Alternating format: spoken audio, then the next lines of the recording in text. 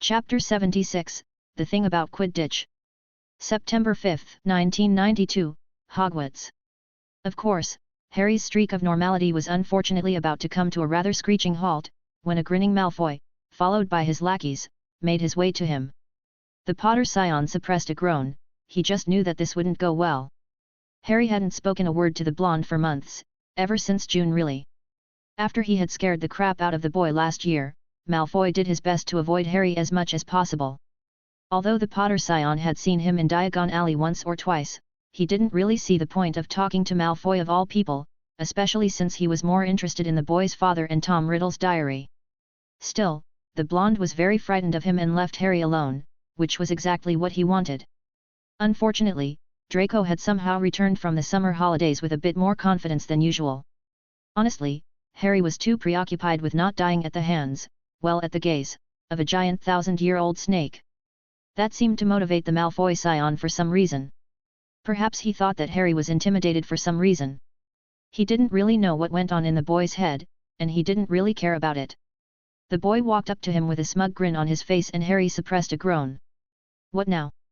"Potter," the boy greeted. His two minions Crabbe and Goyle grunted in greeting as well. The Potter scion didn't know why anyone would like to act like a bodyguard when they're 12, or why anyone would follow every order from someone their age. It was probably something their families asked of them, or if their actual families still practiced vassalage, even if it's been technically abolished for centuries. Well, before the Statute of Secrecy, lords from lower houses swore themselves to high lords as their vassals. Technically speaking, with the abolishment of nobility, these oaths were declared null and void.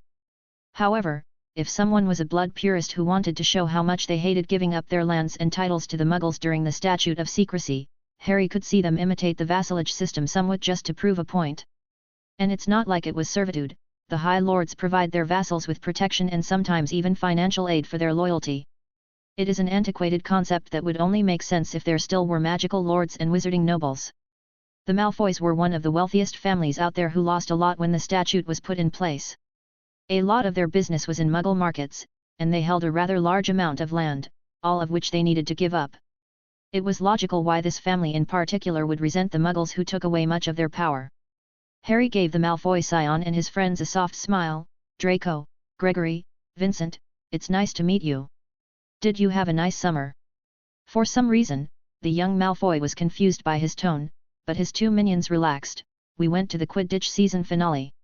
Puddlemere united against the Holyhead Harpies. Puddlemere won. The game was almost 3 days long. They had to change the team around a lot so that the players could sleep." "That sounds fascinating. I hope you all had fun there," Harry replied. Crabbe answered this time, "Yeah, we did. It was nice, even if my mother didn't really like it." Draco seemed to get redder and redder as Harry talked and just exploded. "Potter, we didn't come here to talk about our summer holidays." "You didn't? Then why did you bring it up, then?" Harry asked with a confused tone. "I didn't. You're the one who talked about it," Malfoy said. "Oh, right, I did. Well, this was nice. We never really talk, do we? I'll catch up to you later." Harry pretended like the conversation was over and that he was leaving. "We're not done!" the young Malfoy exclaimed. "We're not. Of course, we're not. Why do you think I came here to talk to you?" "If I had to guess," Harry mused out loud, "I'd say you were here to talk about our summers. But didn't you say you didn't really want to talk about it? You're really giving away mixed signals, Draco dear." "No. I didn't want to talk about my summer," the blonde protested. "Then why did you bring it up, then?" "I already said that I didn't." The boy was so red Harry was starting to get worried about him. It was honestly hilarious, and he wished that his friends were there to see it. "Oh, right. What were you talking about again? We didn't even get started," Draco Malfoy yelled. "Really, we've been talking for a while now. You really should go to the infirmary. You're looking awfully red, and that kind of temper isn't normal. Did someone curse you?" "I'll admit to knowing very little about curses, but I can try to help you if you want. I would still recommend you go to the infirmary though." The boy seemingly had enough because he yelled, "I got into the Quidditch team." The entire corridor stayed silent for a few seconds as the boy was gasping in exertion for some reason. "Harry, who honestly didn't give a damn about Quidditch, put on a smile on his face. "Oh, that's great news. Which position did you get in?" "Seeker," the boy answered in a confused tone. Yet, Harry knew that the boy had bought himself a spot in the team. Well, his father did. It was what happened in the stories, and it didn't seem to be any different there, especially because the tryouts were in a week. And such an important position, too. "Now that's very impressive indeed," Harry nodded. "Yet, but unfortunately, that means that you can't be on the team too," the boy answered with a solemn tone that was completely proven to be fake by the wide smile he was wearing. Harry simply shrugged. "I wasn't even planning on playing. I didn't even bring a broom with me, although now that I think of it, I should get one.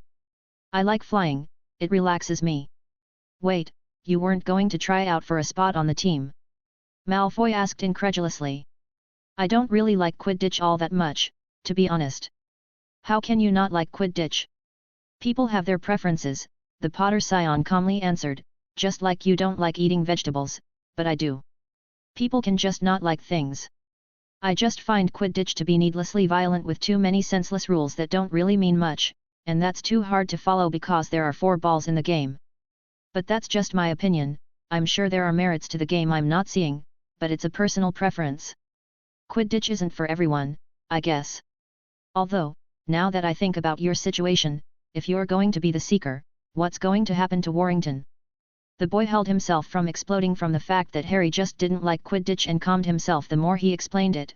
"Well, Flint practically threw him out when he saw the brooms my father offered the Slytherin Quidditch team." "And what kind of brooms were those?" Harry asked while already knowing the answers. "Nimbus 2001. My father bought 7 for the team. He likes to do things for me like that. It's a shame that you don't have anyone like him in your life, and even if you did, you'd probably end up broke. I heard the Potter finances were in a very bad shape after the war, so even if you had parents, they wouldn't have been able to do this." The boy's confused look turned triumphant at that. It was a petty dig and Harry wasn't particularly bothered by it. Yet, he didn't have a parent, but he didn't really need one. As for the Potter finances, they didn't really look that great. It was enough for him to get by, but Harry had a few things planned to fix that. Still, the boy wanted to anger him, but Harry was a little above that. Instead, he put on a smile. "I think I have enough to buy a few brooms, right? But you're right that it's a very expensive purchase. The Nimbus is like what, 200 galleons, right?" "More like 350, the boy corrected. "All right, 350. That means that your father paid 2,450 galleons just to help your team. And as admirable as that is, it looks from the outside that you bought your way into the team, while I'm sure that you have enough skill to back it up. It looks like favoritism, like what happened to Longbottom last year." The blonde nodded, still not getting Harry's point, yet. Why should he get special treatment? Harry shook his head. "You're not seeing the point. Do you remember what happened to our precious boy who lived when he lost that Hufflepuff game last year? His teammates utterly hated him. People made fun of him when he spoke, calling him a hack and a cheat. You'll have to work a lot to make sure that no one thinks you're unworthy of your position like Longbottom is his own." The boy paled, finally understanding what Harry was trying to get at. Yet, the Potter scion understood how to make Malfoy tick, and that was to throw Longbottom in his face and let the boy's obsession and jealousy do the rest. "But my father," the Malfoy scion protested. "Your father is a very powerful man, Draco dear, but he's not a god. He'll do his best to help, but even he can't just stop people from thinking that you just bought your way into the team, that you're just a rich boy with money that likes to think he's good at Quidditch while he's horrible at it. Isn't that what they said about Longbottom? That he used his fame to get on the team when he was just mediocre. Do you want people to call you that? Or do you want to prove to the entire school that you're better than him?" "I want to show them that I'm better," the boy practically shouted. "Well done. You have the passion, now you need dedication. Train like your life depends on it. For every hour Longbottom trains, you'll do 2 on your own. I want you to show the entire school that you're the best seeker around. Make them understand that the brooms are just tools and that you're just that good. You are that good, aren't you?" "I'm the best seeker in the school," the blonde answered with a proud smile on his face. "Then I look forward to seeing you play, Draco Malfoy." The Malfoy scion gave him a wide beam and practically ran to the Quidditch field, followed by his two minions who hadn't said a word after their greetings at first. Sometimes messing with that boy was too much fun. Draco was, at heart, a spoilt brat that wanted people to acknowledge him but didn't want to do enough effort to make it happen. Harry just gave him a little push to dedicate his time to Quidditch a bit more. For all the boy wanted to brag about his father bribing the Quidditch captain with an absurd amount of money for something as asinine as a Quidditch team position, one that the blonde didn't even need since he sure as hell wasn't going to play professionally. He was being quite foolish by talking about it so openly. However, Harry just scared him and motivated him at the same time. A boy with such a large ego would do his best to not be humiliated by the public, and that's not even counting his competitive desire to defeat his rival. Yet, the boy was going to train night and day to make that happen. This was how Harry was able to give the entire castle a vacation from Malfoy for at least a couple of months. Yet, you're welcome, Hogwarts. Chapter 77, Slytherin's Court. September 5, 1992, Hogwarts. However, Harry just scared him and motivated him at the same time. A boy with such a large ego would do his best to not be humiliated by the public, and that's not even counting his competitive desire to defeat his rival. Yet, the boy was going to train night and day to make that happen. This was how Harry was able to give the entire castle a vacation from Malfoy for at least a couple of months. Yet, you're welcome, Hogwarts. By the time Harry arrived in the Great Hall, he was congratulating himself on the way he dealt with Malfoy. It was so simple. He didn't need to intimidate the boy or threaten him. Just confuse him and distract him with someone else. A boy like him was given everything he ever asked for, only treasured things he earned. Oh, he was still prone to a tantrum if he was ever refused anything, but giving him a challenge, something that means something to him, like proving to the entire school that he was better than Longbottom, but also threatening his pride if his performance is disappointing. The carrot and the stick, and at the same time, where his own pride is enforcing both. And to do it, he'll need to be too dedicated to bother stroking his ego with his little taunts and bullying since he has a lot on the line. Yet, Harry was proud of coming up with this in a second, and it showed with the smile he was wearing on his face as he sat next to his friends. Tracy looked at him and grumbled, "What are you so happy about?" She was always grumpy in the morning, that one, and Harry was too good of a mood to let that ruin it. "I just took care of something rather annoying." Blaise snorted, "Speaking of annoying, have any of you seen how Malfoy's been strutting around ever since he bought his way into the Quidditch team? I really wanted to punch his face. Yet, he spent the entire day saying that he was the new leader of our year and that we all had to listen to him," Daphne complained. "Guys, he's not that bad. It's just some posturing because he's happy. It'll blow over quickly," Harry said. "I don't know why you're so unconcerned about it, Harry. You're the one Draco is trying to dethrone." The Potter Scion raised an eyebrow. "What are you talking about?" "As the leader of our year," Daphne answered slowly like he was dumb or something, "you must have noticed that we all keep following your lead.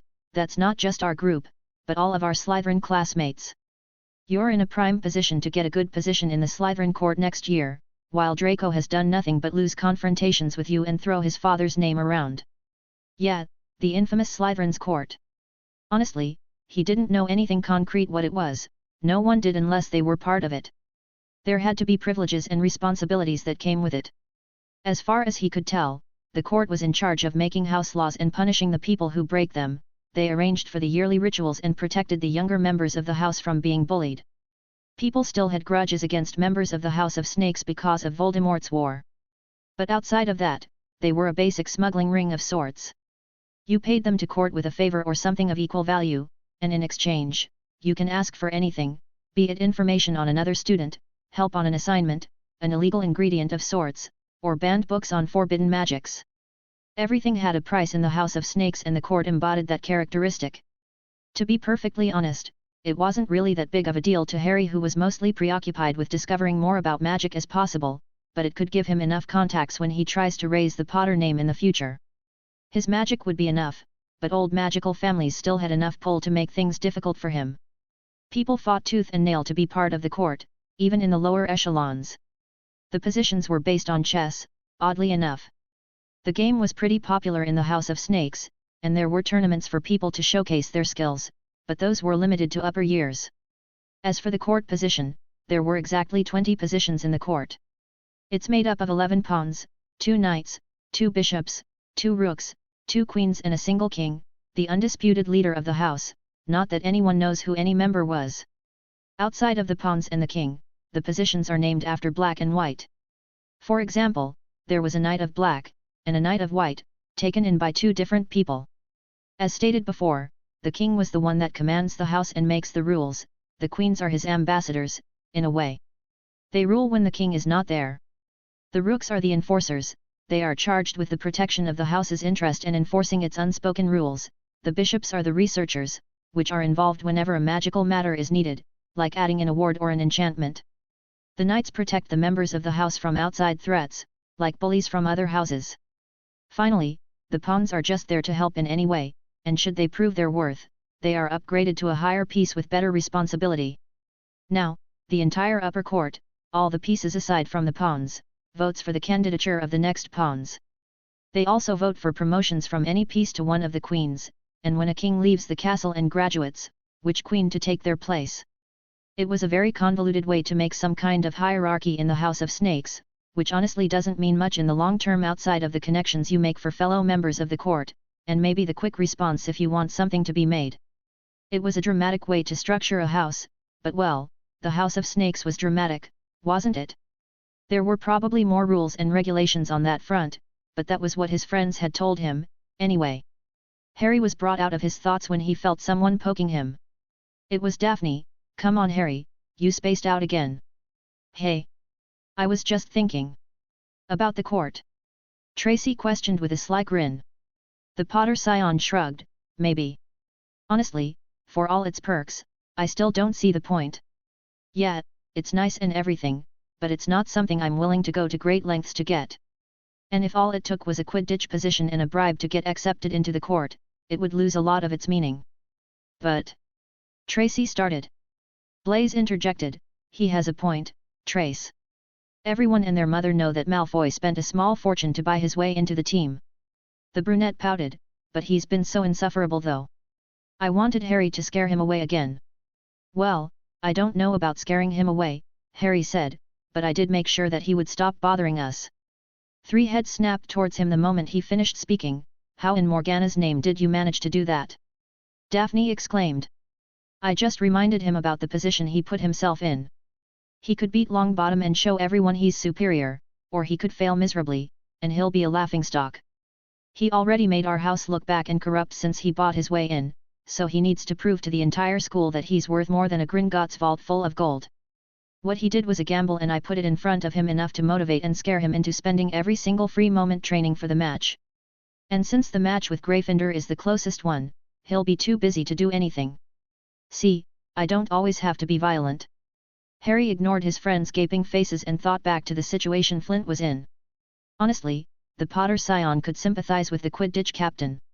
Taking the broom was strategically the better choice, not just in terms of winning the Quidditch Cup, but to dominate the other houses and impress the scouts. Better brooms mean that Flint has a better chance at getting an internship, then a sponsorship, and finally achieving the career of his dreams. So, yeah, at the cost of a single teammate and a slight loss of reputation, the brooms were worth it. The Potter scion looked back to his friends before wondering, that's even assuming the brooms were better than the previous model. What? The three of them exclaimed at once. Harry rolled his eyes. Brooms are known to be released every 3 years. It's the time necessary to develop and remove any issues there might be. And since the Nimbus 2000 was only praised in the international scene, the quick release of the 2001 model means that it's either a money grab, and the brooms are essentially the same, or they rushed the development of this broom for some reason, which means that they won't be as stable as the normal 2000 model. They could be technically faster and just better in some ways, but they won't be as stable. So, in the best case, Malfoy was cheated by buying what is probably a prettier Nimbus 2000, or in the worst case, he bought brooms that might hinder the team, and in this case, everyone loses. And while the Nimbus series is perfect for seekers, beaters would prefer stability over speed to aim properly, and chasers don't really go that fast, but need to be agile. Tracy was the first one to stop staring at him. How do you know so much about Quidditch? I thought you hated the game. I don't, Harry answered, I just like to know about the market. Just because I don't personally like the sport doesn't mean that I'm interested in the economic benefits that can come from it. You're planning on investing in its competitors when the professional players start complaining, Daphne spoke up with a start. Yeah, I already have a few meetings coming up. I need to get things going a bit since the Potter vaults aren't looking that good in the first place. Yet, financially speaking, the Potter family wasn't that well off after 2 consecutive wars. And with money in the Muggle world being practically useless, it wasn't really a reliable way of income since he was planning on staying in the magical world. Of course, he was going to have a little nest egg there, in case he was ever in trouble, or just wanted to buy something from the non-magical side of the world, but he was leaving it for the following summer. So, yet, in terms of the magical world, the only product he knew was going to be very successful was the Firebolt broom.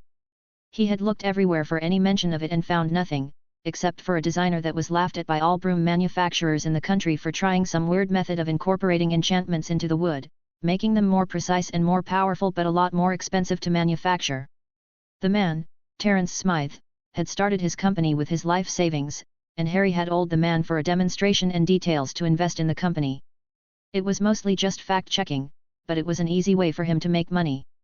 Most of the meetings were scheduled during Christmas vacation when he would be free enough to make financial deals. He still needed to set up some paperwork for the ministry to be able to invest legally, but it should go through rather easily since heirs are often encouraged to invest with their allowances. Still, with a concrete plan to deal with the financial side of his duties, Harry thought back to his main problem. The Basilisk. With the ingredients still not having arrived, Harry needed to figure out how to actually fight a basilisk in case he had no other choice. And for that, Harry would need one of his most powerful assets, one that had saved his life in the past, and unfortunately, one that he still had no idea how to use. He needed to figure out how to use his magical crest. Chapter 78, of Frustrating Crests. September 8, 1992, Hogwarts. Still, with a concrete plan to deal with the financial side of his duties, Harry thought back to his main problem. The Basilisk. With the ingredients still not having arrived, Harry needed to figure out how to actually fight a basilisk in case he had no other choice. And for that, Harry would need one of his most powerful assets, one that had saved his life in the past, and unfortunately, one that he still had no idea how to use. He needed to figure out how to use his magical crest. The weekend was over, and Harry hadn't really progressed in finding a way to kill the basilisk. He didn't want to fight the damn snake, but if he had no choice in the matter, it was better to have at least a plan in place. As far as he could tell, a basilisk had very few weaknesses. Well, they couldn't really be called weaknesses, more like vulnerabilities. Their skin was impervious to all magic and was pretty much indestructible.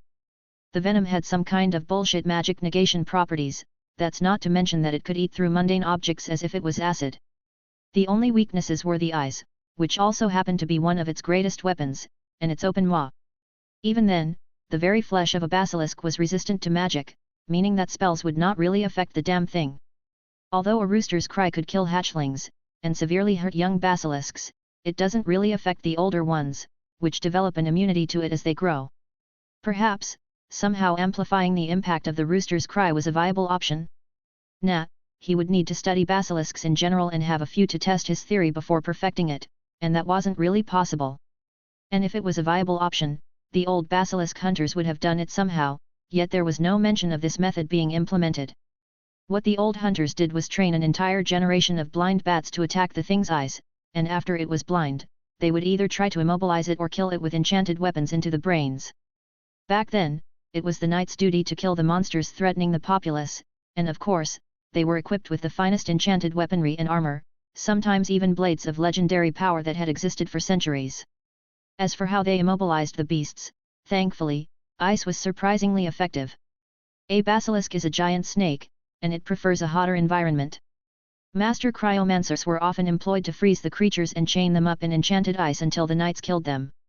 Even just making the battlefield cold was enough to slow basilisks down, making the other steps go smoothly. Yet, wizards were really hardcore in the Middle Ages, and even then, it took teams of around 100 wizards to hunt a single basilisk, and now Harry could possibly need to do it by himself, and that was fucking terrifying. He needed to get started on cryomancy and get his hands on any kind of enchanted weaponry, to either copy it if he could or just use it in desperation. He had already scoured the forbidden section for books on cryomancy and started practicing it slightly. His progress was somewhat slow, but it was still good enough.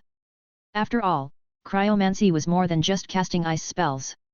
It was the pure manipulation of ice and cold. A master cryomancer could literally freeze anything, and manipulate the element without a second's thought. There weren't any spells or rituals, just pure magical manipulation. The young Slytherin might be a magical prodigy, but the mastery over any element took decades of hard work. And even if he was cheating a bit with his arcane hearing, it would take a month for Harry to be proficient enough to use it reliably. A master ice mage could literally freeze fiend fire, that's how dangerous this is. It was so far beyond anything taught in Hogwarts it wasn't even funny. As far as he could tell, only a handful of actual cryomancers were still alive in the world, and they were taught that skill when they joined a guild, definitely not before. Ice magic always leaves this sense of detachment in Harry. If he had to describe it using his arcane hearing, it would be like having a strict song that's rhythmic and measured, with something like a drum roll in the back. In the past few days, Harry was able to move an ice cube with just cryomancy, not telekinesis. He was a long way from sucking the heat from an atmosphere or creating giant icicles out of nowhere, but it was still progressing. The books he had found were not really impressive. It was just the basics of how the magic worked, with a few exercises to get familiar, but it was enough to get going. A competent wizard doesn't need step-by-step instructions, after all, just an understanding of the theory and enough time for experimentation. To be a mage is to walk with death. Now, a problematic part of his research so far had been about weapons. Having spent the entire weekend learning about ice magic, Harry wanted to take a little break and see what he could unearth about magical weaponry in the library, and it was a pretty complicated subject. Legendary magical weapons were generally either made with adamantine or goblin silver. There were rumors about the exit ants of Mithril, but no traces of the miracle metal could be seen today. Adamantine was pretty much an alchemically treated metal that was pretty much indestructible once it was forged. It was pretty useful in armor since it had also magic negating properties. But for the enchantments to hold permanently, goblin silver was used. No one knew how it was made, only that the goblins outright denied making any more of it after Godric Gryffindor died without returning the sword he had commissioned from them. When they refused, everyone started refusing, which started an entire goblin rebellion. No one knew how it was made, nor why goblins were so enraged whenever someone refused to return it, but what is known about the metal is that it can be very easily enchanted to a ridiculous degree and that it can absorb whatever makes it strong, including potions and elixirs. It was honestly overpowered and could make some ridiculous swords. There were rumors the swords of the Knights of the Round Table were made of goblin silver, and well, Galantine, Gwyn's sword which summons a solar flare of all things. Yeah, that was both awesome and terrifying. But the bad thing was that magical weapons were officially banned from the Wisengamot after the war with Grindelwald. Apparently, families who had access to these weapons used them, which caused a lot of damage and deaths. A lot of weapons were confiscated and destroyed for crimes against wizard kind, and the very knowledge of magical forging and developing said weapons were also banned thanks to a Wisengamot vote passed in 1947. This was limited to Britain alone. The rest of Europe had been quite happy to keep their swords, staffs, scepters, and mighty artifacts. Honestly, most of the books who wrote about it called it one of the stupidest decisions ever made in magical Britain, but they were kinda polite about it. They weren't books as much as rants. Albus Dumbledore was especially vilified because he spearheaded the movement, and in a post-war scenario, he was practically a godly figure that no one really wanted to oppose. Long story short, Harry needed some goblin silver to make a weapon good enough to do something about it. Any information about forging weapons was censored heavily, but Harry could manage if he had access to them somehow. This was a dead end, but he could ask Arcturus Black about it later. He could give him enough pointers. Harry spent the entire time eating his dinner practically thinking about a way to survive what was coming. The materials for the glasses still hadn't come, and he had nothing to really injure the creature. The enchantment on the chamber entrance still hadn't been triggered, so that was still a dead end. The Potter Scion ignored the gossip about Malfoy getting into a fight with the Gryffindor Quidditch team because of some misunderstanding about reserving the Quidditch pitch or something. It ended up with Weasley cursing himself to vomit slug. Harry had forgotten that the redhead had broken his wand, which was a danger to himself and to others. He'll talk to Professor McGonagall about it later. But yet, Malfoy was obsessed with his Quidditch practice and had left everyone alone so far. His rivalry with Longbottom was finally being useful for something, which was making him go away. The Slytherin common room was eerily calm these days. Anyway, there was only one avenue that Harry hadn't explored yet that might be of some help. His magical crest. The very thought made the thing tingle slightly on his chest. The last 2 times he had used it, it had practically sucked him dry, and he wasn't even in control of himself.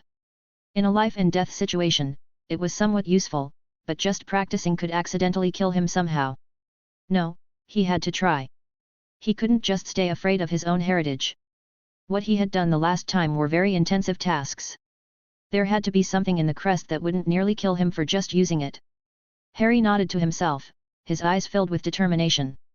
Hadn't he said that he would no longer act like a coward? It was his family's legacy, that he was afraid of. The crest had nearly killed him twice because there was no other choice. He had never trained using it, believing the books about the fact that the magic in the crests manifests after the 13th birthday of any mage. But that was for normal mages, and well, when had Harry ever been normal? The green-eyed boy stood up suddenly from the Slytherin table and started to walk away. Daphne held his arm. "Where are you going?" Harry gave her a gentle smile. "I just got an idea about something I was struggling with. I'll spend the night practicing magic a bit. I know I've been distant in the last few days, but I promise I'll make time for all of you, but this can't wait. Don't wait for me in the common room, I might be a little late." He didn't even wait for her to answer before walking out of the Great Hall. His body moved on its own, already knowing Harry's desired destination. It was in front of a familiar tapestry of a troll dancing in a ballet uniform. He opened the room of requirements, asking for a place to learn how to activate his magical crest safely.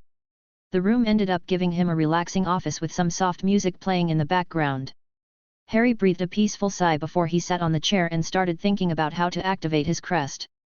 The last time it happened, it was because he was in danger, so the crest must have had an automatic danger-sensing mechanism that activated and allowed it to take over. The young wizard had never heard of any defense measure of this nature in any other crest, but he wasn't a specialist and people tended to hide what their magical crests could do.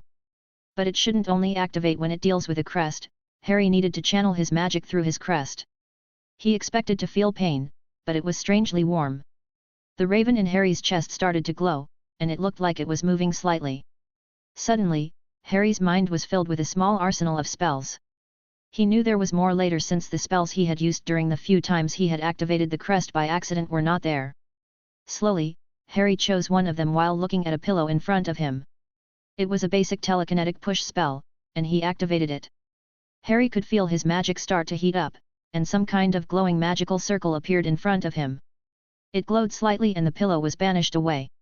It was far more draining than a standard banishing charm, but despite it, Harry grinned to himself. He had finally used his magical crest on purpose. Chapter 79, Off Day. September 26, 1992, Hogwarts. Slowly, Harry chose one of them while looking at a pillow in front of him. It was a basic telekinetic push spell, and he activated it. Harry could feel his magic start to heat up, and some kind of glowing magical circle appeared in front of him. It glowed slightly and the pillow was banished away. It was far more draining than a standard banishing charm, but despite it, Harry grinned to himself. He had finally used his magical crest on purpose.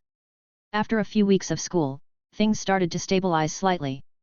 The usual start of the year hostilities was stopped pretty easily when McGonagall and Snape gave enough detentions to scare the overeager Firsties into submission. Yeah, the Gryffindor-Slytherin rivalry was practically a school tradition at this point, but they do end up calming up slightly afterwards. Yet, Harry forgot about the whole thing, to be honest, and it took a reminder from Blaise asking his opinion on how it was handled compared to the previous year. It didn't even come close to the outright war that Longbottom and Malfoy caused the previous year. Thankfully, the two rivals chose another arena to challenge each other at, Quidditch. The two 12-year-olds did their best to spend every free moment practicing seeker drills and learning difficult maneuvers. Honestly, it looked kinda cool and Harry wondered if he should buy a personal broom just to go flying whenever he wants. He remembered it being somewhat relaxing, and he did earn his license in his flying lesson, so could buy it without it being an issue. It was still a relatively expensive purchase all things considered. It was technically classified as a vehicle and priced accordingly and it didn't make sense to buy one just for the sake of doing so. His vault already took a big hit with the materials for his anti-basilisk glare research and adding in more expenses just wasn't worth the risk. Seriously, the 10,000 galleons that his parents had left him was a tidy sum, but it could be drained pretty quickly if he's not careful. He wasn't like Lucius Malfoy who literally spent over 2,000 galleons just to buy his son a spot in a school Quidditch team. That's literally a fifth of Harry's vault on a trivial matter, while the young Potter was literally counting every piece of gold when buying materials that could save his life. A part of Harry wanted to be resentful at the injustice, but looking at the general populace, he was in a far better position than most of them. And he already knew how to make money, he understood investments and had a few plans in place. It wouldn't be instant, but he could see his fortune growing after a few years, he just needed all the capital he could have to start investing. The magical world didn't have stocks like the Muggle one because there was no need for it. Magical communities are pretty small, and the people with enough money to make significant investments are even smaller. The stock exchange was optimized to be used by millions of people in millions of companies. In the magical world, where everyone knew each other, there was no need for something like that. You owned a business like you owned a house. You register it with the ministry, and you can sell percentages of it like you want. But the actual sale is a private affair. It isn't as impersonal as the Muggle stock, you pretty much bought a part of someone's property and shared the same percentage of their profit or their losses. Harry had contacted a few companies, mostly selling charmed items and the like, and had set up a few meetings in the Christmas holidays. The Potter scion was ready to make his family name rise once more. So, yet, between preparing for these meetings, figuring out his magical crest, making plans for the anti-basilisk goggles, his daily occlumency practice, and his venture into cryomancy, was it any wonder that Harry missed the school gossip? Honestly, he barely hung out with his friends, that was how busy he was. His friends weren't pressing, but Harry could tell that they weren't happy with him. He really wanted to make it up to them, but it wasn't his fault that he was the only one who knew about the weapon of mass destruction coming to the castle. At least, he had made some progress with his crest. It took 2 grueling weeks of effort, Harry was able to make a good enough assessment of how his progress with his crest was going. What was available to him so far were standard spells that were cast using magical circles and not a wand. There were 2 methods of casting the spells, either by channeling magic into the crest and picking the spell, or by actually learning how magic circles work. There was no reason why the spells that were available in the crest so far wouldn't be used by the public, so Harry was able to slightly reverse engineer how magical circles work and found that they were very different from how wands work. Well, technically, the circle shaped and channeled a wizard's magic the same way a wand does, it just requires more attention to do it. But damn were they complicated. It took 2 weeks for the Potter scion to reverse engineer the telekinetic push he had cast previously, and he finally understood the limitations of magic circles. Well, the more you understand how it works, the less magic it uses.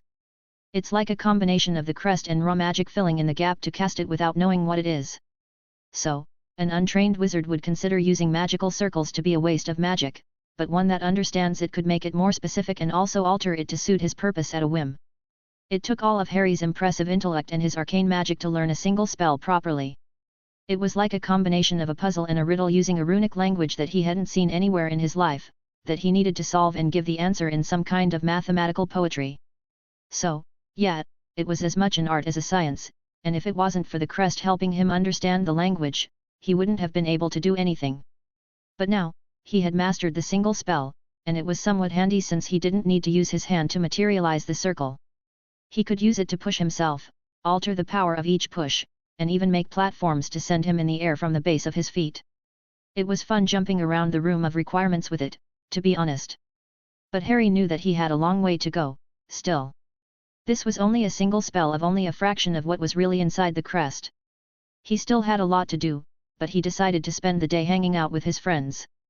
To be perfectly frank, Harry needed to take a breather, to shut off his brain for a little while. He spent weeks doing nothing but focusing on complex arithmetic problems and alchemy arrays. He needed a small break to not overwork himself too much. Plus, his friends already made the effort of joining the Dueling Club just to spend time with him and it would be inconsiderate to ignore them. So, yeah, after classes, Harry decided to forego his usual training and just spend time with them in their common room. They seemed somewhat surprised, but glad at the same time. They laughed and joked around until it was time for the first Dueling Club session of the year. So, they made their way to the Great Hall to meet with Flitwick. His welcome speech was around the same with a broad definition of dueling, and the schedules. The biggest change was the fact that only Harry's year mates were there. It was probably because of the sheer size of the class. For some reason, Harry's own inclusion in the club the year prior made it a commodity of sorts. Harry and his friends were the only ones from Slytherin, but Solly and both the Paddle twins and Seamus Finnegan were there. Susan Bones and Hannah Abbott were the only Hufflepuffs around. That is a total of 10 students from just this year, compared to the 5 that made up the third-year group. That was like a quarter of their entire year. Did he do things differently at the beginning of the year? Harry didn't know, but after giving away their schedule, the half-goblin said something that he hadn't revealed the previous year. Now, here's the kicker. The truth is that dueling isn't for everyone. No matter how much you like the sport, if you don't have a modicum of talent or you don't even try to improve yourself, you're more likely to be wasting both my time and yours for no reason. I will be investing in every single one of you, and if you decide to make a career out of dueling, I will do my best to give you sponsors and the best trainers around. That is a privilege, not a right. Your entire first semester here will be a test of sorts. During the progression of these sessions, I will be making remarks about your progress. If you show a smidge of potential, I will let you go to the second semester. If you don't, well, I will not be inviting you back and you will be kicked out of the club. That tone was so different from the jovial one he had during lessons. He had this seriousness and intensity to him that Harry didn't know the man could express. But the test thing did surprise Harry slightly. He didn't know about it at all. Although it did explain why people were pretty angry with him when he joined on a whim. He didn't go through the test, and that screamed of favoritism. At least, that was until the professor said that he was a probationary member and that he would be tested. They must have assumed that he had the test as well, only it was accelerated. Of course, the other students had questions. Padma Patil was the first to raise his hand. Is this something new? Because I never heard of this when I asked about the club. The professor shrugged. It's not a secret, but people tend to be ashamed when they leave the club, so they don't really brag about it. Either way, I have been doing this for over a decade, so there are no special circumstances. It's also why each year group is often smaller than the number of people joining. So, how many of us will stay? Susan Bones asked. You could all stay if you are all talented, or you could all be kicked out. It depends on your performance. But I found that around half of the second-year members are eliminated. Everyone's eyes widened. Half. It was pretty rough, to be honest. The idea of only half the people passing an exam was alien to them. However, in Harry's previous life, there were university courses that just had a high failure rate. It was worrying the first couple of times, but you got used to it. Of course, Seamus Finnegan couldn't keep his mouth shut. What about Potter? It's not fair that we have to do our exams, but not him. Mr. Finnegan, whatever gave you the illusion that Harry Potter didn't pass the test last year? He did, and he was the best student at his level. The only reason that I chose to make him stay is because you are his year mates, and the competitions that I'll be signing you in will be often based on age, so it would complicate things. But if it's a demonstration you desire, then it will be one you will get. Mr. Potter, how about we have a little practice duel to show your classmates what they should expect to learn? I always like to start these things with a little demonstration. Chapter 80, Dueling Test. September 26, 1992, Hogwarts. Mr. Finnegan, whatever gave you the illusion that Harry Potter didn't pass the test last year? He did, and he was the best student at his level. The only reason that I chose to make him stay is because you are his year mates, and the competitions that I'll be signing you in will be often based on age, so it would complicate things. But if it's a demonstration you desire, then it will be one you will get. Mr. Potter, how about we have a little practice duel to show your classmates what they should expect to learn? I always like to start these things with a little demonstration. Harry didn't like to be put on the spot, especially when something else was on his mind. He liked things to be organized, scheduled, with enough room for randomness. He didn't think that he would be fighting Professor Flitwick for the first time in front of his classmates, and from a look at the professor, the Potter scion knew didn't really have a choice in declining. And so, he simply nodded and walked up to the platform.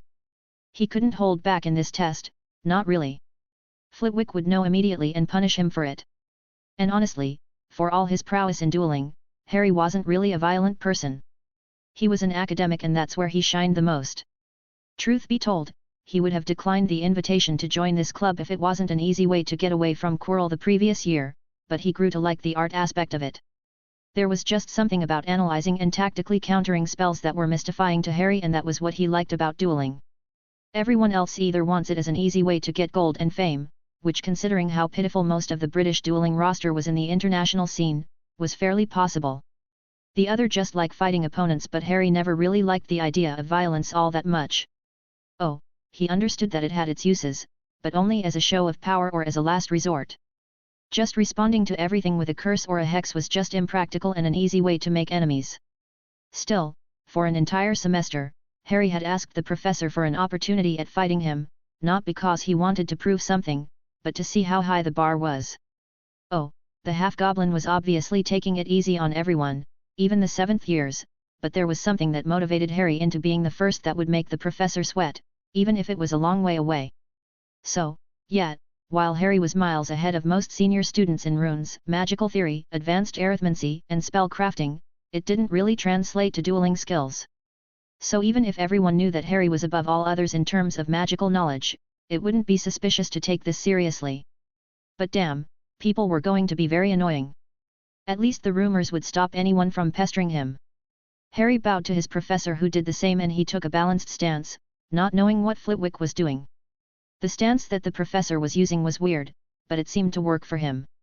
From the angle of his wand and how his legs were bent, he could tell that it was an attacking one to compensate for his lack of height while taking advantage of his enhanced reflexes that came with the goblin blood. It didn't take long for the professor to cast the first spell. He was fast, that was certain, and so were his spells somehow. Harry stopped pondering about what could affect a spell's speed and chose to simply conjure a repelling shield, angling the spell towards the one following it, before sending in a disarming charm. The half-goblin ducked under. The professor gave him a mocking smile and Harry responded with a spell chain, 3 basic casts followed by a flip endo and a desk endo. The idea was of straining a potential shield and flip the opponent over before pulling him down. Of course, the professor countered these spells in a fraction of a second, making them fade into nothing. It was amazing to his arcane hearing. It was like the man was somehow untying them like knots. It was strangely beautiful. Still, with the duel still continuing, the professor used his first large-scale charm. It seems like the prodding portion of the duel was over. The man conjured a boulder and sent it at Harry, who, with a wave of his wand, cut it cleanly in half.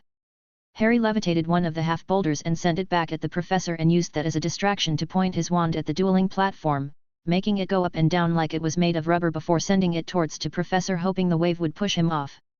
What Harry didn't expect was the professor to use the coming wave to propel himself over the boulder and send a stunning charm at Harry. The Potter Scion was barely able to duck under the spell and responded by summoning the boulder from behind the professor. Alas, the professor sensed the coming threat and waved his wand behind him without even looking, and the boulder turned into a swarm of butterflies with metallic wings, who suddenly flew aggressively towards Harry, who in his panic yelled out, "Ignis!" The flamethrower charm, or Ignis, wasn't that difficult to cast, but the scale that Harry used it was impressive. The wave of fire consumed the coming insects and came towards the professor, who didn't shield against them. Yet, flame-resistant charms could easily protect against this spell. Harry decided not to risk his vision by casting a wave of wind to dissipate the flames and maybe take the professor by surprise. Unsurprisingly, the half-goblin stood there unperturbed with a slightly proud smile on his face. Of course, Harry decided not to let himself be distracted by it. The man was awfully tricky, and it was the right decision since the professor's speed doubled suddenly and the man started sending spells as if he was a machine gun. Harry tried to counter a few of them, but it was just too fast, and Harry hid behind a protego shield hoping to weather the storm. In dueling, hiding behind a shield was a last resort. It meant that you were on your last legs, and Harry knew that in theory, but the practical part was a lot different than he envisioned. He'd never been in this position before and he needed a plan quickly enough. Harry looked at the variables around him and a small plan formed around him. The shield he was using was a protego shield, which is usually taught to OWL students. Layered shielding was pretty useful in certain professions, but not really in dueling, and there were a lot of layered shields out there that were combined with the protego one. Harry slowly morphed the inside of the shield into a smaller layer and slowly charmed it to absorb a fraction of each attacking spell. Around a minute later, the outer layer of the shield started fracturing, and Harry created a third layer, a repelling one, just above the absorbing layer and let the outer shell break. It started a cascading effect. The power in the absorbing layer was sent to the repelling one, who was overcharged enough to create a giant blast of telekinetic and magic repelling shield, that sent the entire barrage of spells as well as a telekinetic force towards Harry's opponent. Harry saw how the professor had to shield against the attack and used this distraction to create another one. He made an illusion of himself and made it look like he was charging for a lightning spell, while his invisible self sent in a shield breaker and a disarming charm, followed by an overcharged banishing charm. Surprisingly enough, it worked slightly. The shield breaker worked, but the disarming charm was countered.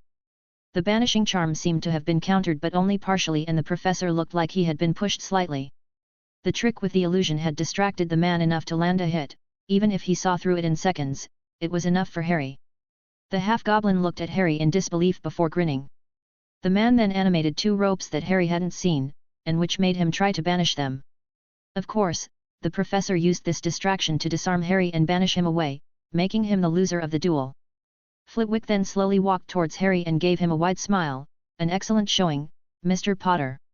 But remember to watch your surrounding and not freeze up. The moment you started your plan, you were so focused that you didn't notice a discreet attack coming your way. A skilled opponent uses more than one attack at a time, preferably in different mediums. And try not to overcomplicate your plans. Simple strategies are known to work better than complex ones because of their flexibility. Outside of that, I have to say that you have exceeded my already high expectations I had of your skill. Good job. Harry smiled slightly. Thank you, Professor. The Potter scion knew that the man was still holding back a lot in their fight, but he hadn't let the spell hit him. Holding back or not, Harry scored a hit, even a partial one, and that was an achievement and a half. Slowly, Harry got up and stiffened when he noticed his classmates' stares. He had forgotten entirely about them while he was fighting. Yet, Seamus Finnegan was so pale that he looked sick, but the rest just kept gaping at him. They had probably never seen this kind of magical combat before. It must have grated them how much Harry was holding back whenever they confront him. Damn, there were going to be rumors about this, especially with Parvati Patil being there. Still, that should prevent idiots from trying to provoke him too much. So, Harry decided to ignore them all and just towards his friends instead. They were gaping as well, but the moment he walked towards them, he was met with a gushing "Daphne, Harry, that was amazing. I didn't know you could fight like that." That seemed to wake everyone out of their funk for a few minutes, while Harry decided to answer, "You can learn all of this if you dedicate yourself to these sessions. As long as you take it seriously, there's no reason why you can't do the same in a semester or 2. Professor Flitwick nodded. That's absolutely correct. Even if Mr. Potter is very talented in the field, with enough time and dedication, there is no reason you cannot reach his level. And now that you know what you have to beat, it's time for me to explain to you how our sessions will work. This semester will be mostly focused on theory. You will not duel each other. Instead, what we'll be doing is learning dueling stances, the rules and regulations, a few necessary spells, and improving your aim and dodging as much as possible. The faster you learn, the more I will be willing to teach you. Before the winter holidays, I will arrange a little tournament between you, with a few special prizes for the top 3 winners. So, we need to win to get admitted to the second semester?" Padma Patil asked. "No. The top 3 will be immediately admitted, of course, but even if you lose in a single spell but show that you work hard enough, you can still be admitted. It depends entirely on you. As I said, this isn't a competition between you with a limited amount of space. Each one of you will need to prove himself to have some potential and enough dedication to be accepted, nothing more." Seeing that there weren't any questions, the professor continued, "One last thing before you leave. Our sessions will be weekly starting from today. If I give you homework, I will expect it to be done for the following session. And if I find out that any of you used a spell I taught you here to harm another student, I will personally kick you out of the club. There will not be a second warning, do you understand?" They all nodded, and the half-goblin dismissed them.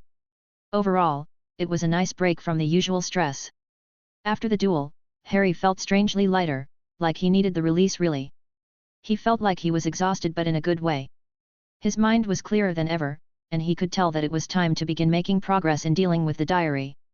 Chapter 81, The Game is Afoot. October 15, 1992, Hogwarts. Usually, Tom Riddle didn't like being surprised. This was no different. Back when he was in the orphanage and the other children liked to hide and beat him up for being different, for being special. Oh, he always got his revenge and probably punished them more severely than he should have. But how else were they supposed to learn? Tom had learned from painstaking experiments that the best way to make people change their behavior was through pain.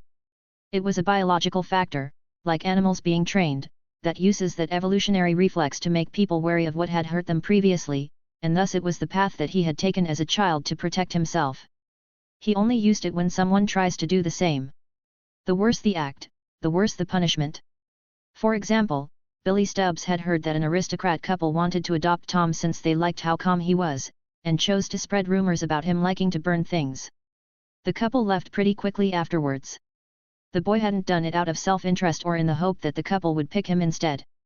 No, he did it purely to hurt Tom because he was different, and so, Tom retaliated by hanging his precious little rabbit. The boy had taken something he had hoped for ever since he understood what an orphanage was, and it was only fair to take away something just as precious from the boy. The same could be said with Amy Benson and Dennis Bishop, who had tried to push him off the edge during one of their rare trips outside the orphanage. Tom's magic had protected him, and he made them stay just at the edge, barely a fraction of a centimeter away from their certain death. They had learnt their lesson after a few hours of staying like this, and Tom had found a nifty little cave that was pretty well hidden. With every conquest, Tom kept a little trinket as a reminder of what they had done to him. It was proof that having faith and trusting anyone other than himself was a fool's hope. At the orphanage, Tom discovered humanity's unfortunate truth.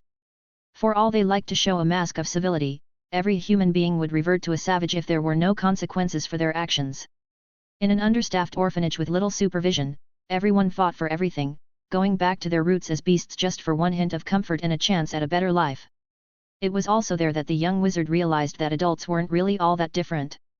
Mrs. Cole, for example, had done her best to prevent him from getting adopted, choosing the welfare of the other children instead of his. But Tom didn't care, he understood their nature after all. He knew that he was smarter than the other children, like a lot smarter. He learned a lot by looking at people walking in and out. The world outside of the orphanage was filled with stressed people, worrying about feeding their families, while the rich minority lived lavish lives. From what he had extrapolated from the newspapers his snakes had stolen from him, war was nearing. It was obvious, of course, considering how strict the Treaty of Versailles was, and its impact on the German economy. He was proven correct once more, years later, in both the Muggle world and the magical world. Honestly, all things considered, after sending a message about the consequences of people messing with him, Tom's life in the orphanage wasn't that bad. Everyone avoided him, even that stupid matron, but he had gotten used to being alone by then, and if he needed anything, then he got his snakes to steal it for him. Everything was stable until Albus Dumbledore came into his room after his 11th birthday. The man had this well-hidden arrogance to him that Tom was able to clock. He was righteous and inflexible, yet there was this menacing feel hidden deep down that Tom was able to see when he revealed what he later understood to be his Parseltongue talent. Yet, he refused to go shopping with the man, because most of all, Tom wanted to understand if the rest of the wizards were like him or not. They were not. They were so ordinary, so human. He expected a community of people capable of altering reality to be condescending, arrogant, with a higher understanding of humanity, but all he got was normal humans with a few skills. Now, the noble families from ancient lines had this inherited arrogance that came with their ancestry, but none of the higher understanding.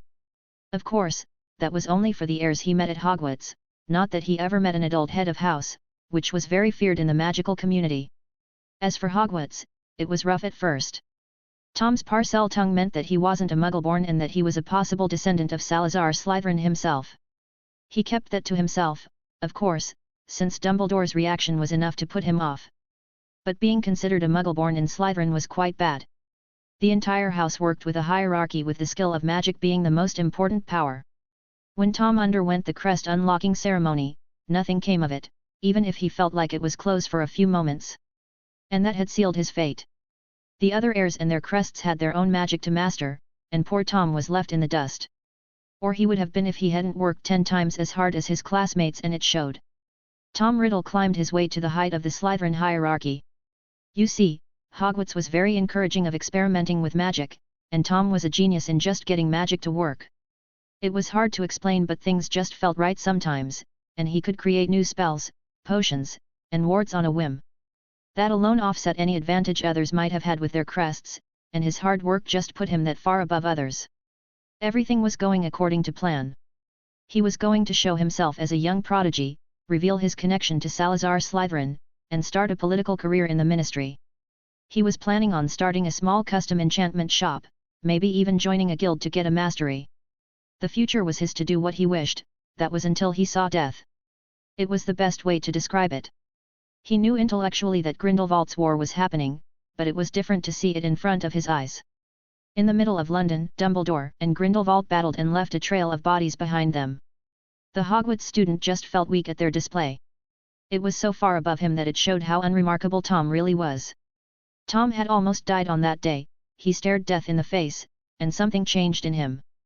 It was terrifying and he wanted to avoid it at all costs. He wanted Dumbledore and Grindelwald dead.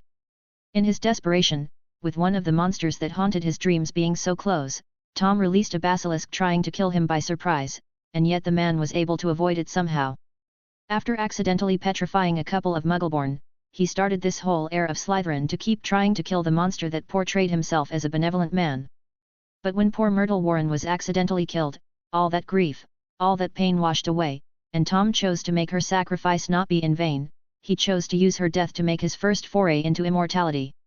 At least, in a way, young Myrtle's death wouldn't have been just an accident, she would have helped him stop the monsters that were Dumbledore and Grindelwald. That was when Tom inhabited the diary and the rest of his soul continued. The goal of the diary was simple.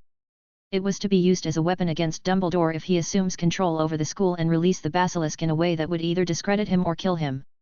And so, Tom stayed in the book, untouched for what felt like seconds and centuries at the same time. Time was odd as an enchanted object. He discovered that it had been around 50 years since someone wrote in his diary for the first time, but that wasn't important. What was important was that his other half failed miserably. Dumbledore had overhauled the educational system into a mockery of the nature of mages. He practically banned experimentation, any kind of weaponry. Sure, he had defeated Grindelwald and ended the war, but that was it. The man even became the headmaster, while still having 2 other posts with high influence. What in Merlin's name happened? Well, his other half decided to become a Dark Lord with the nickname Tom had made for himself when he was 9. It was an anagram that he made since all he had to himself was his name. Not that he really cared where he came from, his mother had died giving birth to him, and his father was either dead or had abandoned his mother, making him irrelevant in Tom's eyes. And while it was somewhat gratifying to find out that he was regarded to be stronger than Dumbledore, the fact that the entire ideology adopted by Voldemort for his campaign was nonsense and that the man ended up blowing himself up while miscasting a killing curse on a baby didn't help him much. The man was alive, of course, since Tom himself still existed. And the fact that the diary was given to someone going to Hogwarts was proof that Voldemort was planning something. And so, Tom would follow his purpose, to either discredit Dumbledore severely by petrifying Muggleborns, or to just kill the headmaster. After all, it was what he was made to do. To be fair, the diary wasn't supposed to be a weapon. It wasn't even supposed to hold a soul, but it was the only thing near when he accidentally killed Myrtle Warren. It was a failed experiment, one that was deemed too far-reaching, but Tom wanted to change the world at the time. If only he could continue his work, it was very promising. He didn't know why his future self perverted the diary in such a way as to turn it into a weapon, but Voldemort had to have a reason. Outside of this, something else came to his attention. When he spoke to the writer of the diary, someone was obviously chasing after him on 2 occasions. Someone was looking for him, for the diary, and it was Tom's own intelligence coupled with the secrecy enchantments that allowed the diary to blend in anywhere by mimicking the surrounding ambient magical signature. It was a way for the diary to not get flagged as a dark artifact after all. His writer didn't know who it was, only that it was a dark-haired boy, but there were many ways to fool the senses, so it might not be even real. But someone was looking for him before they had even gotten to Hogwarts, and this was more interesting than just following through the motions of his purpose. This was even more apparent today when Tom, possessing his foolish victim, opened the chamber for the first time. He had felt a small pinging. As the heir of Slytherin, he had access to the wards of the chamber, and something had sent a message outside the bathroom to say that the chamber had opened. Wearing another body, Tom couldn't help but smile to himself. This was interesting, very interesting. Someone knew that he was coming here. It wasn't Dumbledore because this place couldn't be detected by the castle wards and the man would have found another way. No, someone knew exactly where the entrance was and made a simple detector to know when it would open. Someone knew that he was opening the Chamber of Secrets but didn't have any proof. Or maybe, they didn't even know who he was possessing. Were they some kind of seer? Someone had started a game with him, a game he was more than willing to play. He had never been pitted against a seer before. Well, a potential seer at least. With a grin on his stolen face, Tom Riddle jumped into the bowls of the chamber making sure to close the entrance behind him. After all, the game is afoot. Chapter 82, The First Move. October 15, 1992, Hogwarts. After the end of September, the weather over the grounds and the castle of Hogwarts took quickly a turn for the worst. The practical potion classes were especially bad, considering the humidity and how cold the dungeons were. The heat from the cauldrons was simply not enough to offset the cold. Most of the upper years were relatively fine, having learnt the warming charm before, but the younger students, including Harry's classmates, were often sick, and commonly necessitated visits to the infirmary. However, warming charms were prohibited in the potions class. Apparently, ambient magic could affect potions in unpredictable ways, so enchanted torches and charmed clothes could easily cause an explosion. So, yet, people barely tolerated potion class, and Snape's personality did not help. Harry still didn't know why Snape didn't add a fireplace or at least something warm. Not everything had to be magical to work. There had to be a reason, because it was hard to see why Snape would be so spiteful as to make his students freeze to death, and the fact that they had shaky hands caused a lot of accidents. Very few people actually stayed in the corridors or hung out outside near the lake. Summer was definitely over, and autumn was showing itself to be quite miserable. If this was any indication, then winter would be horrible. Hell, the constant rain that started since October began caused the Black Lake's water level to rise so high that it was submerging many students' summer spots, and the way to the greenhouse was so muddy that Filch almost gets a stroke every time he tries to clean up. Why he was even cleaning up, Harry had no idea. It wasn't anywhere in his duties as caretaker, since the house elves were supposed to take care of it. The fact that he was a squib didn't hurt matters. Still, for Harry things were going relatively well. Longbottom and Malfoy were so focused on Quidditch that they forgot entirely about him, and even when they tried, word of his duel with Flitwick seemed to spread quite quickly, and they were pretty wary of him now. So, yet, for the first time in almost a year, Harry was completely at peace at Hogwarts. No one tried to harass him, no one tried to get him in trouble. Things were just quiet, and if it wasn't for the diary still being on the loose, it would be a perfect year. Unfortunately, on that front, Harry got nothing. His experiments with refraction lenses were going quite poorly. The good thing was that the enchanted magical absorbent rubies and the orichalcum worked well, but the lenses were the problem. The results were there, but the glass was very fragile, even if it was enchanted. Ideally, these things would be made up of diamonds, but Harry had no idea how to synthesize diamonds in the exact shape of the lenses. So far, he's been attempting to use quartz, which seemed to work quite well, but with the predicted date of the first attack beginning, he was starting to get worried he won't have a prototype in time in case the Basilisk attacked him. Fortunately, a combination of ice magic and his arcane hearing might be able to save him. There would be no reason a creature as massive and as magical as a Basilisk wouldn't be sensed by his arcane hearing. He could technically fight with his eyes closed, or at least escape while slowing down the King of Serpents with his ice magic. Speaking of his cryokinesis, his progress in the field was quite good, both in his control and raw power. The books on elemental magic were vague, and he could now understand how. Pure elemental magic required a certain mindset that was unique to every person, and there were no standard spells. Well, there were technically a few fields, like creating ice, freezing something, manipulating ice, animating ice, and so on. But there weren't normal spells like Latin, and that was why learning it was so difficult and teaching it was nigh impossible. It was like magic used to be before Hogwarts, you figured out how it would work yourself. Even wands in this case were barely more than a focus, and their biggest functions as the manipulation of one's magic with wand movements, were not used. As for the magic crest, Harry figured out that the repelling magic circle really was the easiest one, especially since it took weeks to figure out another spell, which was just a standard shield. Damn, the Potter Scion could understand how the Romans annihilated all other opposition with the sheer number of wizards trained with a couple of years of magical training. Memorizing some Latin phrases, and wand movements were so much easier than making a magic circle and understanding it. No wonder they conquered most of Europe. All things considered, while things were slow, Harry was making progress. It was currently a Monday, and he sat down for lunch as he usually did next to his friends. Unfortunately, Tracy was being her moody self, to everyone's exasperation. The brunette just looked at Malfoy and sneered, "I want to punch him in his lanky face." Blaise rolled his eyes, "Let it go, Tracy.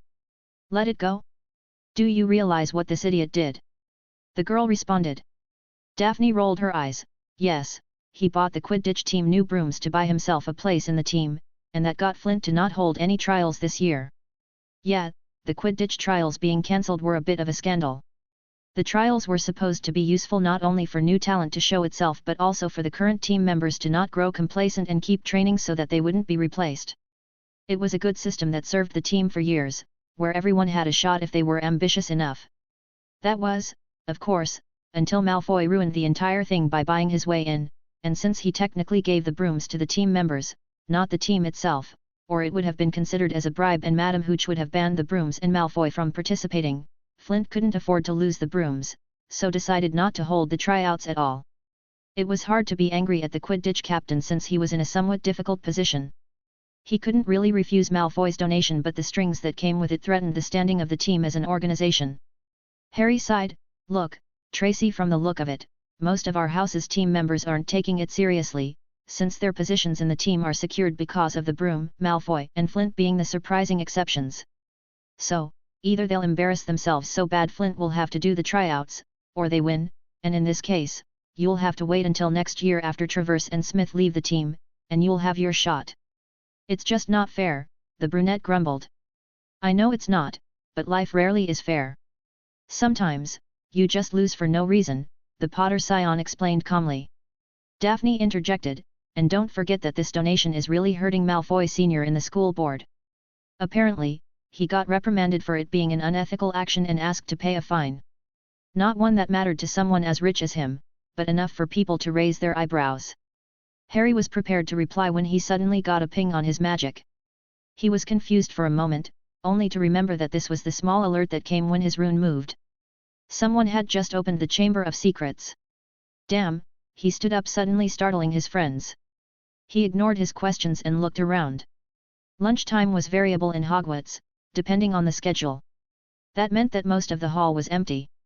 Damn, he looked around and decided to look for his suspects. From a quick look, none of the first years in any house were there. He looked at the Hufflepuff table and saw Hannah Abbott and Susan Bones talking to each other animatedly. Similarly, Zachariah Smith and Justin Finch Fletchley were still there, if only they were eating in silence, so that's them cleared. The Gryffindor team chasers were also not there, not that it was a surprise since Oliver Wood wanted to squeeze every single training moment for no reason. Cormac McLaggen was also absent from the hall. However, Cho Chang and Marietta Edgecombe were there, but Penelope Clearwater was absent. Damn, out of the 16 suspected students, he barely eliminated more than 6. As for Lockhart, he wasn't there, but neither was most of the staff, so that wasn't surprising. Fucking hell, this was a disaster. Harry took out a piece of parchment in his hand to figure out the house of who was opening the chamber, but it was a lost cause. It was the middle of classes. There were a few students in the classrooms, but dozens were still in the corridor. He couldn't narrow down who the possessed victim was. Seeing that there wasn't any other choice, Harry stood up and ran towards the entrance to the chamber. It took a couple of minutes to arrive, but when he did, Myrtle wasn't there. It was a long shot too, since Riddle knew about Myrtle's existence since he killed her and everything. It was too much to hope for a mistake. Still, he knelt down trying to see if the runic stone he had put under the sink had been activated. The rune was connected to one of the sinks, specifically the one with the snake engraving on it, but there was something odd. Yes, it was activated, and that meant that someone was currently in the chamber. No one tampered with the enchantment itself, but the location of the rune was different. There wasn't an accident. You could only move the stone if the sticking charm on it failed, and that only happens if the magic in the rune is drained while sending the message. The only conclusion was that Riddle now knows that someone is going after him.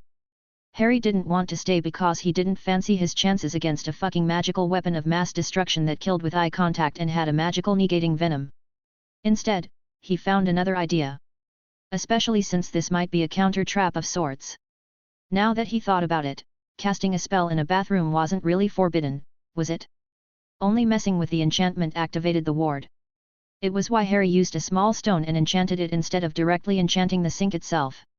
What if Harry was able to create a more elaborate spell, like one that divined the information from a magical signature and connect it to the sink again? It's not like he needed to be subtle anymore. Riddle knew that someone was going after him. Harry nodded to himself. He needed to move fast. He quickly carved another rune on a new stone and put it in the same location as the first and fled the scene. He quickly went back to the Great Hall and sat down again. Sorry, I really needed to go to the bathroom. Ignoring his friend's doubting looks, he went back to eating his meal. Half an hour later, he got another ping from his runic stone. It tried to figure out who was responsible. There were two magical signatures, that were combined somehow. Yet, it was the possession victim. Both signatures were male, so whoever had done it was a male too. Whoever it was divining must have noticed the magic and destroyed the stone. However, not before something critical was sent as well. The perpetrator's body's age. 26. Yes, whoever had the diary wasn't a student, and from the sounds of it, there was a suspect that already fit this profile. Lockhart. Gilderoy Lockhart had just opened the Chamber of Secrets. And for the first time in over a month, I grinned wholeheartedly. I had my first true suspect and now I only needed to steal the damn thing. Chapter 83, Gambit. October 18, 1992, Hogwarts. Yes, whoever had the diary wasn't a student, and from the sounds of it, there was a suspect that already fit this profile. Lockhart. Gilderoy Lockhart had just opened the Chamber of Secrets. And for the first time in over a month, I grinned wholeheartedly. I had my first true suspect and now I only needed to steal the damn thing. It took 3 days for Harry to realize that an attack wasn't coming. Sure, it was too soon, especially compared to the original stories, which happened on Halloween night. So, the question was whether Riddle was just seeing that everything was in place or not, or was he spooked somehow by someone knowing that he was going to open the Chamber of Secrets once more. Harry was in unknown territory now and that was slightly terrifying. Starting from today, the stories would hold little sway on how the future worked. They were already spotty, but now, they would be actively false. The Heir of Slytherin was coming, and Harry needed to be ready. The good news was that as of now, no one knew about the Chamber of Secrets opening once more, and the Basilisk was still locked up. But the bad news was that if things stick to the original story, Harry had 13 days until a Basilisk would be set loose on the student body, something that he needed to stop at all costs. And to do that, he needed the diary. He still didn't really know how to destroy it. Basilisk venom was practically non-existent and if it was, a vial would be worth more than Harry's entire inheritance. The only plan he had was to contact Arcturus Black and hope for the best. But the main issue was getting to the diary itself. He needed to act quickly. The answer was remarkably simple. Harry needed to sneak into Lockhart's room at night while he would be sleeping, and try to steal the diary, somehow. Yes, Lockhart was the most prominent suspect not only because of the age and gender that Harry discovered with his little trap but also because of the steady rise in teaching quality his classes showed. He still had his arrogance and pride, but there was a confidence with which he walked that was missing before. The pretense of competence that he always held started to fade away. Tom Riddle, even as a 6th year, was probably more knowledgeable than most Aurors, especially when it concerned defense against the dark arts, and with the possession being in place, connecting him to Lockhart, it would explain the man's teaching better material. So, yet, Lockhart was the most probable culprit and Harry needed to steal it from him somehow. It was a terrible idea, but it was the only plan he had. In general, just stealing from a member of the staff could get anyone suspended or even expelled. Hell, they could get arrested and charged if whatever they wanted to steal was expensive enough. It was generally a bad idea, but Harry had no other choice. The good thing was that for the possession to occur Lockhart and the diary had to be closed for long periods of time, especially since the perpetrator is a shard of a soul that resided in an inanimate object. The possibly fraudulent professor had to have been writing in it for at least an hour a day. Lockhart was a fraud that thinks he found a ticket to stop being one, to be competent enough that no one would ever doubt him, and that meant that he treasured the diary more than anything. It was his security measure, his trump card. The man's biggest fear is to be discovered, and that diary guaranteed that this would never happen. He had to keep it close, especially at night, because he would never want to risk it being stolen. That meant that stealing it at night, when it was guaranteed to be in Lockhart's room was the way to go. Now, professors were given 2 rooms, independent of their classes. They had a bedroom, which is connected to their office, which is also connected to their classrooms. They could use the bedrooms and office to do with them what they wish.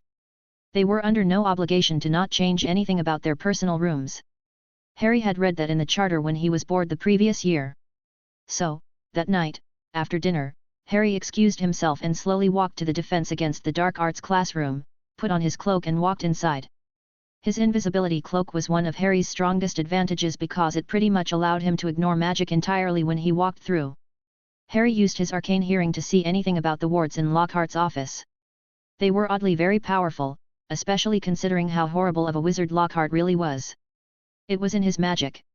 While his magic was getting smoother and more controlled, it still didn't come close to that of an Auror, a hit wizard, or anyone that's a master of any magical field. Yet, these wards were unknown enough that they had Tom Riddle's fingerprint all over them. Harry could have just ignored them and walked in, but that would mean that he would need to disable the basic wards in the classroom so that he would be able to physically open the door, and that would leave traces. Instead, the Potter Scion decided to wait for Lockhart to come back to his office and do his work for him. In the meanwhile, the young Slytherin took out a book and started to read. He was advancing pretty quickly with his ancient runes. Having learnt Norse and Elder Futhark, Harry decided to focus on hieroglyphs instead. It wasn't that useful in enchantment, which was what Harry liked the most, but in warding and curses, they had few equals. The Aztec ones came close, but with the civilization being pretty much wiped out, and so are half its ruins, the language is still being studied today. It was why there were so many curse breaker expeditions in the area. Countless ruins still haven't been discovered yet, and the traps there tended to be less fatal than the ancient Egyptian ones, who honestly didn't give a fuck about crimes against humanity. Seriously, there were wards that turned people inside out, killed people and trapped them in a time bubble that kept looping, making them die again and again, living an eternity of agony and pain. So, yeah, Gringotts decided that it was more cost-effective to focus on Aztec runes for the moment. At least their methods of killing were somewhat humane. Anyway, the odd combination of curses and wards made the entire language somewhat distasteful to warders nowadays. Honestly, Harry thought that they missed the point entirely. It being that the language was optimized to not give a protective shell like most wards but to imbue entire areas with an effect of sorts. The fact that they decided to incorporate curses was the ancient Egyptians' decision. Still, the entire language was fascinating and so abstract, since it was more like drawing than writing, unlike Norse runes. That allowed a certain level of flexibility when designing a ward, focusing more on the intent during the carving, than the actual ward itself. On the other side, it was far more volatile, and sometimes even mutated over time, so that made it somewhat undesirable for long-term project. Expert believed that the curses on the pharaoh's treasures somehow had warped the wards to be that deadly and cruel. It made sense, but it was still a theory at best. Harry had almost forgotten about the entire diary mess when Lockhart opened the door to his classroom. The Potter Scion took a deep breath and watched as the man disabled his wards with a wave of his wand and walked to his office. He followed the man silently and waited until the blonde professor slumped on the chair tiredly. He pointed his wand at the defense professor and murmured, "Somnus." It was a sleeping spell that was a less violent variation of the stunning charm. Well, the stunning charm was based on it, really. Only it is violent, and the sleep itself was more of the victim being unconscious, so it's more visible. Somnus was more natural, in a way, and it showed how successful it was when the man slumped into his seat and fell asleep. With that done, Harry looked around the room with distaste. It was gold, like disgustingly so, and there were like 5 different portrait and picture frames of the man. With barely more than a thought, Harry waved his wand and froze all of them, and then he finally removed his invisibility cloak. He looked around and saw a stack of autographed photos of the man on the desk, next to a pile of what appeared to be fan letters.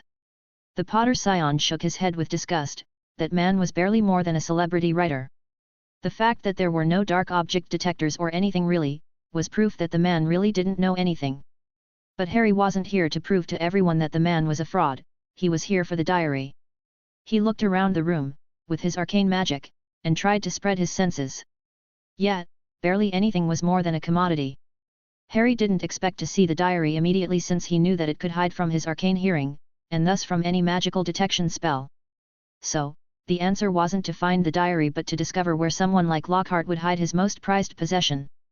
He wouldn't risk it being stolen, so he wouldn't just keep it on his everywhere, but he would keep it close by for it to advise him. Instead of trying to find something inhuman, Harry decided to just focus on any kind of odd enchantment in the office. He gasped when he noticed something. It was hidden by the giant painting somehow. It must have acted as some sort of protection, both against detection and stealing. It was obvious that it wasn't enchanted by the same person as the one who did the wards. That was further proof that the man was a fraud. Still, with a little focus, Harry disabled the sticking charm on the portrait and allowed it to open. When it did, there was a small safe hidden behind the painting, which would open with a certain key. Harry was sure that he wouldn't have been able to open it since it was obviously enchanted. He could destroy it, but that would show that someone broke into the safe, and that would mean that Aurors could be involved, something that Harry wanted to avoid. Now he needed to find the key, and where would someone as cunning yet foolish as Lockhart hide something he uses frequently? No, he wouldn't have it on him, he probably put it somewhere near. Harry focused on a shell of magic outside his body and used his arcane hearing to make it similar to Lockhart's before waving his wand and summoning the safe key. Unsurprisingly, nothing came of it, but what was odd was the small ping of magic near one of the drawers. Harry slowly walked until he found a small golden key inside. Well, that was easy. Harry shrugged and simply put the key in the small vault and opened it. There was some gold, of course, but the most important thing was the small black diary that was inside. It was strangely magical, all things considered, especially for something that could actively camouflage itself like before. Was it taking the properties of the safe somehow? Deciding to just grab the thing and go, Harry first noticed something was wrong when he first touched the diary. He was wearing dragonhide gloves in fear that it would be cursed with something, and yet the entire room turned white. No, it wasn't a curse, that would be impossible. It was an illusion. The diary was connected to the wards of the room somehow and put on an illusion for Harry to look at. The Potter scion almost jumped when he heard a voice behind him, "Hello, Harry Potter." He turned and took a look at a brown-haired teenage boy that looked around 16, and Harry instinctively knew who that was. "Hello, Tom Riddle." Chapter 84, Encounter. October 18, 1992, Hogwarts. The diary was connected to the wards of the room somehow and put on an illusion for Harry to look at. The Potter scion almost jumped when he heard a voice behind him, "Hello, Harry Potter." He turned and took a look at a brown-haired teenage boy that looked around 16, and Harry instinctively knew who that was. "Hello, Tom Riddle." The boy stiffened the moment he heard his name being uttered, and Harry took his time to analyze how his opponent looked. As much as he hated to admit it, the teenager had an imposing presence and possessed an unsettling air of mystery that seemed to radiate from him. His tall and lean frame commanded attention, every movement executed with an eerie grace. The porcelain pallor of his skin contrasted sharply with the inky blackness of his neatly combed hair, which fell in perfect precision over his forehead. Yet, Harry could see how he could charm a starving man into giving him food. Physically, he was pretty much attractive enough to get away with a lot. But all that innocence disappeared when he met the teenager's eyes. A pair of piercing, intelligent eyes, the color of liquid mercury, gazed out from beneath the arching brows. Their intensity was downright unnerving. Harry understood why he was so unnerved. These eyes were familiar, they were the ones he saw when he looked in a mirror. It wasn't the color or the shape, but the hidden intelligence and cunning that came with it. There was even a trace of the viciousness that Harry likes to deny he has, but the boy that became Lord Voldemort had in spades. Only in Riddle's case, his viciousness was carefully hidden by a faint, calculating smile that played upon his lips, which was accentuated by the sharp angles of his chiseled features, giving the boy a particularly aristocratic look. The Potter scion could understand how people could fall into his charm so easily. The other boy was practically screaming mystery, and in the process of trying to solve him, you would end up entangled in his web. All of this analysis occurred in a fraction of a second, which the other boy used to hide his surprise. "You know who I am?" Harry shrugged. "Tom Marvolo Riddle, son of Mara P. Gaunt and a Muggle, Thomas Riddle, which she named you after. You are one of the most brilliant minds to come out of Hogwarts, becoming the Slytherin prefect, and head boy, and pretty much ruling your entire house even when you were considered to have no magical ancestry. You later took on the moniker of Lord Voldemort and started a civil war, after which you blew yourself up in a magical accident trying to kill a baby. But that's not you, is it? You a shard of that person, a remnant of the man that people feared uttering his false name." Riddle obviously didn't like that Harry knew so much about him. He definitely hated being in the back foot in our conversation. The Potter scion could see him gritting his teeth in anger before uttering, "And you, my dear Potter, are a seer." Harry raised an eyebrow at this. He could see where Riddle could see it, and it was scarily accurate in a way. The fact that the boy was able to see that Harry held some information about the future, not that it was relevant now. "And how did you come to this conclusion?" The older boy laughed. "Well, the fact that you were chasing my diary twice in a row. You knew that I was going to open the Chamber of Secrets, you knew the entrance of the chamber, enough to make your little plans. The counters in the common room and the classrooms, and the runestone underneath the sink. I have to commend you, they are very inventive solutions, but they gave you away. I can't really blame you, though, you are a little out of your league, little seer. Perhaps if you were older." I'm sorry to tell you that I'm not a seer, Harry answered while hiding a grimace, but I guess that's a nice guess. The older boy didn't seem to want to let go of the theory. No, you were able to detect me, but my magical camouflage seemed to throw you off. Some kind of magical sensing? It would explain you hunting the diary, but not the chamber. Unless I had already marked the chamber before you even came to Hogwarts, Harry interjected. That's even more evidence for the seer theory, Riddle commented. It would be if this was the only place I marked. You see, Hogwarts is so boring. These brats don't even understand the gift they have, or how bad things could have been for them. They don't appreciate magic.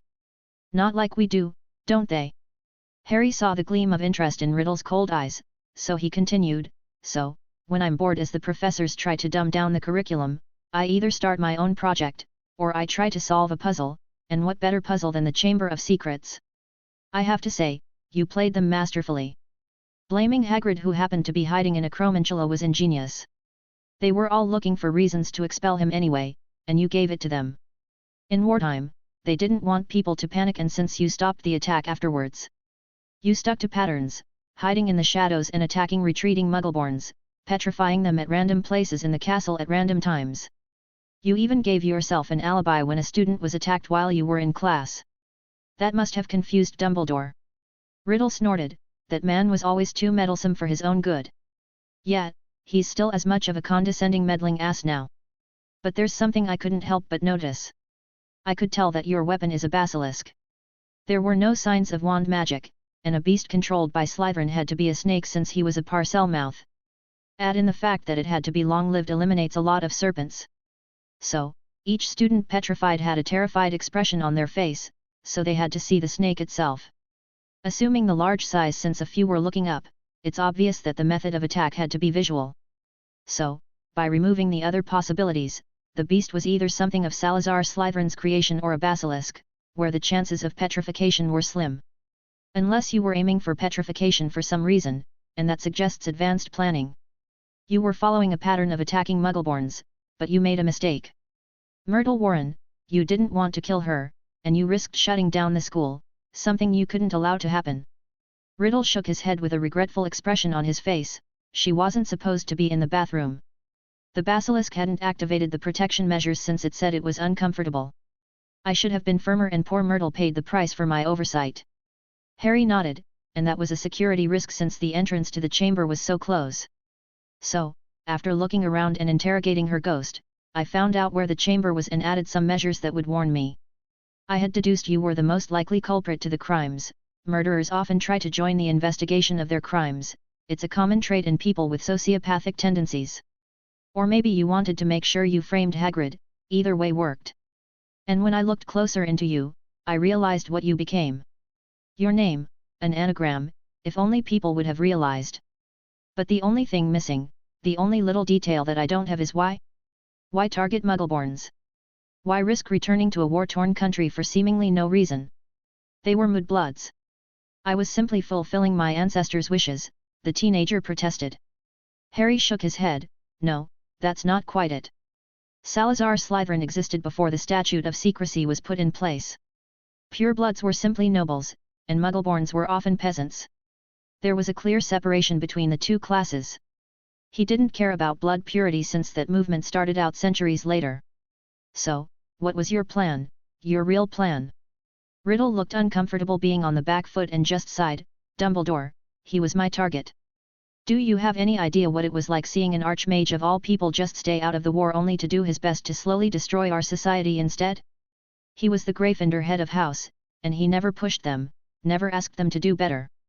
Hell, he was actively removing books from the library without anyone knowing. Well, I noticed them since I was actively looking for them. I saw the monster that could be born because of his negligence, and I wanted to push the public enough, destroy enough of his reputation so that he would have to start fighting the war and leave the school just to get back the goodwill of the Wisengamot. He is supposed to be a deterrent to stop Grindelwald from attacking Hogwarts as he did to Durmstrang. Unfortunately, Dumbledore was so attached to the damn castle and practically refused to leave. It was so infuriating, and then I made a mistake with Myrtle, and I just couldn't let myself risk killing another student, or worse, having the school closed down. Professor Dippet would have been crucified, and Dumbledore would have been the prime candidate as a headmaster, and you saw how that ended up. Entire magical fields have been banned. The curriculum is now a joke. Hell, fifth years in my generation were much more competent than your graduates, and that's in every single field. That's not speaking on how he pretty much perverted alchemy into a source of income tied solely to him. Harry snorted, that seems very unlikely. The chances of success are very slim if did it this way. Even if Myrtle hadn't died, Dumbledore wouldn't have unwillingly left the castle. The older student became enraged at the accusation. Well, I had to do something. All I wanted was to build a better world, where everyone is equal. You've seen it, haven't you? How the Muggleborns are still considered peasants, and how little room they have to rise in our society. I want to give them opportunities to start their own families, their own crests. I wanted to create a society without any good or evil, only power. And aren't old families more powerful than Muggleborns? They literally have centuries of magical knowledge at the tip of their fingers. It wouldn't change much, would it? It would give them hope, Tom interjected. I would give them hope. Getting Muggleborn petrified wasn't just to get Dumbledore expelled since he was our deterrent. The Wizengamot allowed him to not fight because he was protecting the students, and if he failed, he would be forced to go back to the front line and hopefully die. But what this would do is give Muggleborns more rights and more protection, or if that failed, the other Muggleborns would start protesting, forcing the Ministry to make some changes. Is it so bad that I wanted a better world for me and the others that would suffer and be considered to be outsiders to this beautiful world? And yet, here you are attacking Muggleborns once more. I am being careful this time. No Myrtle incident is going to happen anytime soon. But this is my chance, our chance, to kick Dumbledore out of Hogwarts. For the betterment of wizard kind, to create our world, we can't rely on Dumbledore. I'm not asking you to trust me, all I'm asking for is a chance to change the world. The people petrified aren't in pain, they aren't in danger, they're only a message. And Muggleborns would gladly miss a few months of their lives in exchange for getting a better future, wouldn't they? What I am doing is a gift to everyone. Are you so inflexible that you wouldn't risk improving our world, just out of pettiness? The Potter Scion gave the older boy a warm smile before speaking. You're full of shit, Riddle. Chapter 85, Game of Shadows. October 18, 1992, Hogwarts. I'm not asking you to trust me, all I'm asking for is a chance to change the world. The people petrified aren't in pain, they aren't in danger, they're only a message. And Muggleborns would gladly miss a few months of their lives in exchange for getting a better future, wouldn't they? What I am doing is a gift to everyone. Are you so inflexible that you wouldn't risk improving our world, just out of pettiness? The Potter Scion gave the older boy a warm smile before speaking. You're full of shit, Riddle. The stupefied look on the older boy's face almost made Harry burst into laughter. Riddle just froze as if he didn't really consider the fact that Harry could call him out on it and just muttered, "What? You know, you're good. You're very good. I bet you have people eating out of your hand very easily. That charming look, it's just a mask, isn't it? It's just a persona. When you're attractive, when you so easily persuade people that you're actually at their side, they stop considering you to be a threat. It gives you some sort of power, doesn't it? You're there and yet you're not really there. It's like having a cloak of invisibility of sorts. Ambition is a hard road, isn't it? And that's what you're all about, ambition. You're a predator masking yourself to be an ally like a wolf pretending to be a sheep. You like giving people the instruments of their own downfall, it gives you pleasure to see the little people just flailing about with their meaningless lives. The older Slytherin protested, I don't know what you're talking about. Yes, you do. It's in the eyes, you see. Normal people can't really see it, see you, for what you really are. Do you think I never noticed how you kept changing your arguments for your ambitions fitting my reactions to what you said before? That's how you do it, don't you? In a single conversation, everyone ends up confessing something important, a goal, a dream, even if they don't feel like they've given you their heart and you use that to gain their trust and have them join you. It's so easy, isn't it? How gullible everyone else really is. The Riddle boy's eyes widened. Seriously, you got it all wrong. Maybe I am, maybe I'm not, Harry responded, but Voldemort had to come from somewhere, didn't he? Oh, you hate Dumbledore, that's for sure, and you want to discredit him. But that's not the end goal, not really. It's just a stepping stone. You only made it so when you noticed my distaste for the man. Your eyes lit up like a predator having found its prey, a pressure point for you to push. You should be proud, by the way. Not many people can read me so easily and your act was very convincing, but come on, stop pretending, it's getting sad. You might as well continue this conversation as your real self. Why don't you talk to me, Riddle? There's no point in hiding anymore. I can see you. Immediately after Harry finished speaking, the smile on Riddle's face disappeared and his eyes hardened, like that of a snake ready to attack at a moment's notice. The Potter Scion grinned. Hello, Tom Riddle. It's good to finally meet you. You're a very irritating boy, Harry Potter, Riddle said with a confident and threatening tone that wasn't there before. Just because I can see through you, doesn't mean that I'm irritating, Harry responded. And yet no one had ever done it before, the older boy retorted. Dumbledore did. There's a reason that he disliked you, and it was because he saw it. This fake persona that you showed the world, he's the same. He's like you, like us. His thirst for power rivals yours, only he has a different mask. He chose the grandfatherly kind man, and you chose the mysterious charming boy. They're all masks to hide your ambition for power, Harry retorted. And where's your mask then? Harry grinned. I don't need one. After all, you do all of this to get supporters, to start a movement. I have practically no political aspirations. I don't want to rule the world. I don't want to change the world. My ambition is beautiful in its simplicity. I want to study magic. Riddle burst into laughter. What a joke. That's your ambition? That's your goal in life? To study magic. And you call yourself a Slytherin. Magic is a means to an end, a power to use to fulfill your desires, not an ambition in itself. To think that all this potential is being wasted on someone like you. What's wrong with studying magic? You want power because you once felt powerless, and you don't want to feel like that anymore. You saw death and you ran away. I can see it in your eyes. You're terrified. I did the same, but instead, I found serenity. I saw the beauty of life. Your entire life is based on a single ambition, on a single moment, no, a single emotion. Fear. So, how is my ambition that's based on wonder and curiosity any worse than yours? That's not true, the boy protested. Do not try to lie to me. I told you before that I can see through you, Harry said, for all your preaching, this isn't about changing the world. This isn't about saving it or giving Muggleborn rights. No, you want power, you want safety, you want immortality. And what's wrong with that? The older boy exclaimed. Nothing. I can see the benefits of someone of your intelligence and cunning being in charge. Every politician wants the same. It's not that terrible of a goal. Many have tried before you, and many will try after you. It is the way of the world.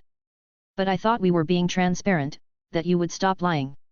This is a meeting between us, so why don't we just set aside the bullshit and start making this conversation progress? So, here I am first, why are you planning on attacking the students? Riddle glared at him but still answered, I want Dumbledore out of the castle. Harry nodded, that's true, but why would you need him out? He will return pretty quickly considering his ties and political position. His replacement will probably be his deputy, McGonagall, which will be the same. Riddle shook his head, I am built for this exact purpose. I have no choice in the matter. My older self might need it from me. No, you know your other self's fate, and you would never take orders from him. I would believe that you were telling the truth about you not having a choice, but I know your nature. I know what you are. You're not just an enchanted inanimate object with some intelligence, you're a shard of a soul. And that means that you are independent enough to make decisions. No, what you want is more than that. Oh, that's so simple. How did I not think of that? You want to live. Not as a diary, but as a normal person. You're disappointed with your future self, and you want to be free, to live. Riddle stayed silent and Harry continued, but it's not that easy, is it? Getting a body of your own. Your counterpart has been trying to do that for years and you're a soul shard, you don't have enough energy to manifest into a permanent magical construct, and possession is temporary and unreliable at best. You can't rely on Lockhart all the time, and I'm not an expert in soul magic, but you can't just steal his life force or his body. The incompatibility of it would destroy the body. That's what you want Dumbledore out of the castle for.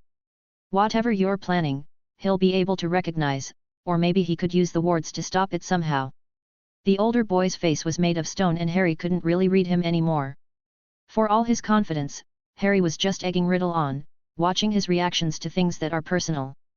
But the boy had steeled himself entirely when Harry mentioned him getting a new body. Suddenly, Riddle burst into laughter again. "You're close, I'll admit that.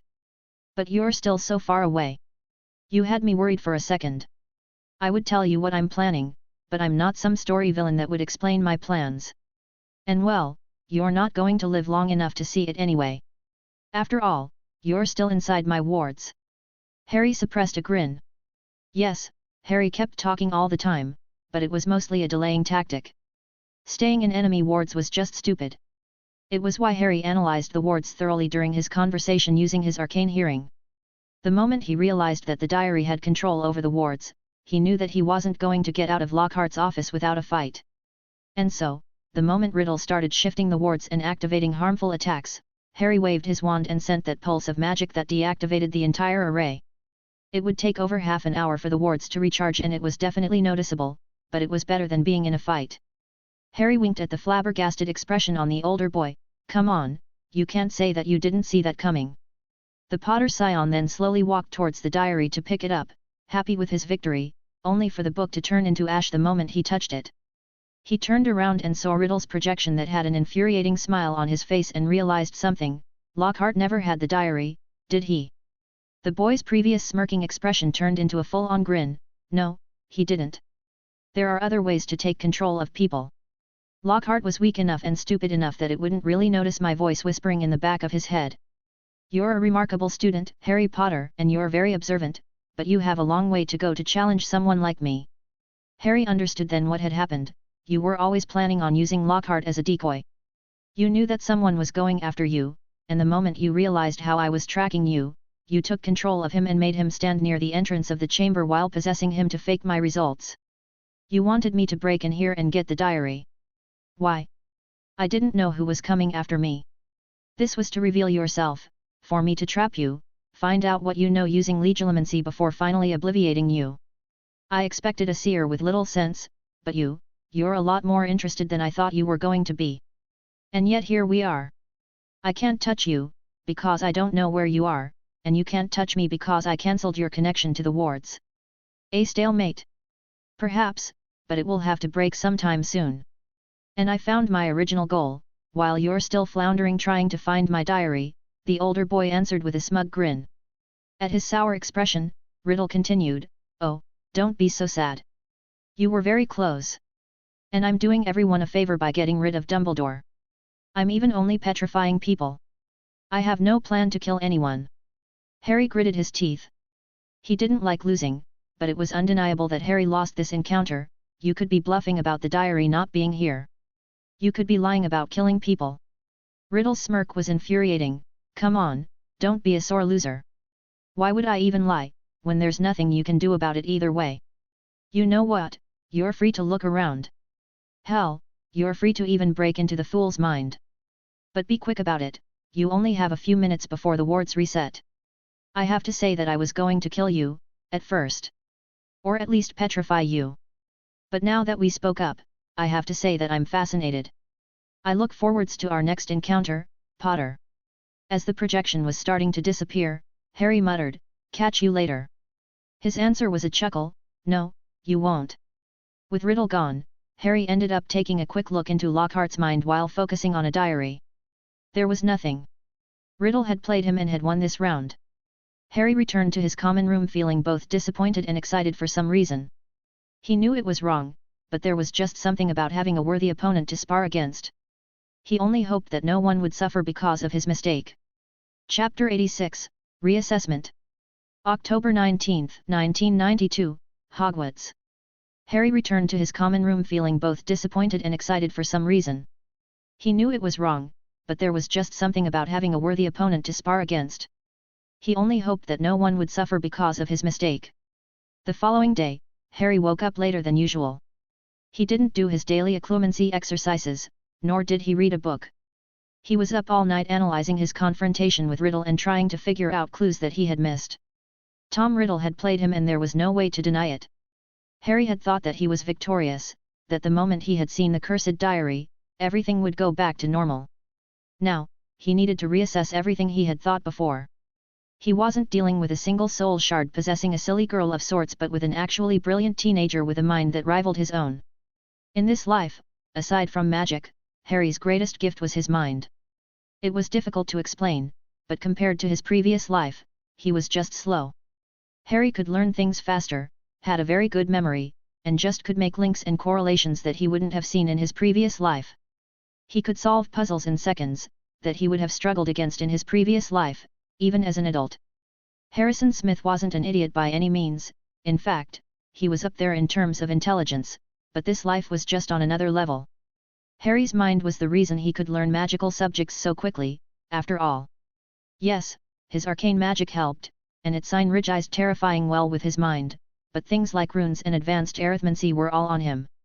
At first, he didn't know if it was a side effect of having magic, but he hadn't seen anyone exhibit the same intelligence as him in Hogwarts. Until Riddle, that is. The older student was so different from Voldemort that it wasn't even funny. How could someone as brilliant as Tom Riddle end up as short-sighted as the fake Dark Lord who just wanted to live forever and kill his former professor? The seeds were there. Riddle had the arrogance associated with the Dark Lord, he definitely had the magical prowess, but all this planning, the tricks and misdirection were not Voldemort's usual method of operation. Where Tom Riddle was methodical and precise, Voldemort was wild and chaotic. Where he was careful, Voldemort was overconfident.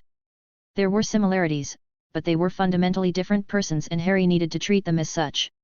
The wraith that was possessing Quirrell had jumped into Dumbledore's trap without a second thought. He didn't care about subtlety at all, especially considering the manner he tried to recruit Harry. Yes, the Potter Scion would have seen through most attempts at manipulation, but he lost nothing by being pleasant. He was so used to terrify people into submission that he didn't even try another way, or maybe he couldn't think of any. The man just giving a private lesson or two would have enticed any student, and slowly they could convert them into an agent. This whole join me or die routine was just inefficient. But Riddle wasn't like that. His honeyed words could charm anyone. He almost had Harry convinced that his goal was to genuinely try to save Muggleborns and Muggle-raised students. But how did he know that it would strike a chord with Harry? Lily Potter being a Muggleborn is common knowledge, but his being Muggle-raised was something that he kept closely. Daphne was the only one to have noticed, but if she did, then Riddle must have seen it too.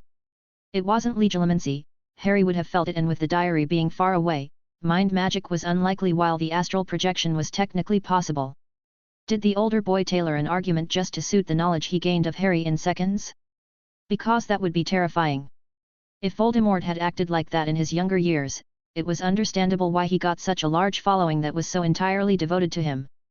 But that's not important. What is the fact that the Basilisk was going to attack soon, and Harry couldn't really do anything to stop it. The Potter Scion's thoughts were interrupted by Blaise, who poked his shoulder. "It's weird to see you asleep this early, mate. You're always up, either at breakfast or with a book in your hand in the common room. Are you all right?" Harry nodded. "I'm good. I just have something on my mind, is all." After getting dressed, the two boys met Daphne and Tracy in the common room. The girls were also surprised but didn't voice anything. Still, they went to breakfast in silence. Honestly, Harry was happy that he had found friends that understood when he needed to think in peace. They all walked to class afterwards, which unfortunately was with Gilderoy Lockhart. Yet, he had seen too much of this man the previous night, but he had to stomach it even further. It enraged Harry that a fake was pretending to be a professor without any repercussions. Seriously, what are Dumbledore's credentials for hiring defense professors? All of the other senior professors were masters in their fields and have contributed to the advancement of magic in some way. Sprout had made new ways of crossbreeding plants with surprisingly effective results. McGonagall had written a lot of theories regarding the animagus transformation and helped shorten a few self-transfiguration steps. Snape was the youngest potion master in history, having created over 5 new potions, and published altered generalized recipes that improved the potency of potions at lower ingredient costs. Flitwick needed no introduction. From dueling to warding, that man knew his stuff inside out. The fact that he had a mastery of charm with his heritage was proof that he was so good that bigotry just didn't apply to him anymore. The other professors were mostly the same, but Lockhart was honestly a joke. All he had were his books, and Harry had checked. Speaking of the blonde Ponce, he entered the room with that disgustingly bright smile on his face. "Hello, my dear students. Now, I have the results of your previous assignments and I am happy to see that most of you have a good grasp on common magical pests and how to get rid of them. So, that means, we're ready for this section of the curriculum that focuses on actual defensive and offensive spells. The entire classroom muttered excitedly. Harry wasn't one of them. Sure, the pest section was annoying and boring, but Harry didn't really stand out in them, at least not as much as students like Hermione Granger who seemed to study very hard for every single one of them. As far as Lockhart was concerned, Harry just already knew how to deal with magical pests, probably from his presumed guardians. The other students caught up pretty fast since dealing with the pests wasn't that difficult.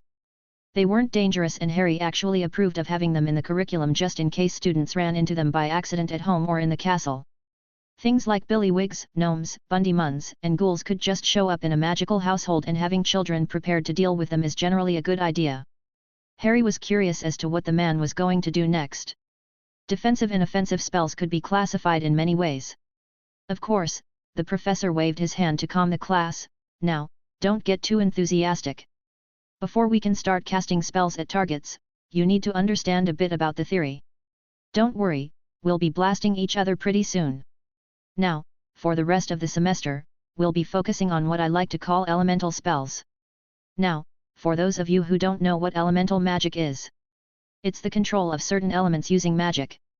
A master of the water element could sink cities with a thought. A master of the wind element could create tornadoes with a simple wave of their wand. You get the picture, and I know you're excited and everything, but you're not going to learn that. Harry heard a few disappointed sounds around the room and stifled a giggle. These people were barely able to cast stinging hexes, and they wanted to be master elementals? But yet, this wasn't a bad introduction and the young Slytherin could see where this was coming. The professor continued, yes, I know, it's a bummer. But I never said that you were learning elemental magic, which takes decades to become proficient at it, let alone master it. I said we will be working on elemental spells, which are spells infused with a simple element. Spells like Incendio, which you learnt the previous year, are such spells. There are 5 main elements. There are other elements of course, but you'll rarely see them, so for the time being, we'll pretend they don't exist. Back to the 5 main elements. There is fire, water, earth, wind, and lightning. Each element has an attribute, of sorts, and its own strength and weaknesses. If we just take these elements and make them fight, we see that some of them have advantages over others. Water is weak against earth but strong against fire. Fire is weak against water and strong against wind, which is strong against lightning. Earth is strong against water but weak to lightning. So, if I send a fireball spell at you, it's better to counter with a water spell, which will actually not only cancel the element but will actually counter the very spell.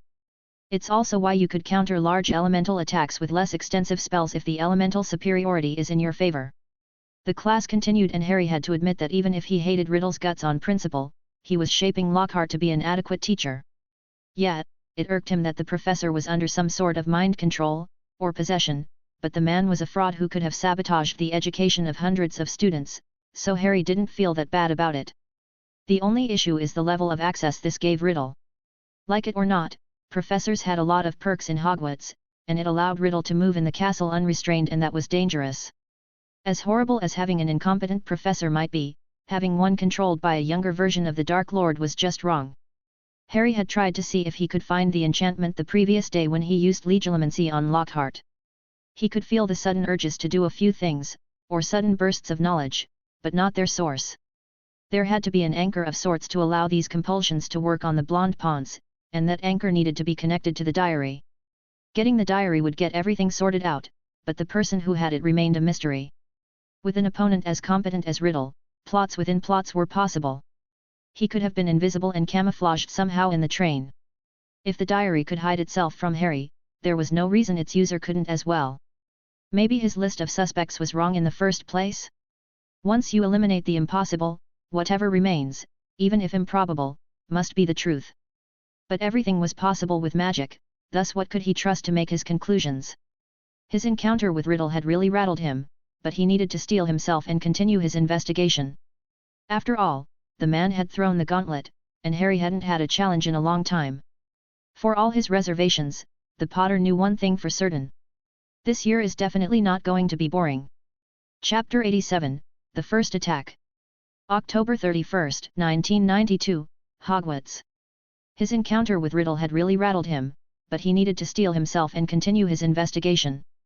After all, the man had thrown the gauntlet, and Harry hadn't had a challenge in a long time.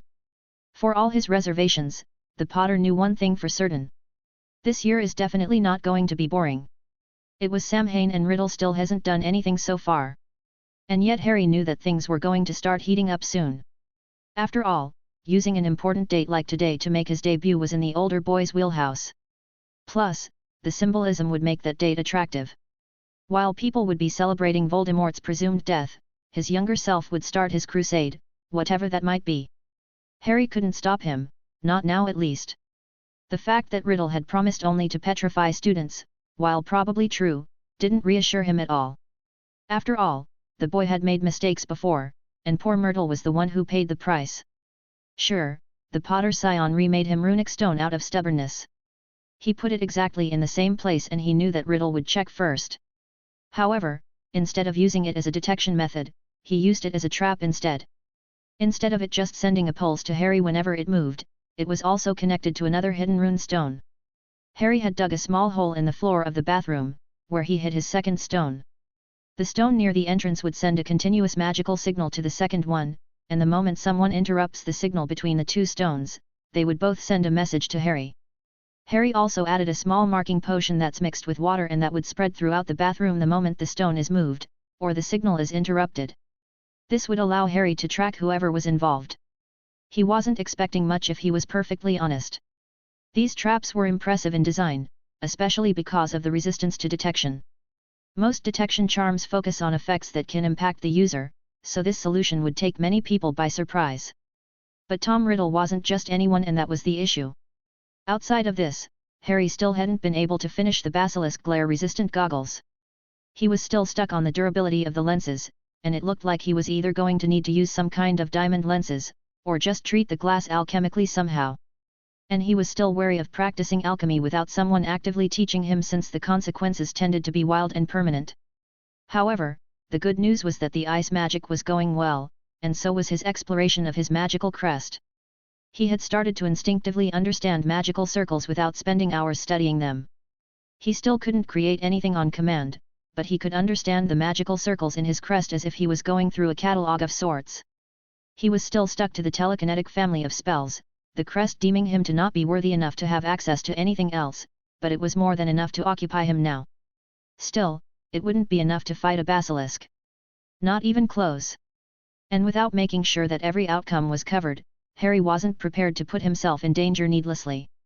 And so, Harry spent his days in the room of requirements trying to figure out what to do. Of course, he had asked the room to get him to the Chamber of Secrets, and it didn't work. He asked the room about ways to kill a basilisk, and nothing of it as well. For all the idealism that came with the room, it had a lot of limitations. And so, Harry spent his time preparing for the inevitable attack but finding little to nothing that could stop Riddle reliably. The fact that the man was controlling many people in the castle meant that he didn't need to use the diary's victim to do his dirty work. He also could use them as hostages easily, so outing him to the public could be an issue. As for today, he needed to be vigilant and ready for anything to happen. He wasn't going to be suicidal and go after the basilisk on a hunch. But that didn't mean that Harry couldn't do anything. The house detector in the common rooms, the Great Hall, and the library were still up and running, so that was an advantage.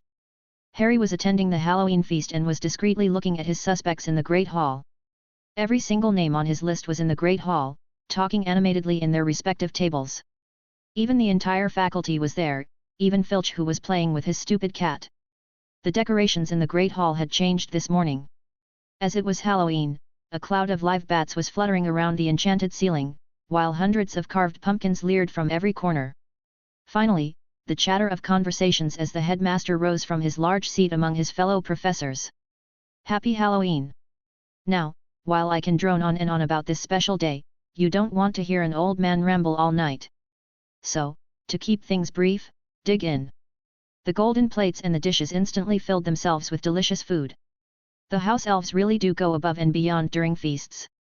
As expected, the food was excellent, but the music was a little too dramatic for Harry's taste. All in all, it was an enjoyable night, except for the fact that Harry was still worried about an attack happening. The Potter Scion kept looking around for his suspects all night, but none of them left the Great Hall. Harry had tagged them all discreetly with a tracking charm just in case, but they could be easily dispelled. He kept doing this until Daphne painfully elbowed him discreetly in the chest. "What the hell, Daph? I'm starting to get tired of this, Harry. I know that you have a lot on your mind. For some reason you refuse to talk about it, but you already don't spend a lot of time with us. So from here on out, whenever you're hanging out with us, you'll pay attention to us. Because you're being a very bad friend right now." Daphne's words kinda threw him for a loop for a second. Harry knew that he was spending less time with them, but he didn't know that they felt this way. He looked at Blaise, who was nodding in affirmation, and Tracy, who was playing with her food. It was then that he understood how badly he was treating them. Whenever he wasn't innovating or training for his possible encounter with the Basilisk, Harry did start to view his time with his friends to be a bit of a burden, like a social obligation instead of stressing out. "I'm sorry, Daph. I understand. From now on, I'll focus only on you guys whenever we hang out." The blonde looked him in the eyes as if looking for any sign of a lie before smiling. "Good. So, did you hear about Malfoy getting into a fight with Longbottom in the middle of the Quidditch pitch when it was raining last week?" Harry straightened up immediately. "You're kidding. How did that happen?" Tracy was the one who answered this time. "Well, apparently the two of them wanted to spend some extra training time on the pitch, and of course, they wanted to get the other to stay away, which ended up in a full-on duel. They both spent the night in the infirmary because of their injuries. Flint wanted Longbottom to be banned for endangering his new seeker, but Professor McGonagall put her foot down." "People take this game way too seriously," Harry commented. "It's a serious game," the brunette protested. "Exactly, it's a game. In school matches, the snitch is always too slow since professional snitches are very expensive and also very hard to catch. It would be hard to have classes if the games last for days on end. So, in the end, whoever has the best seeker wins, and the rest of the game has very little effect. If you get your beater to attack the other team's seeker and take them out of the game, even if you're fouled, you'll win the game in the long run. It's a dirty trick that won't do much in a professional match, where the matches are decided by the chasers instead, but it will do." Tracy was outright gaping at Harry's answer. "I thought you knew nothing about Quidditch." "I don't like the sport," Harry answered with a shrug. "That doesn't mean that I'm ignorant." By the time the feast ended, Harry had received no notification from his trap. His suspects had stayed till the end of it, and when everyone started to leave to their common rooms, there was this sliver of hope that Riddle would stay his hand. Of course, this hope was dashed to nothing as he saw the commotion coming ahead. It was in the path just leading out of the Great Hall, just near the stairs leading up to the first floor, which was flooding with water. A circle had been formed by the Hogwarts student population, and in the middle of it were Neville Longbottom, Hermione Granger, and Ron Weasley, who looked very nervous. Next to them was Headmaster Dumbledore himself, who had drawn his wand and was waving it at a familiar petrified figure of Argus Filch, who looked like he was shielding something in his arms with a scared look on his face. When the Potter Scion took a closer look, he realized that it was the form of Mrs. Norris that didn't look petrified for some reason. The little dash of hope that was in Harry's heart had disappeared into nothing as he saw the large words written in blood near the petrified victims. "The Chamber of Secrets has been opened. Enemies of the heir, beware." Yeah, that's an ominous message all right. Harry needed to look at his traps. The entire map was useless if he didn't know when the chamber was opened, and the sadistic caretaker was even at the feast until the last minute, alongside his cat. It was a harrowing thought. The Basilisk had literally been meters away from the student population, minutes before Dumbledore dismissed them. Harry came in close to examine the scene further. He heard Dumbledore reassure McGonagall, "He's petrified, but the cat is dead from asphyxiation. He was protecting her with his arms when he was petrified, and accidentally had his hand over her face. The poor thing couldn't breathe and died." Shit. At least Riddle hadn't killed the cat on purpose, but damn, this was a very bad move. It showed Harry that Riddle could get in and out of the chamber very quickly and hide the attacks very easily at any moment. Harry ignored Malfoy making a fool of himself in front of the professor by gloating and calling that the Mudbloods were next. Instead, he slowly walked to Moaning Myrtle's bathroom, looking if he could find any clues. By the time he arrived there, he immediately noticed that his trap was working flawlessly. No one had tampered with them, the marking potion wasn't triggered. Nothing had happened. It didn't make sense. How could Riddle open the chamber without having access to the entrance? Harry slowly walked towards the sink to look at his stone underneath and saw a little piece of parchment just next to the stone. It had the words, "Nice try," neatly written on it, and Harry knew that it was a message from Riddle. Harry stood up with a snarl and froze when he noticed something. The snake engraving on the sink was gone. Son of a bitch, Riddle didn't disable his traps, he simply changed the entrance to the Chamber of Secrets altogether. Well, Harry had to admit that the man was good. But he needed to get to the common room before anyone would notice that he was away. He needed to plan, but this wasn't the time for it. After all, it was Samhain, and he would be foolish not to use such an important magical event to give himself an edge. He had a ritual to prepare for. Chapter 88, Pendulum. October 31, 1992, Hogwarts. Well, Harry had to admit that the man was good. But he needed to get to the common room before anyone would notice that he was away. He needed to plan, but this wasn't the time for it. After all, it was Samhain, and he would be foolish not to use such an important magical event to give himself an edge. He had a ritual to prepare for. In the stupor provoked by the mysterious attack on Argus Filch and Mrs. Norris, none of the other students had even noticed that Harry had left. Honestly, he probably wouldn't figure out something that he didn't already know. Riddle wasn't sloppy. The only clue would be the message, which happened to look like perfect letters in a high-up position. Theoretically, any adult would be able to do it, so, assuming that the older student wouldn't let such an obvious clue slip. Tom had obviously enchanted a brush or some paint to do it. So, as callous as it might seem, there wasn't much Harry could figure out from the scene of the attack. His time was better spent on other pursuits, like figuring out how to best use the Samhain ritual to prepare himself. As far as he could tell, the best clue would be to use it to upgrade his magical crest. It was very powerful and filled with countless spells and magics. Magic that he could use against Riddle. He didn't really know what the results of his plan would be, which made sense since magical crests were personalized and varied greatly between families. Harry had read the incantation in the book the Room of Requirements had given him about magical crests, the one that he translated. He had to say, it was a far better read now that he had a good understanding of Old English. Still, it was an incantation that was supposed to enhance your connection to your crest. It commonly prompted visions of remnants of past users of the crest, and sometimes people ended up with new skills, but that was a rare event. It wasn't something that was commonly known. Harry had discreetly asked Daphne, but she said that any magic regarding the green grass magical spell was recorded and that they usually left them alone until a scion's 13th birthday, but the last Potter wasn't that patient. Honestly, the magical circles that the crest was slowly teaching him were already hard enough, and versatile enough for Harry to be busy for the rest of the year. No, the issue was Riddle. He needed an advantage because he was losing quite badly in their little game of shadows. The scales needed to be even once more. Still, it was a risky maneuver, but then again, Harry was preparing to fight a fucking basilisk. There wasn't anything riskier than that, really. When he returned to the common room, the atmosphere was oddly subdued. Preparations for the Samhain ritual aside, the Chamber of Secrets being opened was a big deal for the house, and it wasn't for a good reason. People don't really realize that the blood purists in the House of the Snakes were a loud minority. Sure, there was a little discrimination, but the actual number of purebloods in the house wasn't that much higher than in the other houses. The only difference was that the rest was filled with half-bloods, and there weren't any muggleborns. The Chamber of Secrets being opened was like a shining light on the house, and every single Slytherin was going to be watched even more carefully than they usually were. Of course, that asshole Malfoy didn't help matters. Yelling out that the Mudbloods were next was not a good look at the house as a whole. It seems like the entire House of the Snakes would have a few uncomfortable months, especially since the attacker killed Mrs. Norris. Still, all things considered, it wasn't time to start pointing fingers. Harry was sure the Slytherin court was going to need to address the entire house about something. They don't normally talk to the house needlessly, so that would be the first time that Harry would see the mysterious group that is pretty much in charge of the entire house. Deciding to focus on the ritual instead, Harry slowly walked towards the hidden ritual rooms.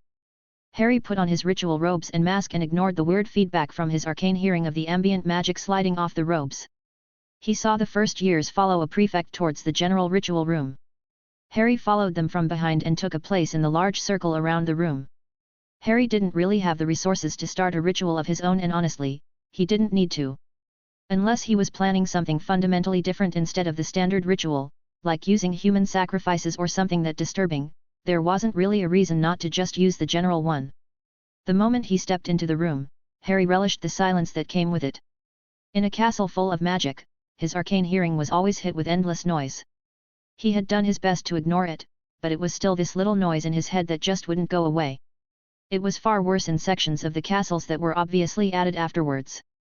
It didn't mean that the enchantment didn't work properly, only that it was fundamentally different, and to Harry, it just sounded like two different songs playing at once, instead of it integrating into one larger song instead.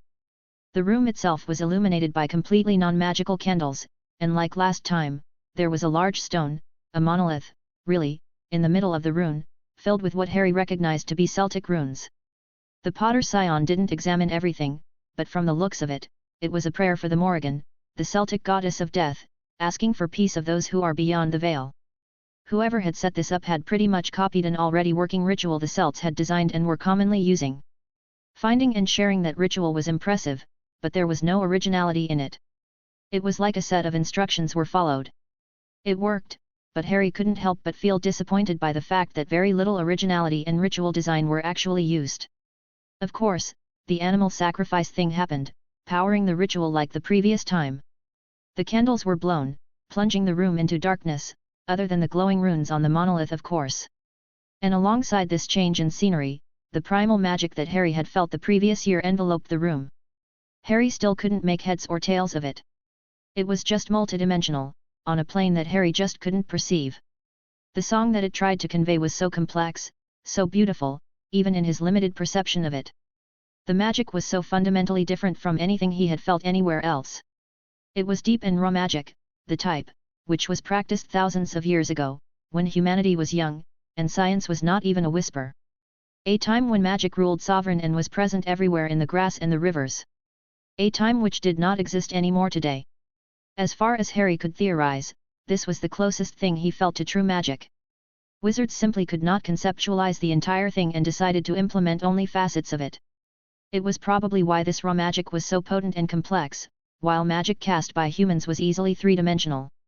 Our magic is humanity's interpretation of the source, which is incomplete.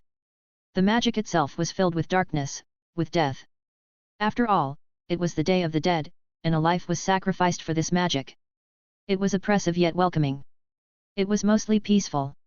With that realization, a small sense of clarity appeared to Harry, and he could finally hear something else in the raw death-tainted magic of the ritual. There was something hidden inside the death energy, something powerful. It was so much bigger on the inside than from the outside somehow. It was very hard to explain, but it was a beautiful concept, complicated yet so sad. Life.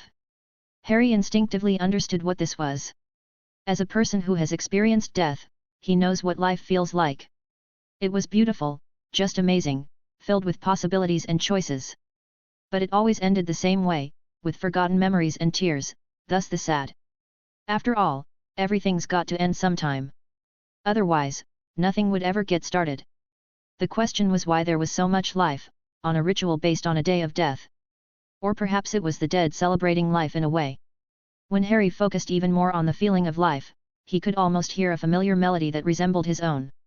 It was so full of wonder and love that it surprised him. He had never experienced such fiery passion before, and he closed his eyes, trying to hold back the small tears just from the feeling. He had never felt anything more beautiful than this. Was this what his mother felt towards him? It certainly couldn't be anything else. And just as he was going further and further, the raw magic practically dissipated, and Harry realized that he has been absorbing the death energy all this time without realizing it. His magical circuits were filled with magic that he knew exactly what to do with them. As the prefects were unlocking the magical crests of the first years, Harry murmured an incantation, Midland u earf mine forgain, I see ra, tu re me wysen. Aid and mesterum me a with macron bode a with macron fearsenstoffen. It meant legacy of my ancestors, I call upon you to show me the way. Aid and advise me to weather the coming storm. It was a small incantation in Old English. There was a reason why people moved away from Latin and Old English. Words have power, and somehow these languages shaped magic, in a way.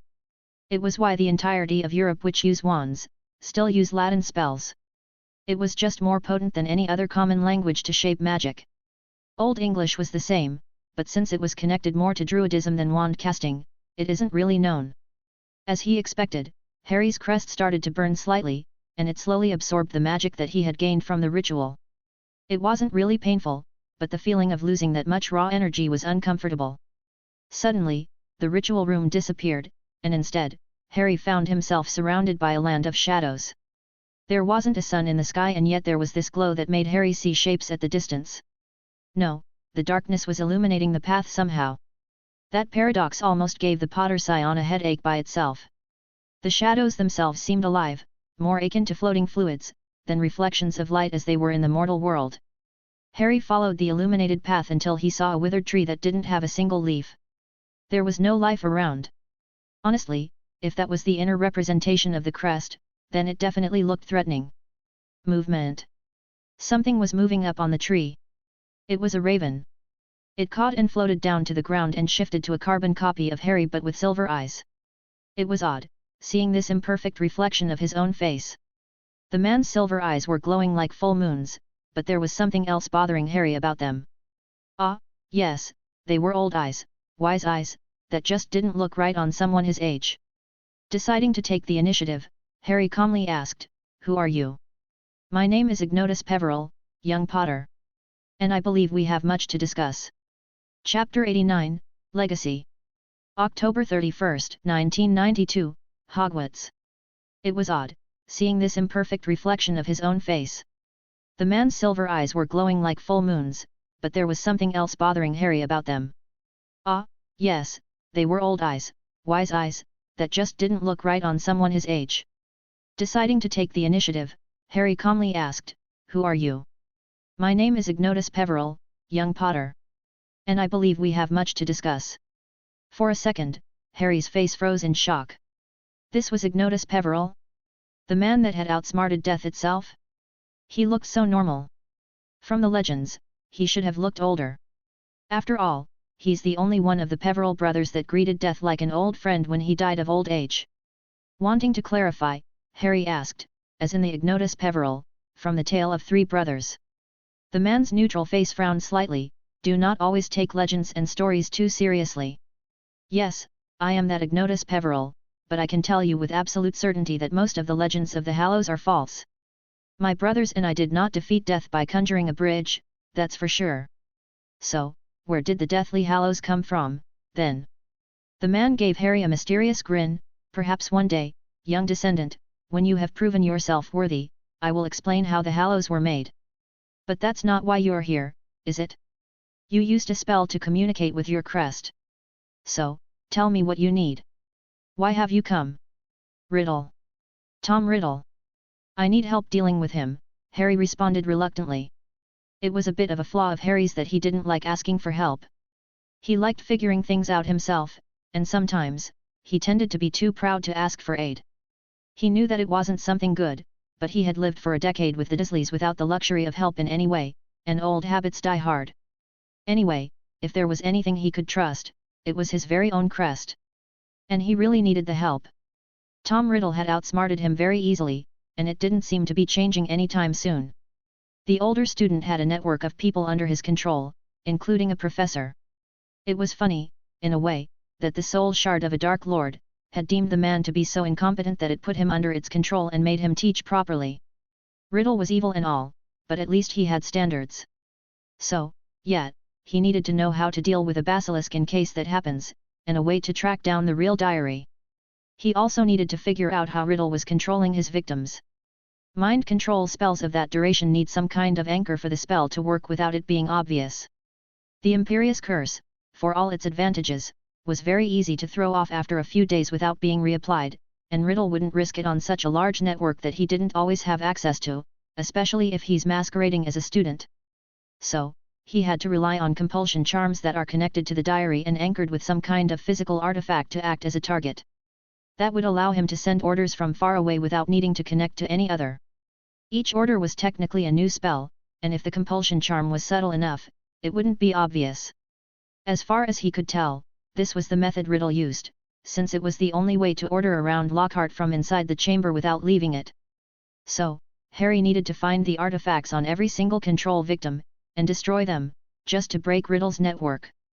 Harry's ancestor broke him from his thoughts. Ah, the soul shard. A very peculiar opponent, I must admit. I have to say that I have never seen something as delicate as a Horcrux used as a weapon and gain this much autonomy. I think he made a mistake during its creation. He killed another student by accident, so he rushed it, so that her death wouldn't be meaningless. The silver-eyed man snorted, all deaths are meaningless, child. The dead do not care about the living, it's why they're dead, after all. Then, why are you here?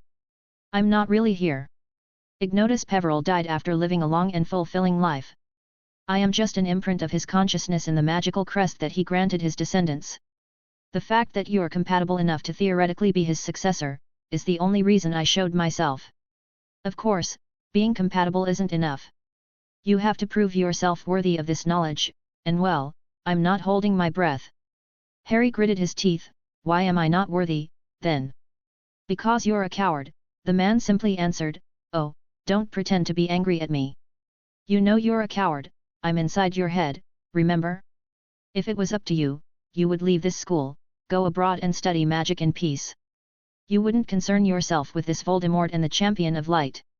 And well, I can't have someone so passive, so unwilling to do anything, be worthy of Ignotus' legacy. What about Riddle, then? Harry protested. How am I a coward in that case? You are fighting because you are afraid. Afraid of the Basilisk, afraid of your friends getting hurt. Everything you do is out of self-preservation, nothing more. And even then, with all the advantages you have, you're still floundering about like some sort of headless chicken fighting a ghost. And why is having a bit of self-preservation a bad thing? Harry asked. Because you're going too far with it, and I can see what giving you this knowledge will do to you. You will hole yourself up in a warded castle and stay there for all eternity. You wouldn't fight if you could avoid it, and I can't trust you to do the responsibilities that come with Ignotus abilities because you are too afraid. That's not even mentioning the fact that your body can barely accommodate low-level spells. Any moderate spell is liable to suck you dry of magic. Harry was getting angry, but his most prevalent emotion had to be shame. Yes, Ignotus was right. He was living in Hogwarts while doing his best of distancing himself from the action. It was only when a threat to himself and the entire school appeared that he started opposing him, and it wasn't going well. That needed to change, but he couldn't really do it on a whim. What am I supposed to do, then? How should I become worthy? The Potter Scion asked desperately. I guess the Riddle mess could work as a test of sorts. Defeat Tom Riddle and we can talk again about your role as my heir, well, Ignotus heir. I just told you that I can't stop him, Harry protested. You can't stop him because you're playing in his field. This little game of shadows is his playground. He has been doing it for longer than you have, and his political ambitions, which you seem to lack, have driven him to hone that skill as instinct. Misdirection and trickery are his weapons, not yours. You have a remarkable mind, but you're an academic by nature, not a politician. So, even the playing field, use your own skills to do it. Instead of trying to figure out what happened to the diary, try creating something that would track it down. Instead of trying to trick him into revealing himself, get him to overextend, make him overconfident, and his innate arrogance will give you enough opening. Hell, you're trying to fight Riddle, when you have another clue somewhere. While Tom Riddle is brilliant, his possession victim is likely not to be the same. Build something to track down his thralls and destroy their anchor. Run around and say his name, look at people's reactions, and they will reveal themselves easily enough. Harry gaped at his ancestor. Why didn't I think of that? Because you're young and inexperienced. This is your first real opponent, your first step towards your destiny, and for all your intelligence, you lack the wisdom and experience to know what to do immediately. You will learn, as I learned as well. What about the Basilisk? The silver-eyed man shook his head. Salazar Slytherin's pet is not your average basilisk. You are fighting the real king of serpents, their apex predator. This will be your first journey in the reverse side of the magical world, the hidden side of the magical world, if you would. This is not a monster that you are ready to fight, no matter how ready you feel you'll be. So, I'm going to break my rule once and give you a slight advantage. After all, you've been ignoring an entire field of magic for no reason. It's time to change that. Good luck, Harry Potter. Do not disappoint me. Before he could do anything, the man turned back into his giant crow form and landed on Harry's right shoulder. The rest was so confusing, but in that fraction of a second, the entire world of shadows disappeared, and instead, thousands of images, visions, and scenes rushed before his very eyes. Scenes of battles, births, and deaths. War and peace, nice cultivated and complete ruins. He watched as the world broke into two factions of light and darkness, and specters of the dead roamed the earth once more. Armies of pure light burned away everything that came in its way, while the darkness consumed everything it could. He saw volcanoes erupting on the command of wizards, giant demonic monsters attacking everything in their way. He saw a man rising from a putrid fog forcing dark-robed figures to bow and acclaim him. He saw the best of both light and darkness fall in this endless way. A giant kraken sinking Muggle warships. Dragons as big as cities roamed the skies, roaring in defiance against a single man wielding a sword glowing with hope. Light and darkness fought a last time in the middle of fire, water, wind, and earth.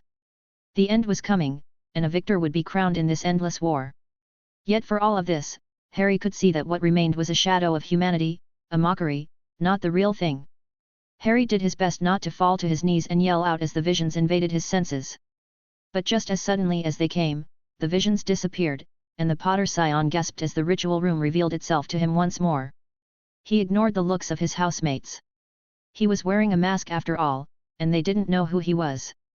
Instead, he slowly walked away from the room, wanting to lie down on his bed again. It was a hectic day and Harry needed to process everything. Well, for one, his magical crest held a remnant of Ignotus Peverell, one of the legendary figures in wizarding history, yet the man seemed unconcerned with Harry's well-being entirely. You would think that being his last descendant, he would be helpful. Well, the Potter Scion would admit that the man helped slightly. He made Harry realize what he's been doing wrong all this time with Riddle. Yes, Tom Riddle was a brilliant boy, but his main advantage over Harry was his age.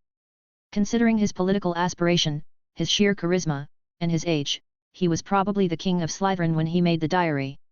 That meant that politics and cunning were second nature to him, and honestly, for all their similarities, Harry was a very different person. They were both raised in neglectful environments, they were both geniuses and magical prodigies. But their hopes, their dreams, were wrong. Tom Riddle wanted to be recognized by the world, but Harry just wanted to study magic and understand it. Both are admirable ambitions, but that made their priorities fundamentally different. With a jolt, Harry realized what his ancestor was talking about when he said he was giving Harry a gift. This was brilliant, why hadn't he thought of that before? For the first time in a few days, Harry had hope. He would defeat Riddle, and he would do it on his own terms. Chapter 90, The Thin Red Line. November 3, 1992, Gryffindor Common Room, Hogwarts. In the Gryffindor Common Room that evening, Ron Weasley and Neville Longbottom were struggling over their potions assignment. They were in a very bad mood, having had to attend detention with Professor Severus Snape in the afternoon. Yet, melting their cauldron, getting a week of detention, and losing 10 points each for Gryffindor did not help matters. The youngest male Weasley was especially angry since he had gotten a second howler from his mother for breaking his wand and not telling anyone about it. That Ponce, Lockhart, ended up complaining to Professor McGonagall, who sent an owl to his mother. Neville would secretly admit to himself that the woman had a point. A wizard was useless without his wand, and well, having a broken one affected Ron in all his classes. His teachers had obviously noticed but assumed that it was a lack of skill or control. Hermione, on the other hand, was busy doing the following week's Transfiguration homework that McGonagall had just announced.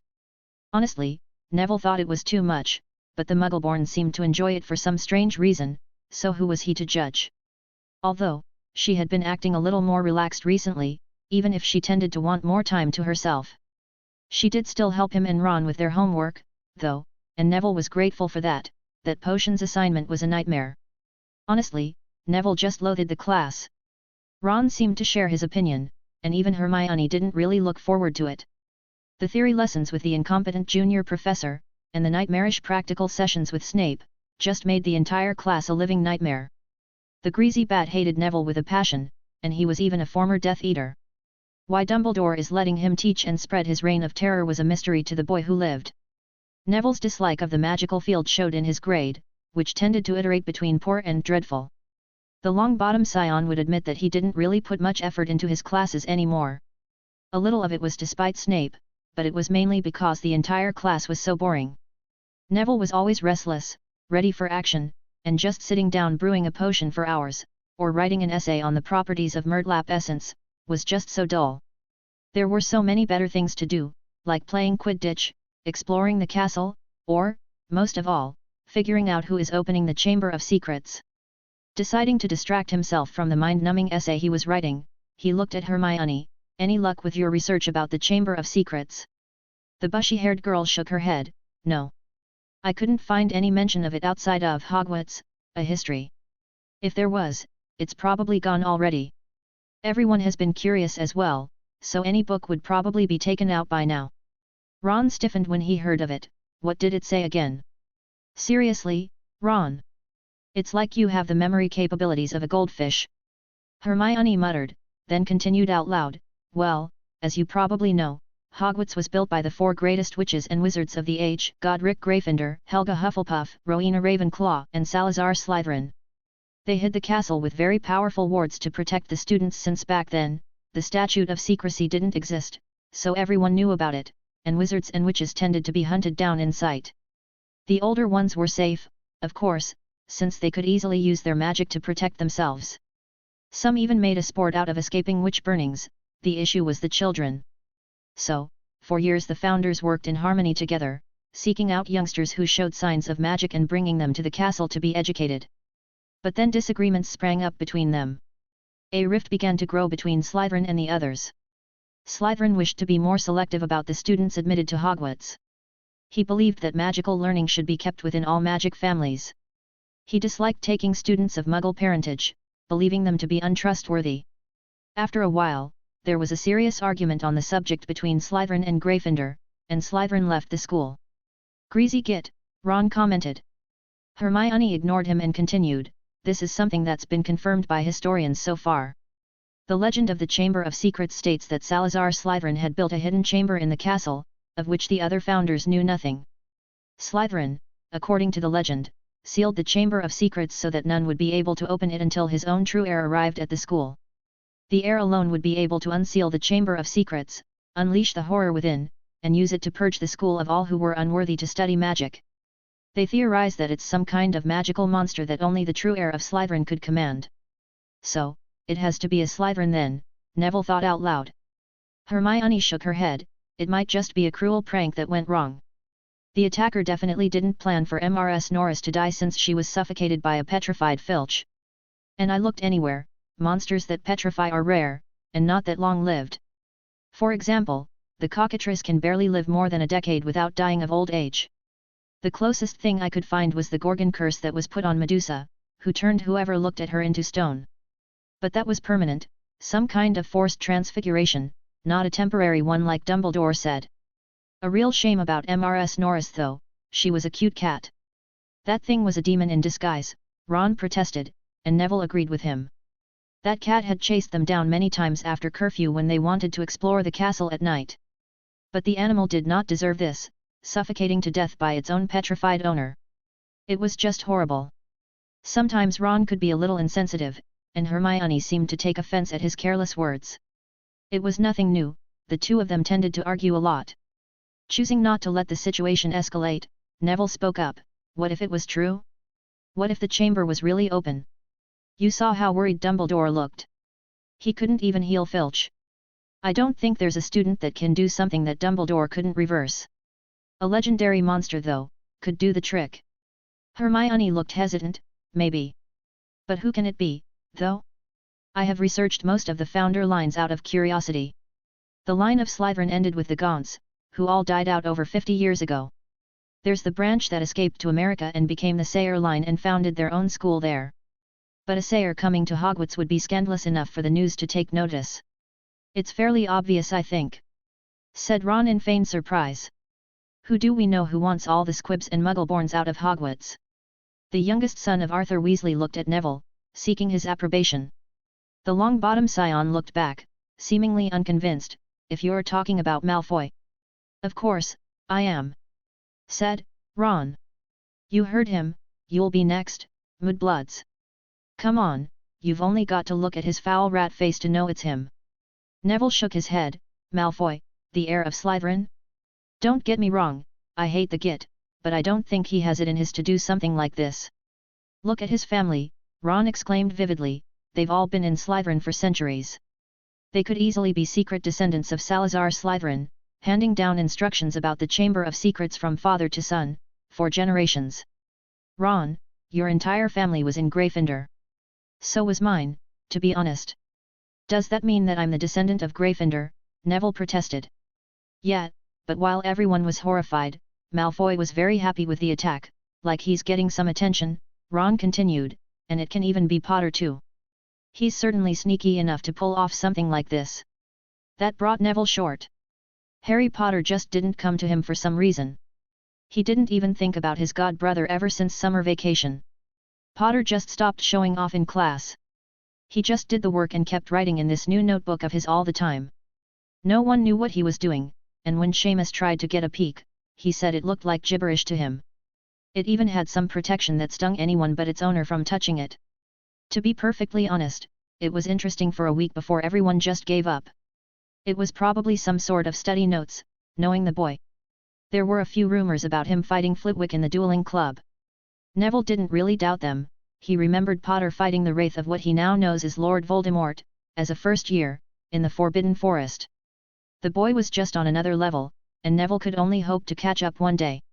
Yes, Potter had the capability to do this. He has been acting a bit differently this year, a mix of distraction, and pure dismissal of Neville entirely. Before, there was this aura of condescension that he emanated. Now, it was like he didn't even notice that Neville was there. This change of character could mean that he's the heir of Slytherin. But then, the boy who lived remembered the boy pulling him away from a killing curse and rethought his theory. He just shook his head. No, it's not Potter.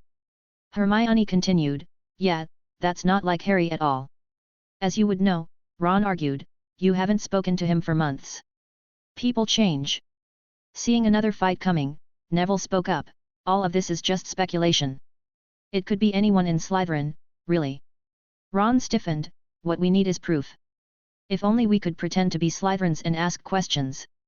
Neville stiffened, there is, actually. It's some kind of potion. I heard my grandmother talk about it once.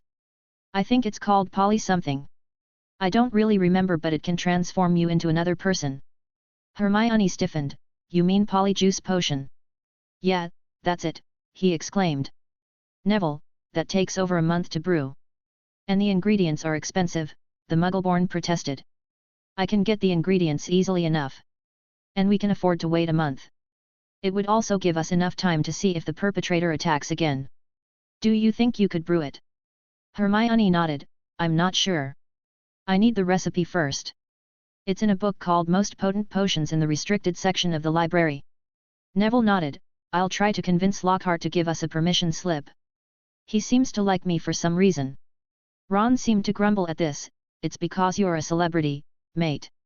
You're his ticket up in the world. Whatever, Neville said, ignoring Ron's little outburst, I'll handle the permission slip and the ingredients. Hermione will brew the potion. And Ron, keep a lookout for anything suspicious or any other suspects.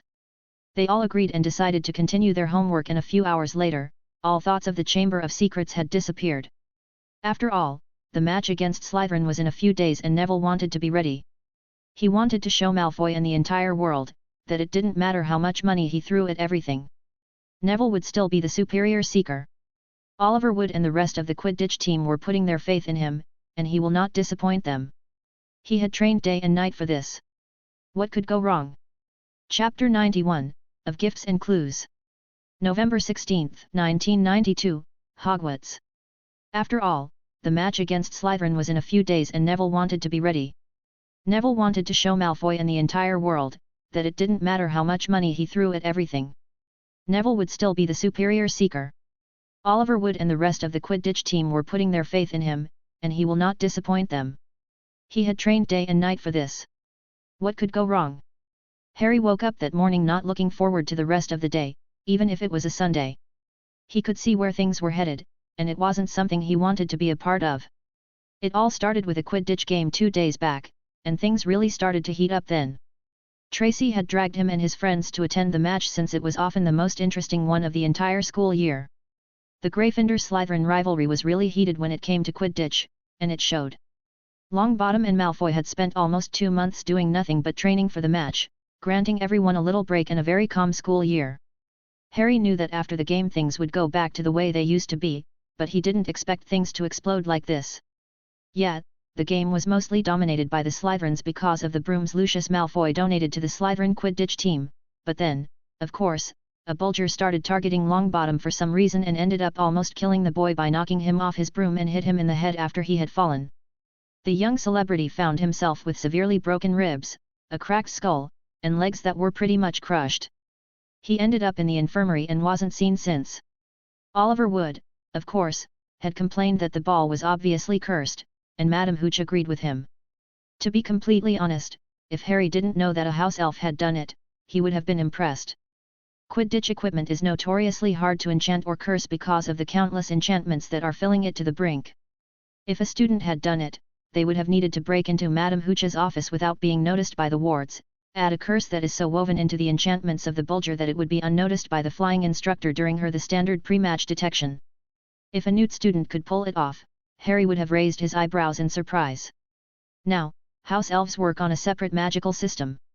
The Potter Scion didn't really understand how it worked, only that it had different properties and rules. Honestly, he didn't have the time to research properly, even if he was planning on getting a house elf, the moment he has an actual place. They were dead useful, after all. But since they were a complete unknown in terms of magical potential, it would be possible for a house elf to curse the Bulger. Anyway, the match was cancelled, since the Bulger was obviously cursed, but there was no proof that any of the Slytherins had done it. But worst of all, it was proclaimed to be a tie with no points for either house. Considering that the entire Quidditch tournament is calculated using the sum of points that each house has after all their matches, both Gryffindor and Slytherin were penalized, and weren't happy with the results. Harry had heard murmuring the previous day of Slytherins saying that the Gryffindors did this so that they wouldn't lose as badly because of their new brooms. The Gryffindors said that it was obviously done to take out their Star Seeker. Tensions were brewing, and no one was happy. And if that wasn't enough, Dean Thomas was attacked and petrified just the night after the game. So, yeah, things were obviously getting serious, and it was threatening to turn Hogwarts into an all-out war at any moment. All it would need is a spark to light things up. To be perfectly frank, Harry was not looking forward to it, especially since he was in the middle of exploring the gift that his magical crest had given him. The repository of spells remained the same, and obviously limited, but the actual gift just activated at random intervals. When the spirit of Ignotus Peverell mentioned that he didn't try most magical fields, he didn't think that he mentioned divination of all things. It wasn't really as much of a sham as he thought it was going to be, but it definitely was relatively unreliable. Sure, there were fields like scrying that give out tangible results, but seeing the future was so fickle that it rarely ever meant anything. All Harry had gotten were some weird dreams about a giant snake eating a black lion the night before Dean Thomas was attacked, and a sudden vision of the boy frozen in his place the moment it did happen. It could be helpful in the long run, but so far, all the books he had read about seeing the future seemed to be nonsense. But at least, Harry had a halfway dependable way to know when an attack happens exactly, which is something he could leverage. But outside the unreliable gift that his ancestor had given him, Harry was also blessed with a single design, a single theory, so to speak. One that would allow him to craft a weapon that could possibly kill a basilisk. But the materials needed for something like this were so unattainable, that he had only one contact that could help him get them, Arcturus Black. Harry hated that he had to rely on a virtual stranger for something like this, but he had no choice. Well, there was the Room of Hidden Things, but the chances of that working were minimal. The Potter Scion was already at a disadvantage since he has lost the entrance to the chamber. From what he could understand, the entire place was in some kind of pocket dimension that was activated using a password in Parseltongue. It was why it was so easily moved away by Riddle, and Harry had checked, but there seemed to be absolutely nothing out of the ordinary underneath Moaning Myrtle's sink. At least, the founder wasn't some creep who put his chamber in a girl's bathroom. There wasn't even plumbing when they did the castle, so someone moved it there, probably Riddle. If you think about it, it was an intelligent move. Bathrooms are already warded so no traps could be sprung on him there. The location also made it easier to connect to the castle pipes to allow the basilisk to move around, and finally, no one would think of this being a place to do so. That means that Riddle had to look for another place with similar advantages to his new chamber, but still, it didn't mean anything since Harry didn't know any Parseltongue. He checked by summoning a snake and seeing if he could understand the hissing. He got nothing. There wasn't much about the snake tongue in the Hogwarts library, even in the restricted section, something that was odd since it was common knowledge and the founder of the House of Snakes himself was one. Yeah, that had Dumbledore's fingerprints all over it. Not for the first time, Harry wished to know where the man put all the books he kept taking from the library. They would probably be enough to fill an entirely new one by themselves. That's how many books the man just confiscated because they were too dangerous. Now, the biggest question was, why did Riddle attack Dean Thomas? The boy mostly kept to himself and liked art. He didn't get into fights, he didn't make a spectacle of himself. Most people didn't even know if he was a Muggle-born or a half-blood, and no one really cared. Hermione Granger would make a better target if he wanted to scare Muggleborns. She was loud, she was a friend of the boy who lived, and she liked to show up to the purebloods who looked down on her for being a Muggleborn. Colin Creevey was also the same. He was a high-profile target just for annoying everyone around him with nonsensical questions and taking hundreds of photos every day. So, yeah, why Dean Thomas? Riddle hadn't attacked him in the stories, so why did this change? Maybe he knew something that Riddle didn't want to be spread out. No, he was smarter than that. A memory charm and a mental compulsion would be enough to silence anyone who wasn't a high-level Occlumens, something that Dean Thomas just wasn't. Harry was so engrossed with his thoughts that he didn't notice his friends sitting next to him for breakfast, and was then poked by Daphne. What the hell, Daph? You're being inconsiderate again. Remember, we agreed that when you're literally next to us, you wouldn't get lost in your own head. Harry looked down. Sorry, I didn't notice you sitting down. Of course, you didn't, Tracy commented, so, what's making you this distracted? The Chamber of Secrets. Harry simply replied. So, you're like a quarter of the school that wants to be the ones to solve the infamous mystery of the founder, Blaise said with a sarcastic tone. Harry shook his head.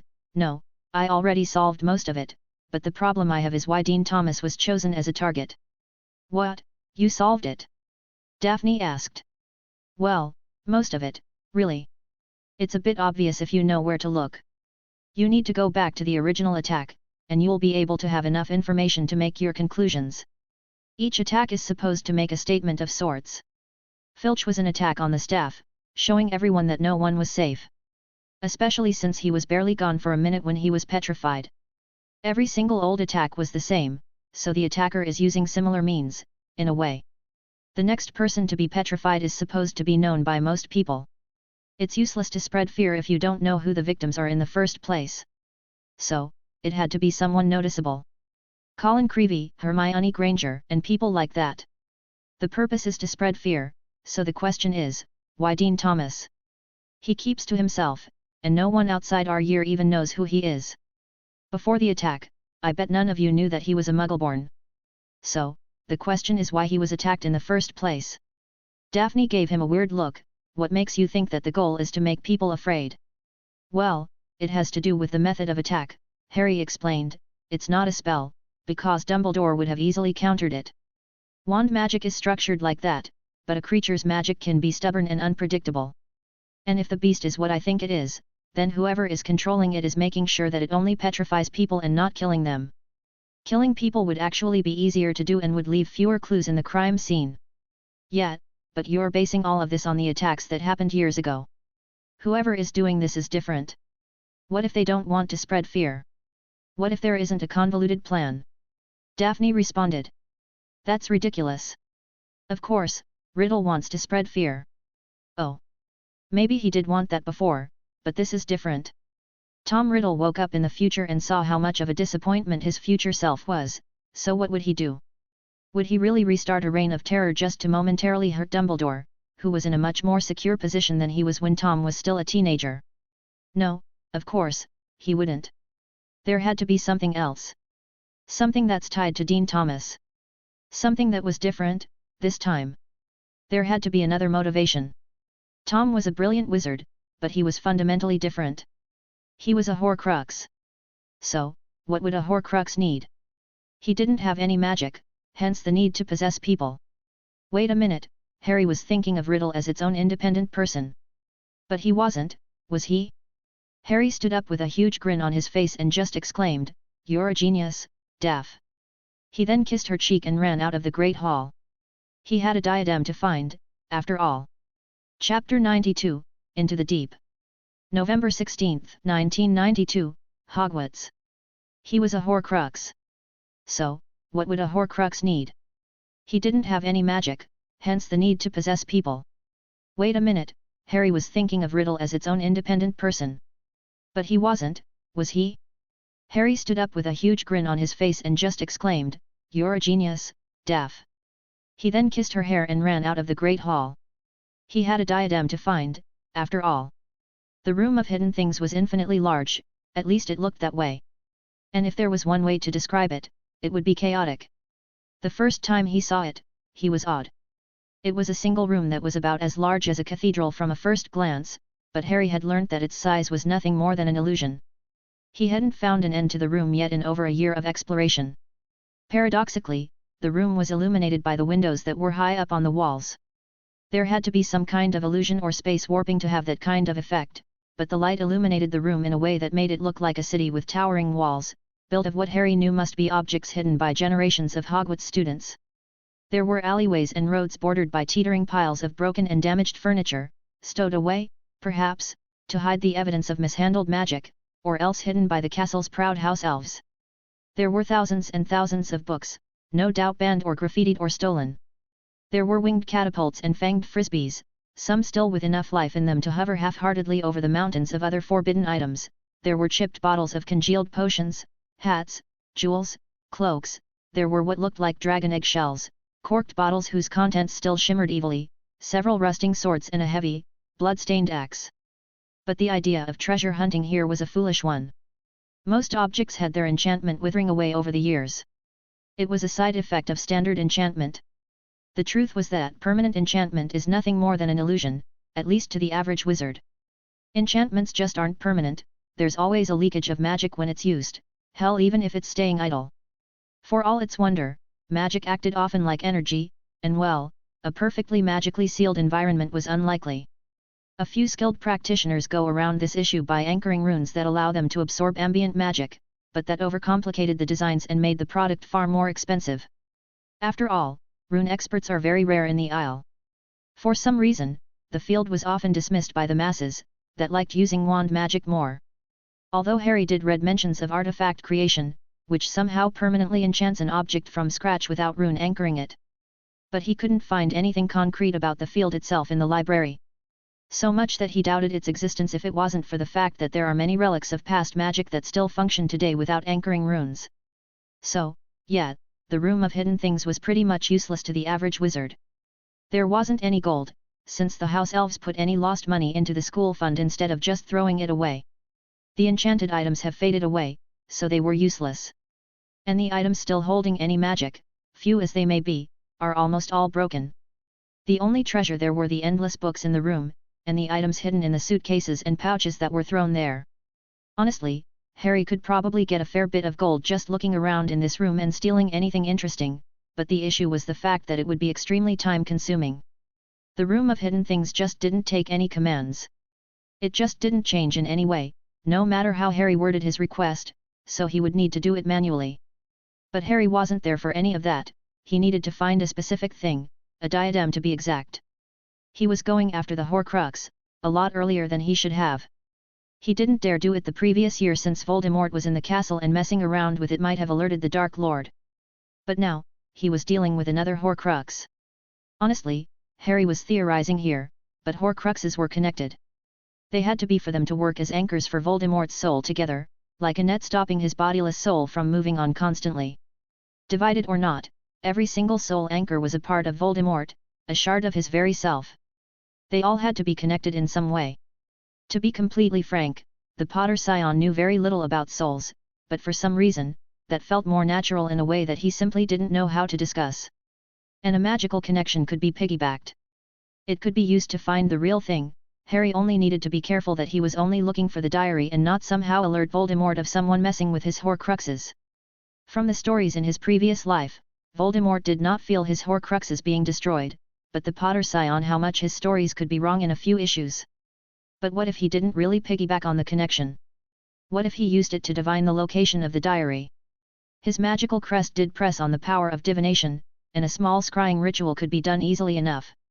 It should be harmless and untraceable for the actual wraith of Voldemort since he wouldn't be the target anyway. Yet, Harry only needed to find the diary. The Potter Scion didn't know how much time it took for him to find the diadem. The room was that massive and there was so much magic around that it made Harry have a headache whenever he used his arcane hearing. However, after what felt like hours, a glimmer caught Harry's eye. He didn't know if it was a pinging of his arcane hearing, or if he had somehow seen it, but he instinctively turned towards it. There, resting on a stone pedestal adorned with intricate carvings, was the diadem of Ravenclaw. The crown-like artifact emanated an ethereal glow, its silver surface reflecting the soft light from the windows. The diadem itself was a delicate masterpiece of craftsmanship. Its base was formed by a band of silver, meticulously edged with intricate designs resembling birds in flight. The birds, eternally frozen in a dance of elegance and grace, seemed to be the embodiment of Ravenclaw's wise spirit. The edges of the diadem curved gently upwards, forming a semicircular arc that would sit gracefully upon one's head. Studded along the arc were gleaming sapphires, their deep blue hues capturing the essence of the night sky. Each gemstone was meticulously cut, reflecting light in a way that hinted at the vast knowledge locked within their depths. As Harry moved closer, the sapphires seemed to wink at him, almost inviting him to explore the secrets concealed within the diadem. The centerpiece of the diadem was a large, exquisitely crafted raven, its wings outstretched as if poised for flight. The raven's beady onyx eyes sparkled with a mischievous intelligence, capturing Harry's gaze and drawing him deeper into the artifact's enchanting aura. The raven's feathers were carved with extraordinary precision, their feathery texture so lifelike that one could almost feel the softness beneath their fingertips. As Harry reached out to touch the diadem, his arcane hearing let out a severe warning. The Potter scion jolted back in panic. Holy shit, that diadem was dangerous. The compulsion was so subtle, that Harry didn't even notice that it had taken hold. Hell, it didn't even seem to affect his mind but acted more like a cheering charm that's modified towards curiosity and wonder. Now, that he could feel it, he could tell what it was. Damn, Voldemort was a subtle asshole. If it hadn't been for his arcane hearing, he didn't know what could have happened, but it wouldn't be good for him, that's for sure. Choosing to freak out later, Harry decided to just go through with his original plan. He wanted to go back to the common room. His friends were probably worried about him. So, he took out some chalk from his bag, sat down on the ground, and started drawing the ritual circle. He then took out a few candles and lit them at certain places around the circle. It was a basic ritual that was more spell-like than the actual arcane magic that came with normal ritualism. Harry didn't want anything to do with that, since they tended to be unpredictable. But old diviners wanted standard ways to scry cursed objects without risking a major accident. It wasn't the most powerful or subtle method of scrying, but it worked, and it also made sure that the object itself wouldn't influence the caster in many ways. With the chalk done, Harry levitated the diadem towards the middle of the circle and started muttering the incantation, Anam Draeocta, Lorg Anagasturus Fogra. Over and over again. It was a Gaelic ritual and incantation, which roughly translated to magical soul, mind discovery, and notice journey. One part of the incantation summoned the magic, the next one invoked the search of mind, and the last one changes the purpose of the incantation to be a scrying one. The chalk around the diadem started to glow and slowly disappeared, the candles blew themselves suddenly, and the diadem itself started to glow. Slowly, the room of hidden things disappeared and images began to form around him. Somehow, Harry could feel that the incantation could continue in two roads, one was blue and orderly, while the other was dark and sinister. Knowing that it would be Riddle's path, Harry reluctantly chose the dark path. He would have loved to see the Founder herself with his own eyes, but he had a mission to fulfill. The moment made his choice, he saw flashes of an older Tom Riddle, his face twisted with malice with ominous glowing red eyes. There were many ways to proceed, and Harry pushed the word diary to the front of his mind. The ritual seemed to understand and focused on the diary. He saw the younger version of the Dark Lord with anguish on his face pick the first thing he had on hand to use Myrtle's accidental death as a sacrifice for his first Horcrux. There was this desperation and fear that were being shown. But as fascinating as this might be, Harry didn't want to see the past, only the present, and the ritual seemed to understand. He saw Lucius Malfoy put the diary in the cauldron that Ginny Weasley was holding, but the cauldron didn't actually belong to her. She was holding it for her friend who came shopping with them and went to get all her books. By the time it was finished, Ginny handed back her cauldron to her friend and took her own from her mother. Lucius Malfoy had planned on everything, but he made a mistake. It was obviously a ploy to take out his political rival, but it backfired and now his heir was in danger, not that the man knew it. Harry couldn't see who Ginny's friend was, so, he focused more on her. He kept going until he could see her properly. And it didn't take long for Harry to see a familiar girl with dirty blonde hair and silver eyes that was writing in her diary. A lonely girl that just wanted a friend so desperately that she gave her heart out to the first person who accepted her. Luna Lovegood. Too bad it happened to be an evil diary that wanted to possess her. Honestly, Harry had forgotten about the young girl, preoccupied with his search for the diary. She was one of his suspects, sure, but he had dismissed that list entirely since Riddle seemed to be one step ahead of him all this time. But that's it, Harry had found the diary. However, before he could do anything else, a ghostly version of Riddle came out from the diary that Luna was writing in, his eyes wide and screaming, "Begone!" Whatever Riddle had done, it absolutely destabilized the ritual which turned off. There was also some kind of mental attack that came with it. This was all Harry could think of before he realized that he was actually physically pushed into the air, and he crashed into a few broken tables. It didn't take long for him to black out after that. Chapter 93, Moonshot. November 16, 1992, Hogwarts. Whatever Riddle had done, it absolutely destabilized the ritual which turned off. There was also some kind of mental attack that came with it. This was all Harry could think of before he realized that he was actually physically pushed into the air, and he crashed into a few broken tables. It didn't take long for him to black out after that. When Harry woke up, it was easy to notice that he wasn't alone. Yes, his eyes were bleary, and he was very disoriented, but there was a presence that just wasn't there before. There was this shift in atmosphere that Harry just didn't know how to explain. He was still in the room of hidden things, of course, but before he could gather his surrounding, he heard a familiar voice, "You're awake." "It's earlier than I expected, but it should still be enough for this." "Riddle," Harry snarled back. The older boy looked unconcerned and was twirling a wand in his hand, Harry's wand to be specific. "So, Harry, you found out who I was possessing. I have to say that I'm impressed. Sure, you were led around with my trick with Lockhart, and I was sure that I fooled you into dismissing your initial list of suspects from the Express, that you were going to keep narrowing down. But you went above and beyond what I expected from you, and for that, you have my respect." "Bravo!" Harry shook his head. "You never said that I had to play on your rules." "Yes, who would have expected divination of all things to be my downfall? I always hated the uncertainty of it. It's always so easy to fool, to misdirect. Hogwarts is already practically immune to scrying, but you managed to get past that, haven't you? You used a connection that's stronger than anything else I could stop. It took some time for me to realize where you were, and I definitely didn't expect you to be in a special room of mine, with another Horcrux close by too." Harry grinned as he stood back up. Riddle was still pointing his wand at him, but the Potter Scion wasn't really concerned about it. His wand was his. Its allegiance was his own, and it would not hurt him. The thing about Horcruxes is that for them to work, there has to be a connection between them. No one has ever made more than one, but I'm guessing you didn't change the ritual. Soul magic is notoriously finicky, and people made sure that no mention of it exist, so I guess that for your other self to be a functioning human being, his entire soul had to be connected like a network. I just used one to get another." "I bet you think you're pretty damn clever," Riddle hissed. "You're not, you caught a lucky break." "Maybe I did, but you're here, aren't you?" Harry responded. "Yes," the older boy murmured, "I never expected you to go this far, this quickly. But needs must. You also said that you wouldn't cause any more deaths, that you learnt from Myrtle," Harry interjected, "so, tell me, why did Filch's cat die?" "It was a mistake," Riddle bellowed out. "Yes, it was. But didn't you say that Myrtle was also a mistake? So, tell me, what's stopping you from making even more blunders? What if you kill a first year the next time? It's already bad enough what you're doing to Luna. Don't involve her with this," the older boy gritted out. Oh, Harry had found a weakness, and like a good Slytherin, he pounced on it. What an interesting reaction. "Luna Lovegood is supposed to mean nothing to you, be just a meat puppet.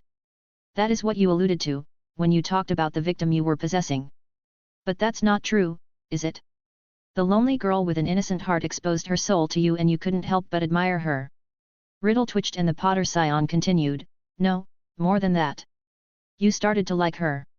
I have to admit that I can see why you would. That kind of wonder and kindness is just amazing." The older boy sighed with a resigned expression on his face. "She was unlike anything I have ever seen, a miracle child that suffered, yet all that pain forged her into a kind soul. A girl with a broken gift, whose clairvoyance emerged when she saw her own mother die. The way she saw the world was just so different. And you couldn't help but be entranced, the young Potter continued. You couldn't stay away from her and yet you knew that you were hurting her. You need to stop, Tom. This isn't a game, you're seriously going to hurt someone. There's a winner and a loser, Riddle said, that makes it a game. What about Luna? Will she win, or will she lose? The older boy stayed silent at that, and Harry decided to press on. Why are you even doing this, Tom? What's the purpose of all this? I don't buy that Dumbledore is your end goal. You know that he's politically invincible. He supported every business that came out of Hogwarts, he put people into contact in the Ministry, and 2 whole generations passed where they saw him as this godly being that was their kindly headmaster. Dumbledore isn't going anywhere, and you know it. Your attacks literally have no meaning. The older boy refused to answer, and Harry decided to go for the killing blow. You know what I think? I think you don't really care about Luna at all, that you're using her in a vain effort to absorb her life force and live a mockery of life. How dare you? Riddle exclaimed with madness in his eyes. Then explain why you are going through all of this. Are you seriously letting Luna suffer like this for no reason? I'm doing this for her, the fidgety boy answered. I am creating something beautiful, something wonderful. I want to forge a new world, one without pain, without loss, without death. Is that such a horrible thing to strive for? It does sound like a good ambition to have. But the question is, how does possessing Luna, absorbing her life force, and petrifying Muggleborns and Squibs, help in any of that? Riddle released a harrowing laugh. It's sad, you know. You don't see it, but we're so alike. I used to play games like the one you're doing with me. Pressing the right button to get reactions. You played on my fondness for Luna, something that I barely even realized how much I treasured, just to get me to reveal my plans. Here you are, wandless, weaponless, and yet you're the one in control. Such is the power of words. Harry snorted. Yet, your older self didn't really do the same. It was all threats and torture. It's funny when I compare the two of you, you're like night and day. So, let's just make it even. Why don't you just tell me why you're doing all of this, and I could even help you if I like it. You're not going to help me, Riddle said while shaking his head, and I'm not going to reveal my plans to you like some idiotic story villain. My plans are my own, and besides, what's the point of having our little game if we're on the same side? It's just not as fun, is it? Harry knew that there was something more to his answer, something Riddle was keeping back, but before he could say anything the older boy perked up. Now, the question is what to do with you. You see, I'm a bit old-fashioned like this, but you know too much, you're too dangerous. The game we played was fun, even if it was short, but if I let you leave this place alive, you're going to cause more problems and I just can't allow that to happen. My goal is too important. My dream is too important to risk for the sake of the euphoria of having a worthy opponent. It's a shame really, I was looking forward to having fun with you in our little duel. The Potter Scion's breath hitched. Come on Riddle, we can talk about this. What's there to talk about? You pushed too far, and you raised the stakes. I don't have another choice. If it's any consolation to you, Potter, I am sorry. But you broke the rules of the game. You went too far and forced me to do this. I never thought I'd say this, but you were too good that you evolved from being an entertaining rival to an active threat to my goals. You were proving yourself to be a worthy rival, too worthy, it's why I have to do this. Goodbye, Potter. Just as Riddle was pointing his wand at Harry, the younger boy activated a magical circle that telekinetically pushed Riddle away. The force didn't really send him flying, but it did go through him. It was so large that Riddle had to drop the only physical thing he had, Harry's wand, which the young Potter summoned to himself. You were saying, Harry commented. Riddle snarled back at him, do you really think that I didn't plan ahead at all? He then wandlessly summoned another wand from the pile of tables on their left. You're just delaying the inevitable. Riddle sent in a piercing curse, which Harry countered by summoning a table into a shield and then banishing it towards Riddle. The shards just went through the projection entirely. That was annoying. The older boy sent him a smug grin, I'm not here. I'm just a projection and you can't hurt me at all. When the projection went through an entire spell chain without flinching, Harry knew that he had a tough fight on his hand. Of course, Riddle seemed to want to attack Harry using curses that seemed to get darker and darker with each one. The Potter Scion dodged a flesh-rotting curse and transfigured the entire pile of tables into two giant wooden arms to act as shields against any incoming attack. They stayed like this for what felt like hours in this stalemate. Harry's defense was malleable enough to defend Harry, while Riddle just kept attacking and ignoring any spell coming his way. Harry snarled and summoned chains of ice using his cryomancy, and he charmed them into a poltergeist banishing charm. It was a simple spell that Flitwick had told them to use on any object that they didn't want Peeves to touch, and it was simple enough to work. This time, the chain's animated chains actually touched the wraith and sent it flying back. Although the older boy seemed to take things a lot more seriously since with a wave of his wand, he created a shockwave that obliterated Harry's shielding hand and unbalanced him enough for Riddle to get back up. If the stakes weren't that high, and if Riddle wasn't obviously trying to kill him, he would have burst into laughter at the dumbfounded look on the older boy's face. Who would have thought that it would be a basic charm that solved this issue? Riddle's magical projection must have resembled that of a poltergeist in some way. Harry grinned and animated another pile of scrap into a hand that he charmed as well and animated it to attack his opponent. For all Riddle kept sending one blasting curse after another, the Potter Scion just kept adding more scraps after another to stop it. Honestly, Riddle should have fought back better, but it seems he was restricted in some way. Maybe it was the fact that Riddle was relying entirely on magic stolen from Luna, or maybe it was the fact that he was just a projection, and he couldn't really siphon as much magic. Riddle must have been confident that Harry wouldn't have been able to do much without his wand. That was his mistake. Before the young Potter could revel in his coming victory, his opponent did something unthinkable, something that Harry would describe later as the desperate actions of a mad teenager. Tom Riddle summoned Fiend Fire in the middle of Hogwarts. Chapter 94, Firestorm. November 16, 1992, Hogwarts. Before the young Potter could revel in his coming victory, Riddle did something unthinkable, something that Harry would describe later as the desperate actions of a mad teenager. Tom Riddle summoned Fiend Fire in the middle of Hogwarts. Fiend Fire wasn't technically a fire spell. Its history was honestly easy to track since the ramifications of the spell were pretty big. The entire thing started thousands of years back with an ancient Greek mage called Prometheus that was studying alternate dimensions. Honestly, the study of parallel worlds and dimensions was something that countless civilizations tried to explore, and it always ended in disaster in some way. This was no different. Somehow Prometheus had discovered a dimension of darkness and flames and prepared to open a portal of sorts. Unfortunately, he didn't have a choice. Not many know what happened afterwards, only that one day, the mage vanished, with all his research with him. Hundreds of years later, when the mage known as Vulcan discovered a trace of the research and recreated Prometheus' research. Thankfully, he didn't open a portal to the other dimensions entirely, and only a connection of sorts to enhance his forging, as the dimension tended to have a purification aspect to them. This allowed Vulcan to create wondrous artifacts that were superior to any other artificer at that age, so much so, that he was known as the god of fire and the forges. Years later, some descendant tried to recreate the spell but wasn't able to do it. Wands had started to become commonplace, and the ancient forms of magic were often disregarded. So, after decades of study, the wizard was able to create a wand version of the spell, which acted like an unstable microscopic portal to the other side. Unfortunately, for all the man's intelligence, his magical circuits were subpar. As such, he chose to make the flames themselves help power the portal. What he didn't expect when he cast that spell was that the flames themselves had a basic consciousness that fought back. The wizard was quickly overwhelmed, his name lost to history, but not before committing one of the biggest disasters in the magical world's history. His flames went out of control and burned Alexandria to ash, the library included. Countless tomes were lost, hundreds of experts perished in that fire, unprepared to fight something of this caliber, that's not to mention the artifacts destroyed. And it was the magical world that lost the most. By nature, Fiend Fire targeted magical energy.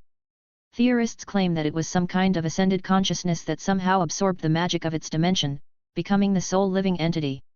It literally feeds on magic, and when they realized this, a massive ritual was constructed to seal and drain the entirety of ambient magic from the city of Alexandria, and the fire winked itself out eventually.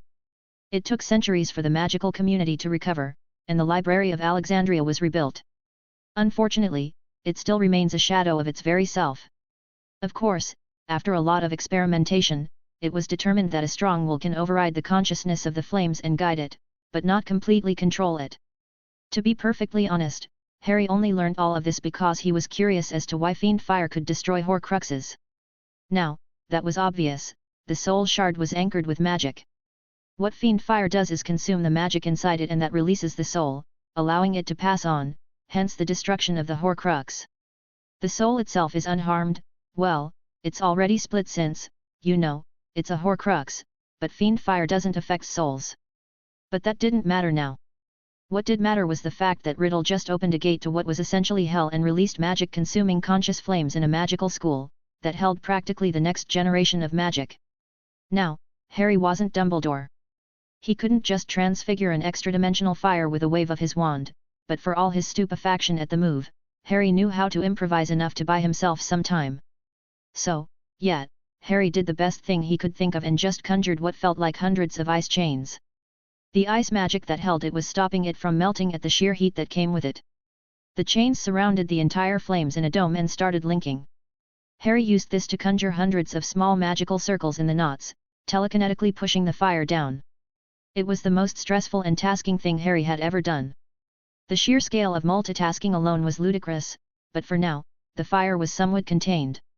The heat was being countered by the ice magic, and the fire was contained by the countless telekinetic pushes that acted like some sort of prison. Gritting his teeth at the exertion, the Potter Scion exclaimed, "Are you out of your mind, Riddle? You would risk destroying the entire school, destroying yourself, just to win, to prove a point." The older boy looked oddly sad at that. "No, not to prove a point. For a dream, my dream. You know, when I was younger, I hoped to change the world. To make it a just place, where talent triumphs over hate. An eternal existence, where no one would ever die. Imagine a world where your parents were still alive. A world without pain, without death. My counterpart lost his way, he became a monster, an abomination that destroyed everything in his path. He focused so much on Dumbledore, it's obvious. He found out that our dreams would never be possible with the old man around, and so, he started a war to stop him, and he forgot why he had done so in the first place. But I refuse. I will succeed where my counterpart began." The pressure was slowly getting to Harry. He couldn't hold on to the magic like that, especially since a giant snake tried to attack the dome, pushing him into putting more magic in the telekinetic magic circle. He couldn't keep this up, but he needed Riddle to keep talking. "You want a body of your own. You think too small, Potter. But I have to say, I didn't expect you to be able to cast something like this. And you're a second year. This magic is even something I have never witnessed before. Your family crest, I assume?" Harry nodded. "Yes, my crest." "That's right. Harry's crest." The answer could lie in the crest somehow. Harry pushed his irritation towards Riddle and pushed some magic into the crest, asking for help. The last Potter felt judged in a weird way, before a small confirmation. In return, he could a magical circle that was more complicated than anything he had ever seen before. Honestly, Harry didn't have the time to study it properly, but that didn't mean that he couldn't cast it from the crest directly. The energy requirements were too large for Harry to handle without passing out, but he could theoretically carve the circle into the ground and ask the room itself to put the magic into it.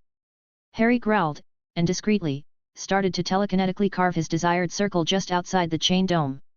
Harry had to scale down the chains and telekinetic protection slightly, and Riddle took that as a weakness of sorts.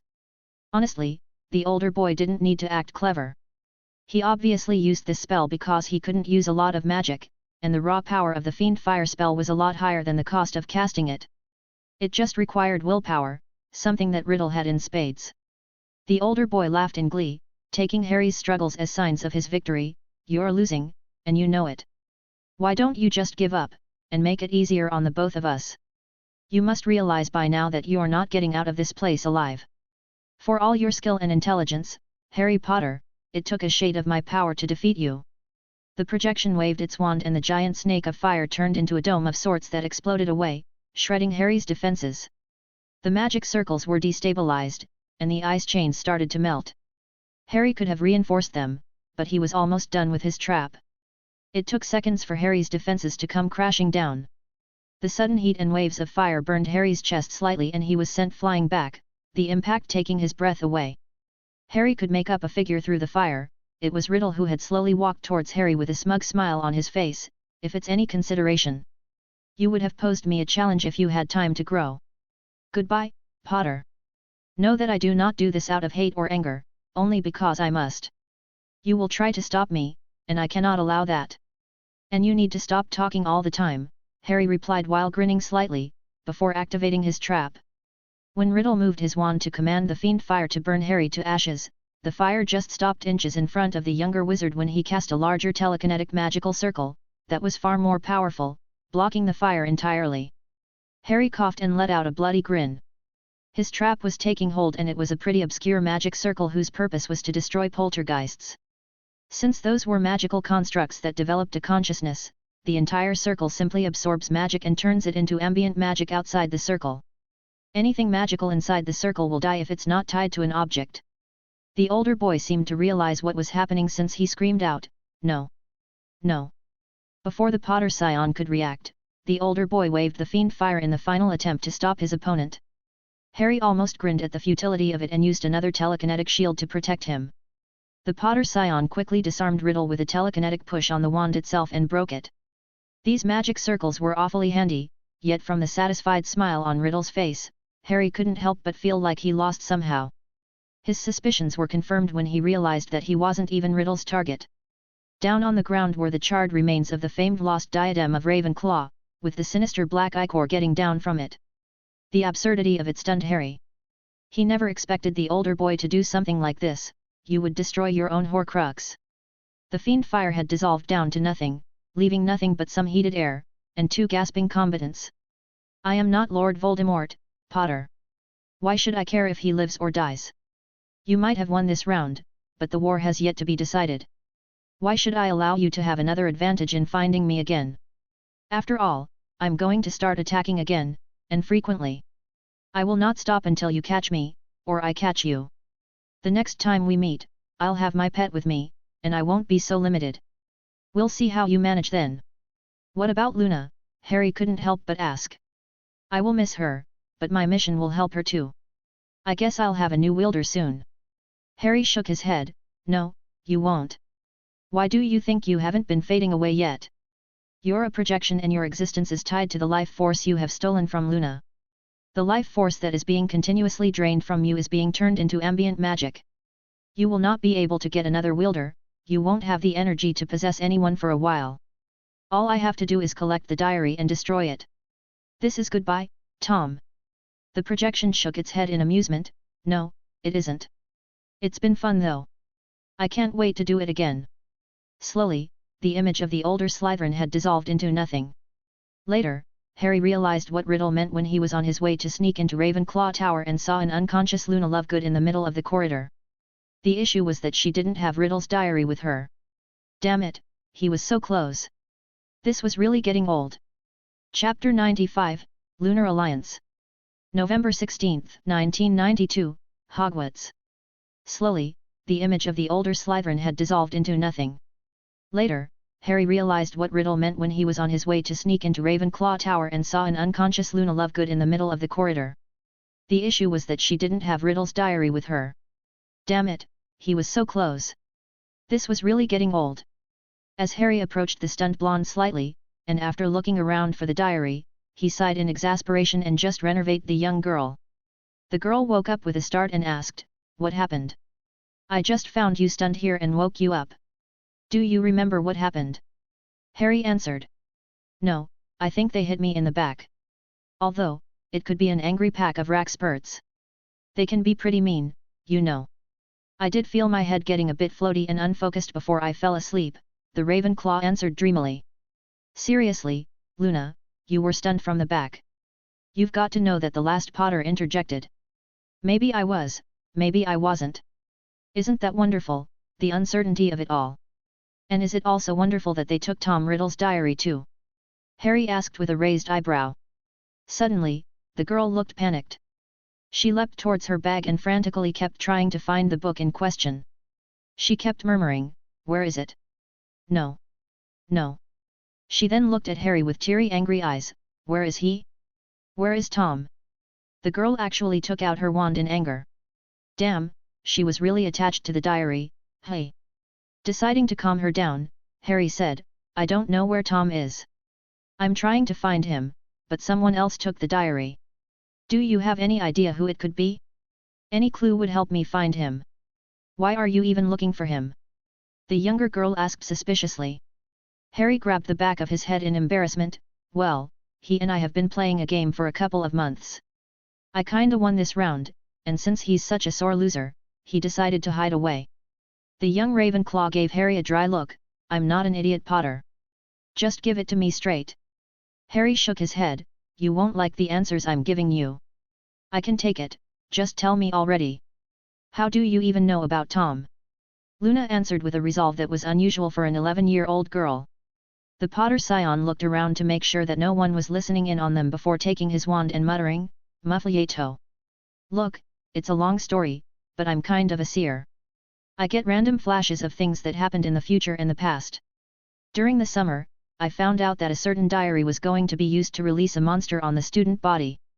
Since divination is very unreliable, I couldn't really tell anyone about it, especially since the specifics were hazy. I researched a bit and found out about the Chamber of Secrets and made a list of suspects who might have done it the last time.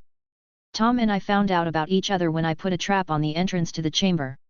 We've been playing this game of cat and mouse for a while, where I'm trying to find his diary, and he's possessing a victim to petrify Muggleborns. I ended up finding that you had the diary, and he freaked out. We dueled, I won, but he somehow got the diary off you before I did. Harry wasn't really lying as much as he was bending the truth. He was a seer ever since his magical crest gave him the ability. He did find out that the diary was going to be used to release a monster on the student body. He did try to track down who had made it, and they dueled. Harry had objectively won, but Riddle had escaped enough to fight another day. Hell, Harry was able to drain all the energy that Riddle was able to get from Luna. She wasn't going to get any of it back, but she could regenerate it in time. But that meant that Riddle was too weak to possess anyone for a while. Around 2 to 3 months to be exact. It was enough of a break that Harry would be able to prepare himself for the inevitable confrontation with the man again. Yet, it took Riddle from August to October to have a strong enough influence over Luna that he would be able to possess her. The young Ravenclaw, though, looked stricken at Harry's revelation. Are you sure about that? At Harry's nod, she deflated. I thought he was my friend. I really liked having one. He was just using me. I'll be honest, I don't think he was. Not in the way he thinks, at least. The girl started to get angry. I trusted him with everything I had, everything I am. And in return, he took over my body to petrify 2 people and kill a cat. How is that not using me? It's his nature. Fundamentally, he isn't a person, not really. He's a mistake that was weaponized. The real Tom Riddle put a part of himself in the diary, and that's all it is, a shard of a real person, a shadow, that somehow evolved into something more. He possessed you because it was what he was made to do, what he was designed for you. I don't know if he truly cared about you, but the goal he was designed to do came first, Harry explained. I don't understand, Luna stated. Harry forgot what he was talking to an 11-year-old girl for a second and decided to change his approach. Do you know the tale of the frog and the scorpion? She looked confused for a second and shook her head. Harry continued, well, it goes like this. A scorpion asks a frog to carry him over a river. The frog is afraid of being stung, but the scorpion argues that if it did so, both would sink and the scorpion would drown. The frog then agrees, but midway across the river, the scorpion does indeed sting the frog, dooming them both. The dying frog asks the scorpion why it stung despite knowing the consequence, to which the scorpion replies, I am sorry, but I couldn't resist the urge. It's in my nature. Tom is like that scorpion.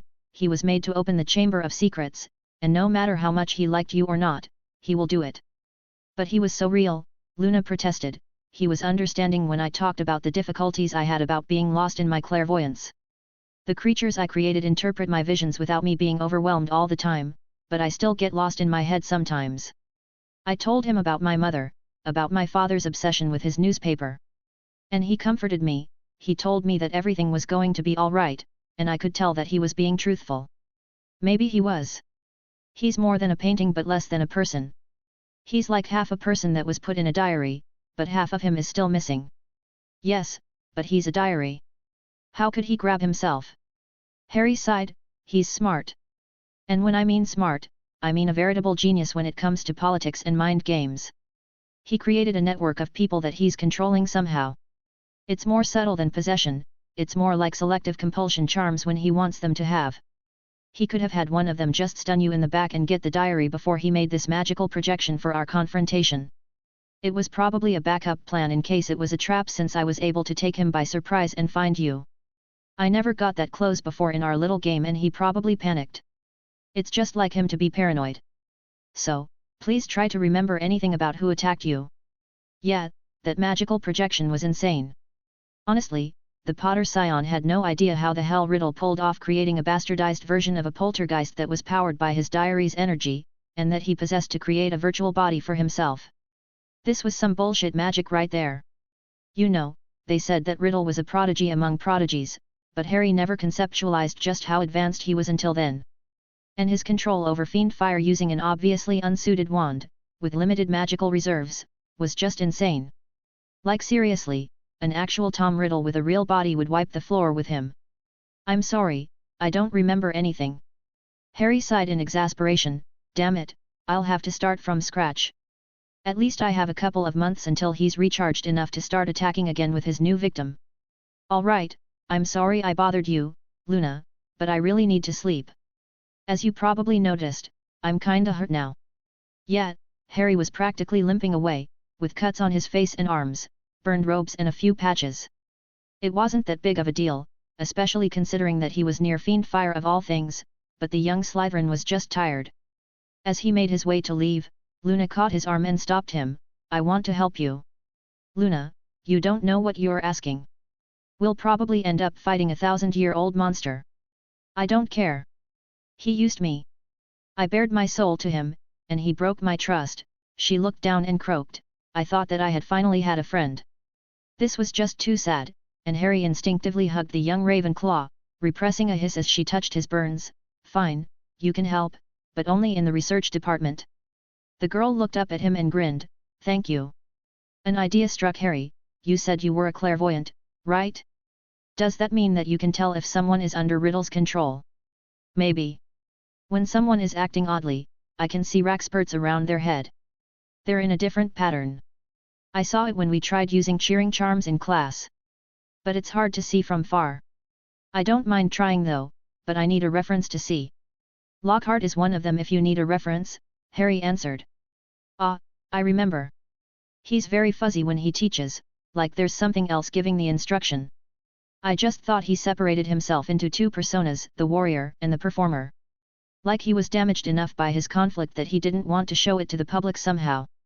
Harry shook his head. No, that was entirely Tom's doing. He's just a performer, as far as I can tell, at least. Luna shrugged. I'll look into it. What else do you need me to do? Nothing right now. I bought us some time to plan things out without worrying about students being accidentally killed like Tom did when he was a student. We'll regroup later, while I'm not on the verge of passing out, and we'll plan then. Now, I need to get to the infirmary. Here, let me help you, the Ravenclaw responded while grabbing Harry's arm. And thus, a friendship was born. The very next day, people were stupefied to see Harry Potter, the star student of his year, talk to Luna Lovegood, the known oddball that was nicknamed Loony. But neither of them really cared about the opinions of others, focusing entirely on their goal of stopping Tom Riddle and destroying the diary. It was the talk of the school for the entire day, at least until the announcement that Gilderoy Lockhart was opening a public dueling club of his own. Apparently, the man's fame and the general fear of another attack had made most of the school sign up. Harry, though, decided to attend for a single reason. After all, if things went according to canon, he would have his first experience with Parseltongue, and that could be useful. Yes, very useful indeed. Chapter 96, Emerald Wands. November 18, 1992, Hogwarts. Daphne Greengrass wasn't jealous. She really wasn't. Well, maybe a little bit. But that was justified. Who in Merlin's name is Luna Lovegood, and why was Harry even hanging out with her? It wasn't fair. He barely even talked to the girl and now they were best friends. It wasn't fair, and it was mostly because she could tell where this was going. Since Lovegood isn't a Slytherin, he was going to hang out outside the common room, and thus without them there. There was a strict policy of not having non-house members in their common room, and that was pretty severely enforced. Slytherin matters stayed in Slytherins and not with outsiders. Harry was already barely hanging out with her since the beginning of the year, and this was a sign that he was drifting away from her. From the start of the year, Harry barely stood still. It was maddening and somewhat concerning. There was this intensity and urgency in everything he did. The green grass scion honestly didn't know where it was coming from, but her friends and her decided to leave Harry be, and let it get out of his system. Only it never did. This urgency got even worse after Filch was attacked and the Chamber of Secrets was presumably opened. Something in her gut told her that Harry knew more about the attacks than the rest, but she couldn't really confirm it. To her shame, for a fraction of a second, she thought that Harry might have done it, that he might be the heir of Slytherin, but he was with her during both the attack on Filch and the petrification of Dean Thomas. So, he, thankfully, wasn't a monster that petrified Muggleborns with an ancient monster. Desperate for an answer, Daphne ended up asking her mother for advice. It was shameful, but her mother was very intuitive about this stuff, and she had never steered her wrong before. Of course, the letter she got back was full of teasing that the younger Greengrass did not appreciate, but what she told her was to learn an interest of Harry's, involve herself in it, and they would end up spending a lot of time together. She ended up choosing dueling. Well, she chose it because she had no clue what Harry really did in his spare time, and when she discreetly looked at his work, she didn't understand a word. For example, he once had a notebook out where he was writing some kind of essay about the benefits of using orichalcum to accelerate the recharging of spell-infused gems. Seriously, it took 2 weeks for her to even understand the title, and it showed just how advanced Harry really was in terms of magic. This was post-nude research stuff, not something a Hogwarts student, let alone a second-year one, needed to know. So, yeah, her only choice was dueling. Her mother had given her some basic tutoring in self-defense, but she could only hope it would be enough to impress Harry. He did look impressed when he saw her use that ice hex on Mulciber when he harassed her that one time. Yet, he was on another level altogether. His duel with Flitwick was just amazing, even if he lost in the end. Anyway, this was why she was coming to Lockhart's new dueling club altogether. Harry was coming with Lovegood, for some reason, and she had joined them. It was maddening how relaxed he started to act right after he met Ravenclaw. It was like the stress that was on his shoulders lessened a lot, and it showed. It was unfair that Loony Lovegood of all people helped him in a way that Daphne herself couldn't. Well, that was a bit mean, but Daphne had to admit that the Loony nickname was very well earned. Lovegood was always looking in the air while humming innocently, while always badgering about made-up creatures that her father's insane magazine kept talking about. They arrived at the Great Hall and noticed that it was overhauled in the same way Flitwick did during their first dueling club meeting. The difference was that a quarter of the school was attending. It was mostly due to Lockhart's popularity, but also because it was listed more as an activity than a club, and that meant that people who were already in other clubs could attend. Malfoy, in particular, kept claiming that he was some kind of dueling prodigy and that he was going to beat Longbottom and prove that the boy who lived wasn't that special. Well, Longbottom wasn't special. Everyone knew that from the classes. He was mediocre in everything but herbology and defense, where he seemed to shine. But the unsatisfactory end of the past Quidditch match made everyone itchy to fire hexes at each other. Dean Thomas being attacked so soon after didn't help matters.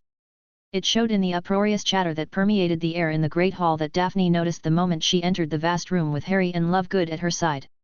If there was a way to describe the atmosphere, it would be that it was tense. Draco was already here, and so was Pansy. Crabbe and Goyle, or Draco's minions as Harry liked to call them, were also there. And so was Millicent, who had started to cling to Pansy for some reason at the start of the year. Daphne hoped that Pansy wouldn't rub off on her. She didn't spend a lot of time with her, but Millicent seemed like a nice girl. She tended to stick with Lily Moon and Theodore Knott but started to drift away recently. Anyway, this entire thing was a disaster waiting to happen, and so, while waiting for Lockhart to show up, asked Harry, "What are we doing here, Harry? I doubt we're going to learn something here. We're already going to Flitwick's club." Her friend gave her a slight smile. "Honestly, I'm here for the entertainment. I'm not planning on participating in anything, but you have to admit that seeing Malfoy duel Longbottom is going to be interesting. Plus, I have a feeling that something interesting is going to happen." Harry's eyes twinkled with mischief a bit at the end. Damn, those green eyes were unfair. However, the mood was ruined by Lovegood speaking up. "Yeah, there's a high possibility of Nargle infestations being there." The Potter Scion snorted in amusement. "Yeah, there's that too. Stupid Lovegood and her stupid imaginary creatures, ruining everything." She wanted to ask more about Harry's reason. Alas, Gilderoy Lockhart strolled onto the stage, resplendent in robes of deep plum. The absurd amount of light cast down upon him by the luminous candles seemed to reflect blindingly off of his teeth, creating a blur, somewhat marring the otherwise perfect image. In stark juxtaposition to Lockhart, Snape strode up wearing his usual black. Lockhart smiled brightly at all of the students as he waved merrily. Snape, in contrast, just looked bored. Now, Professor Dumbledore has granted me permission to start this little dueling club to train you all in case you ever need to defend yourselves, as I myself have done on countless occasions. For full details, see my published works. He winked and flashed all of them a charismatic smile. This was typical of him. Even in their classes, however competent he might be, the man certainly did have a flair for the dramatics. Daphne knew that Harry especially didn't like the classes and was still sure the man was a fraud of some sort. Let me introduce my assistant, Professor Snape. Snape gave a curt nod, but no more than that. He tells me he knows a tiny little bit about dueling himself and has agreed to help me with a short demonstration before we begin. Yet, Daphne's head of house didn't like the way Lockhart introduced him, and judging by the glare that threatened to burn the celebrity alive, he was not going to go light on him. Lockhart's competence did surprise Harry slightly. He was still wary of the man for some reason. Nevertheless, a duel between professionals should be interesting. Honestly, after Harry's duel with Flitwick, her expectations were high. Lockhart and Snape turned to face each other and bowed, at least, Lockhart did, with much twirling of his hands, whereas Snape jerked his head irritably. Finally, Lockhart triggered some sort of magic which caused the dueling wards around the stage to start a silent countdown. Seconds later, a resounding, ancient-sounding gong rang out through the hall. Well, Lockhart did have a tendency to be dramatic, but that was just insane. Anyway, the duel started at once. And if Daphne could explain it in a single word, it would be disappointing. Sure, the students were applauding and cheering, but the art that could be seen in Harry's duel with Flitwick was just not there. Lockhart looked like he was fumbling slightly, had lost his footwork, and kept sending standard hexes and curses, and only used the Protego shield. He looked nervous and more than a little panicked, while Snape had a vicious smile on his face, like he was playing with his opponent, and hadn't moved an inch the entire duel. Of course, finally, Snape ended up surprising Lockhart with a shield breaker and an overpowered disarming charm that sent the pawns flying out. Maybe Harry's suspicions about Lockhart were true, because that was truly a subpar effort on his part. When she turned towards her friend, she realized that he had a vicious smile on his face, like he was being vindicated somehow. When their eyes met, he gave her a smug look, and she ended up elbowing him. Fine, you might have a point.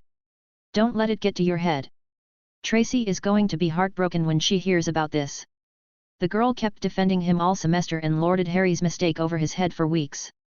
Yet, Harry was sure that Lockhart wasn't who he said he was, that he didn't do the feats in his book, and Daphne had to agree with him slightly. She and Blaise decided not to attend the meeting since they said that Flitwick was probably more experienced in dueling, and they already had enough work as it is. The professor stood up and gave them a startling smile. That was a good showing, Professor Snape. Now, as you may have noticed, we both agreed beforehand to stick to owl spells or less, since we didn't want to overwhelm you. Professor Snape did a good job with one of the most elementary yet underused pieces of magic, the disarming charm. Of course, as your defense teacher, I know that I taught it to all of you, but what I hadn't taught you is how to chain that spell to a shield breaker. A truly vicious combination, so let's start with that. For the next hour, Lockhart made sure they mastered the disarming charm, the basic Contego shield, how to cast a shield breaker, and a small spell chain of spells they learnt the previous year. Of course, by the end of the lesson, it was time for the sparring, which was strictly voluntary.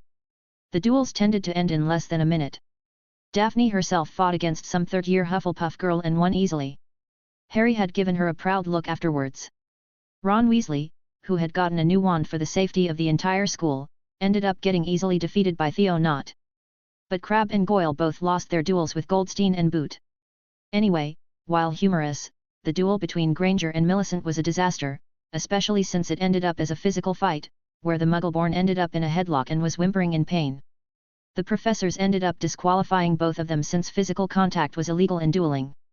Neither Harry nor Lovegood decided to put their names forward, and it was noticed. Thankfully, Malfoy was too preoccupied with his coming duel with Longbottom to make a scene. When that particular duel was announced, he stood up straight and looked very focused for some reason. She didn't really understand why Harry was invested in this duel, but it felt like it was exactly what he came to the meeting for.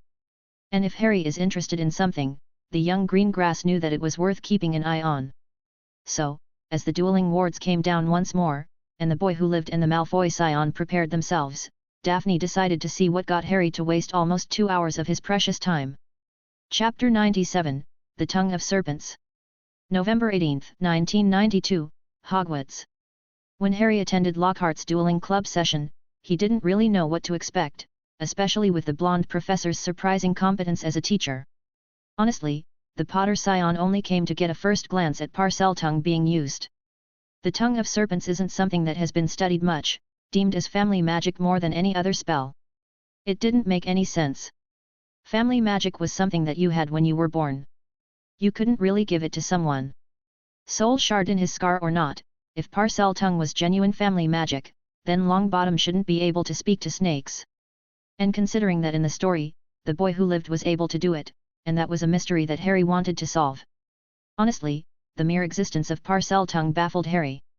It couldn't be a regular language. Snakes were good predators, who could hunt in packs with basic tactics to ambush large prey, but they definitely didn't have the intellect to follow precise orders like Voldemort's rumored snake familiar, at least when it came to non-magical snakes. So, Harry was curious as to how it worked. It was a mystery worth solving, and it did make a good way to test whether or not Longbottom was a Parselmouth. And examining the use of the snake tongue with his arcane hearing could be a clue to finding where Riddle put the new entrance to the chamber in some way. 10 minutes into the meeting and Harry already doubted whether it would be worth it. The dueling demonstration between Lockhart and Snape was just despicable on both sides.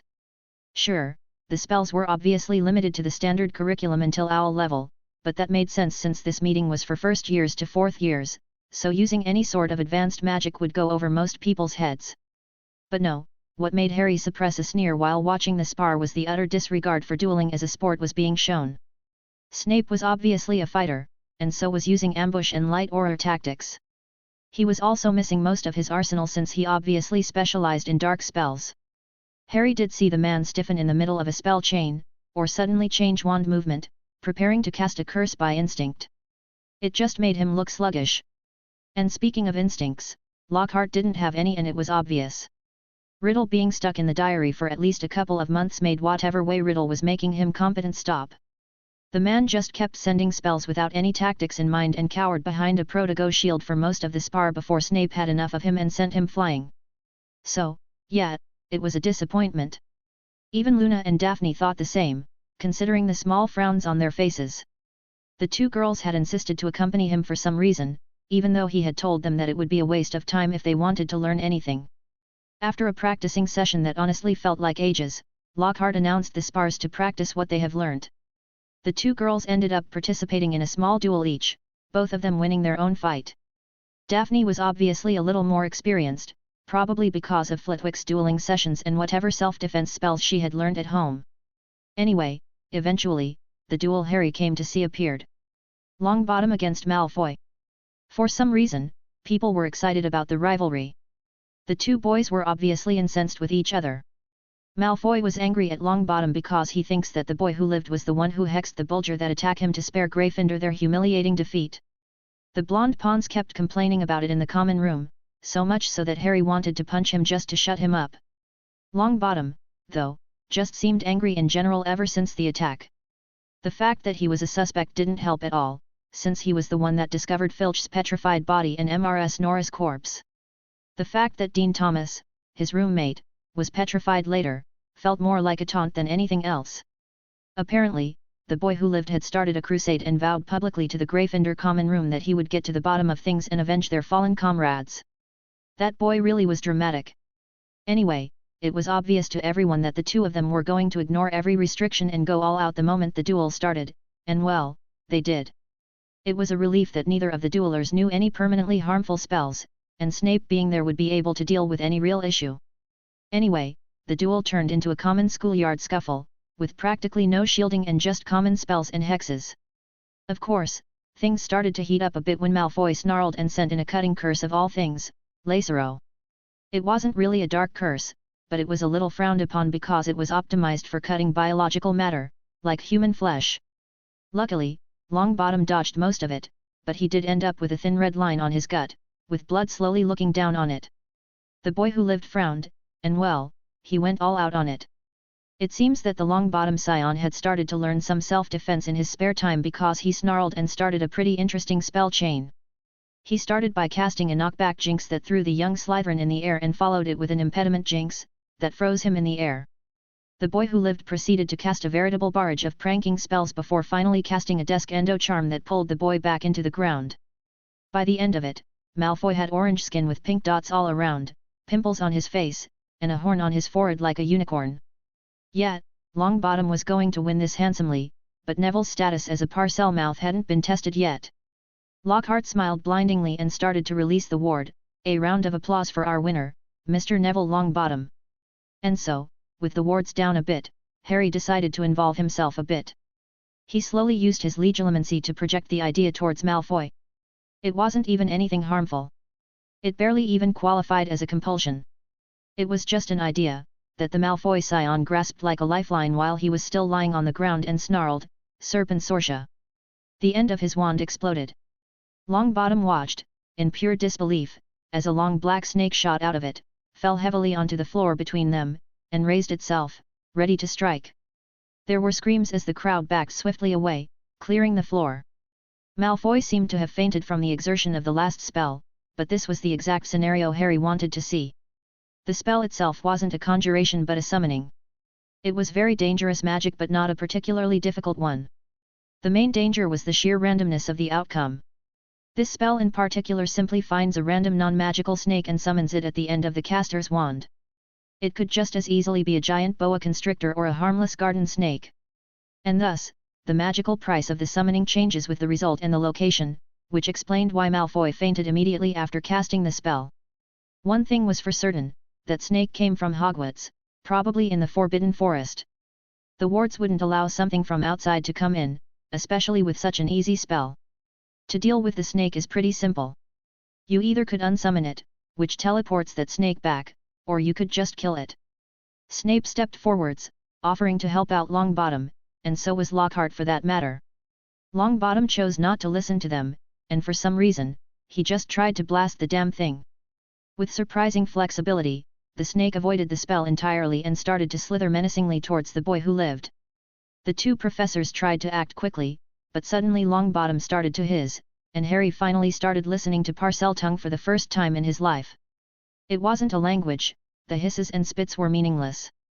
No, it was how the ability expressed itself, how it was cast, in a way. Because it was a spell, an immensely complex one, but a spell, nonetheless.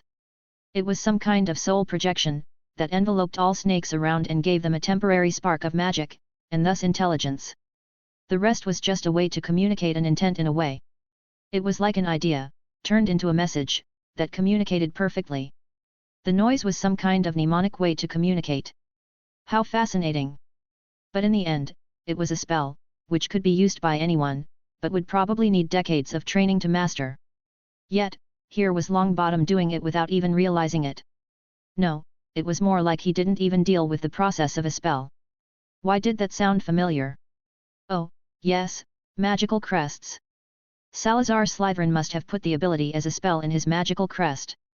An instant mastery of Parseltongue, but how did Longbottom get the crest? Oh, Voldemort! The crest must have been something that he had inherited it. And when Longbottom became a Horcrux, a shard of the crest must have accidentally been added in the scar as well. Maybe, the scar is even the manifestation of the crest?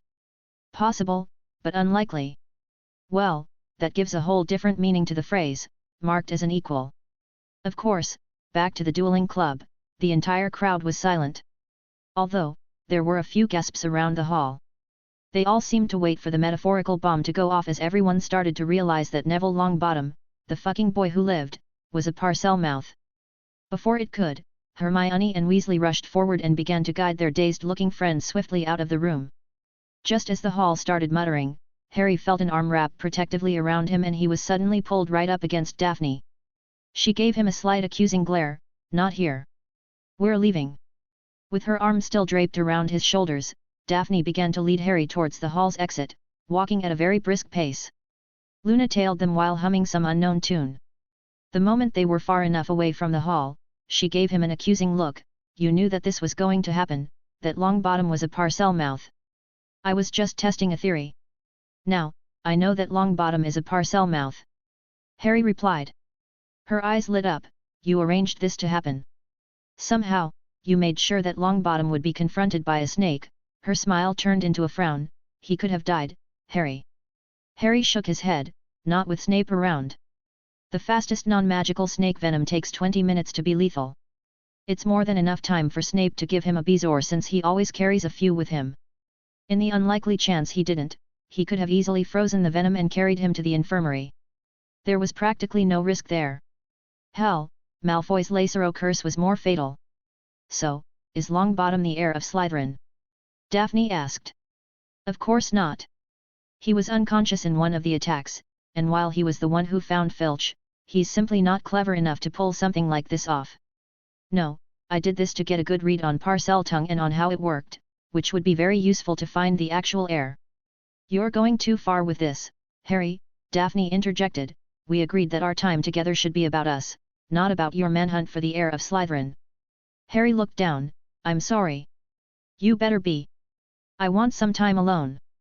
I'll see you later, Harry, she answered before running off. The Potter scion suppressed a groan and looked at the smiling Luna. What are you looking at? She'll get over it, just give her some space. How do you know that? Harry replied. I can tell she really likes you, the blonde answered, but she has a point. Your manhunt for Tom has obviously consumed your time so far. You need to de-stress. You know, when I feel overwhelmed, I take a stroll by the Forbidden Forest and feed the Thestrals. Do you want to join me tonight? Thinking for a few seconds, Harry nodded. You know what? This sounds like a good idea. I'll see you at curfew near the Great Hall. The Ravenclaw nodded and skipped to the other side of the room while still humming. That girl could be intelligent at times, but damn, sometimes she's just weird. Chapter 98, of Foolish Plans. November 18, 1992, Hogwarts. Neville Longbottom had no idea what had happened. He vividly remembered humiliating Malfoy in their little practice duel after the pawns started to seriously attack him. It was easy. The training he had received in the summer from a former Auror made his encounters with Malfoy little more than a piece of cake. For some reason, his grandmother gave him a proud look when he suddenly came to her and told her that he wanted to learn how to fight properly. She had arranged for his instructor, and every time the boy who lived wanted to quit, he remembered the infuriating smirk on Potter's face as he played with him and Ron. He was looking forward to challenging Potter after humiliating Malfoy. Get back at the traitorous god-brother that humiliated him so many times in the previous year. But the traitorous snake decided not to lose graciously, but thankfully Snape killed it. But for some reason, people just kept staring at him with fear and horror on their faces. He barely even registered his friends pulling him outside the Great Hall for no reason. Maybe they thought that the other Slytherins might attack him for humiliating one of their own. Ron steered him out of the hall, Hermione hurrying alongside them. As they went through the doors, the people on either side drew away as though they were frightened of catching something. Neville didn't have a clue what was going on, and neither Ron nor Hermione explained anything until they had dragged him all the way up to the empty Gryffindor common room. When the hell were you going to tell us? Neville felt even more confusion flood his already clogged brain. What the hell was the redhead on about? Was he talking about the training for some reason? His grandmother had told him not to advertise that he could defend himself, this way any attacker wouldn't be prepared. Ron would have probably asked to attend the sessions as well, and the Longbottom matriarch really didn't like Ron Weasley. She seemed somewhat neutral to the rest of the family, except for Percy, whom she disliked by instinct because he wanted to be a politician, and she admitted to him reluctantly that she admired the twins' innovation, even if their work ethic could be better. Anyway, she really hated Ron. She never said anything about it, but she obviously thought that he was dragging her only grandson down. Reluctantly, the Longbottom scion would admit that Ron wasn't the sort of person you wanted around if your goal is to be productive. The sad thing was that he had a very good tactical mind, he was just not inclined to school, or just hard work in general. But he was brave and loyal to a fault, and Neville appreciated that more than him being some sort of magical savant. Anyway, Neville realized that his friends were looking at him expectantly and just muttered, "Tell you." "Yes, tell us." "Tell you what, exactly?" "That you're a bloody Parselmouth." "Wait, what?" Neville wasn't a Parselmouth, that's for sure. His grandmother had made him memorize over 1,000 years of ancestry ever since he was a little boy. None of them is a Parselmouth, what are you on about? I'm not a Parselmouth. Believe me, if there was one in the family, I would know.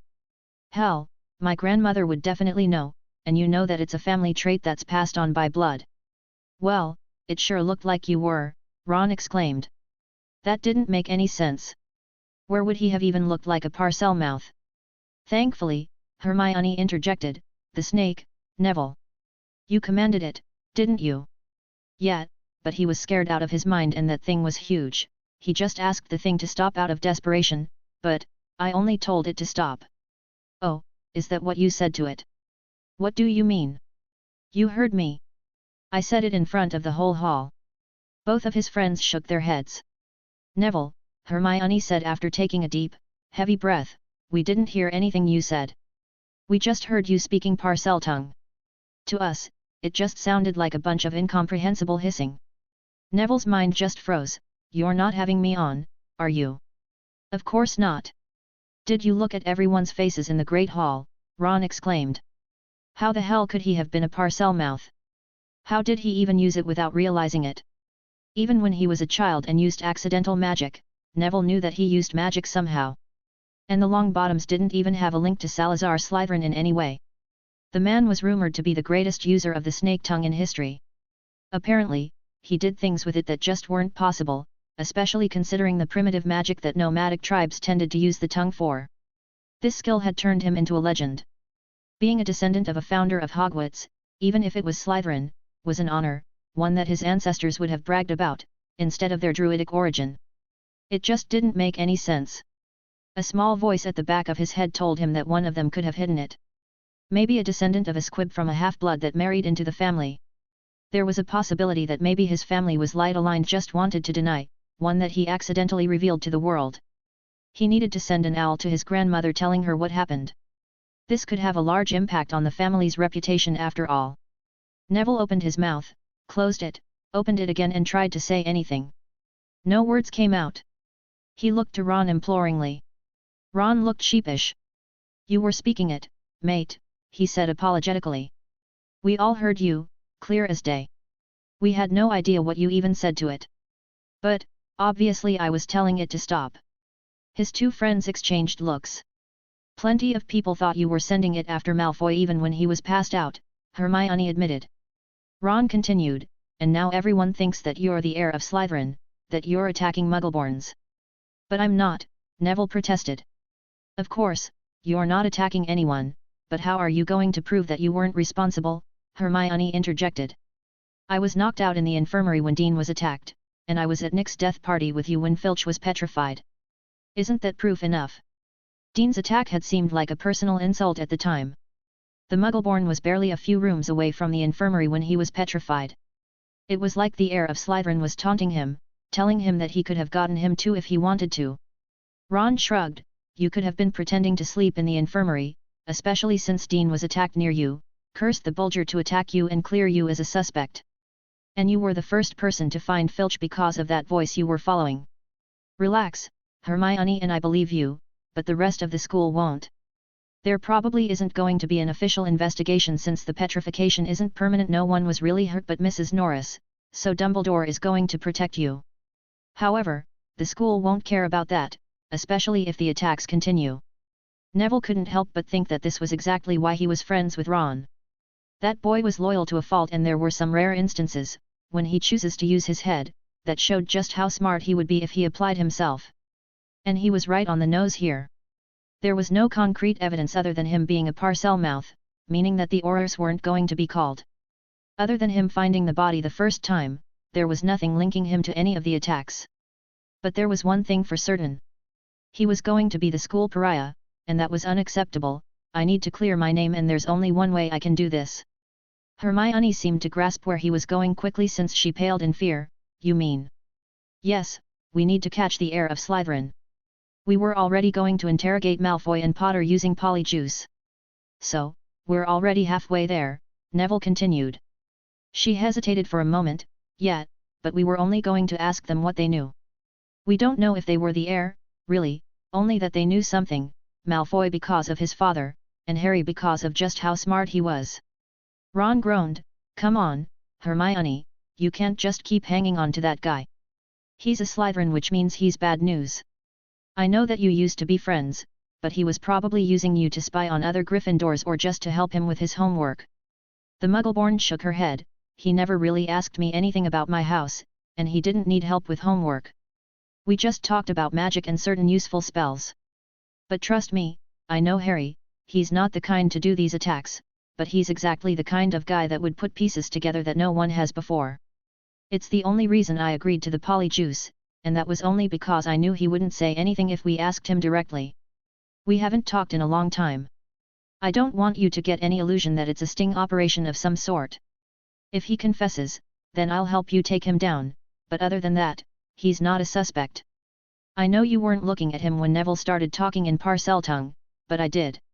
He had this smug little smile on his face like he knew that Neville was a Parseltongue, and that confirmed it. Ron exclaimed. Wait, Potter knew what? How is that possible? How could Potter know something about him that no one else realized before? He needed to know more. You have to admit, Hermione, that it's pretty suspicious. The Muggleborn's resolve looked like it was wavering, so Neville pressed slightly. Look, we'll try to find out what he knows. If he's innocent, we'll leave him be. If he is the heir of Slytherin, it's our duty to expose him. How long until the Polyjuice is done cooking? 10 days, the Muggleborn commented. We can start getting pieces of hair of who we're going to replace, as well as a way to discreetly make sure that they won't show up. Neville nodded. Good.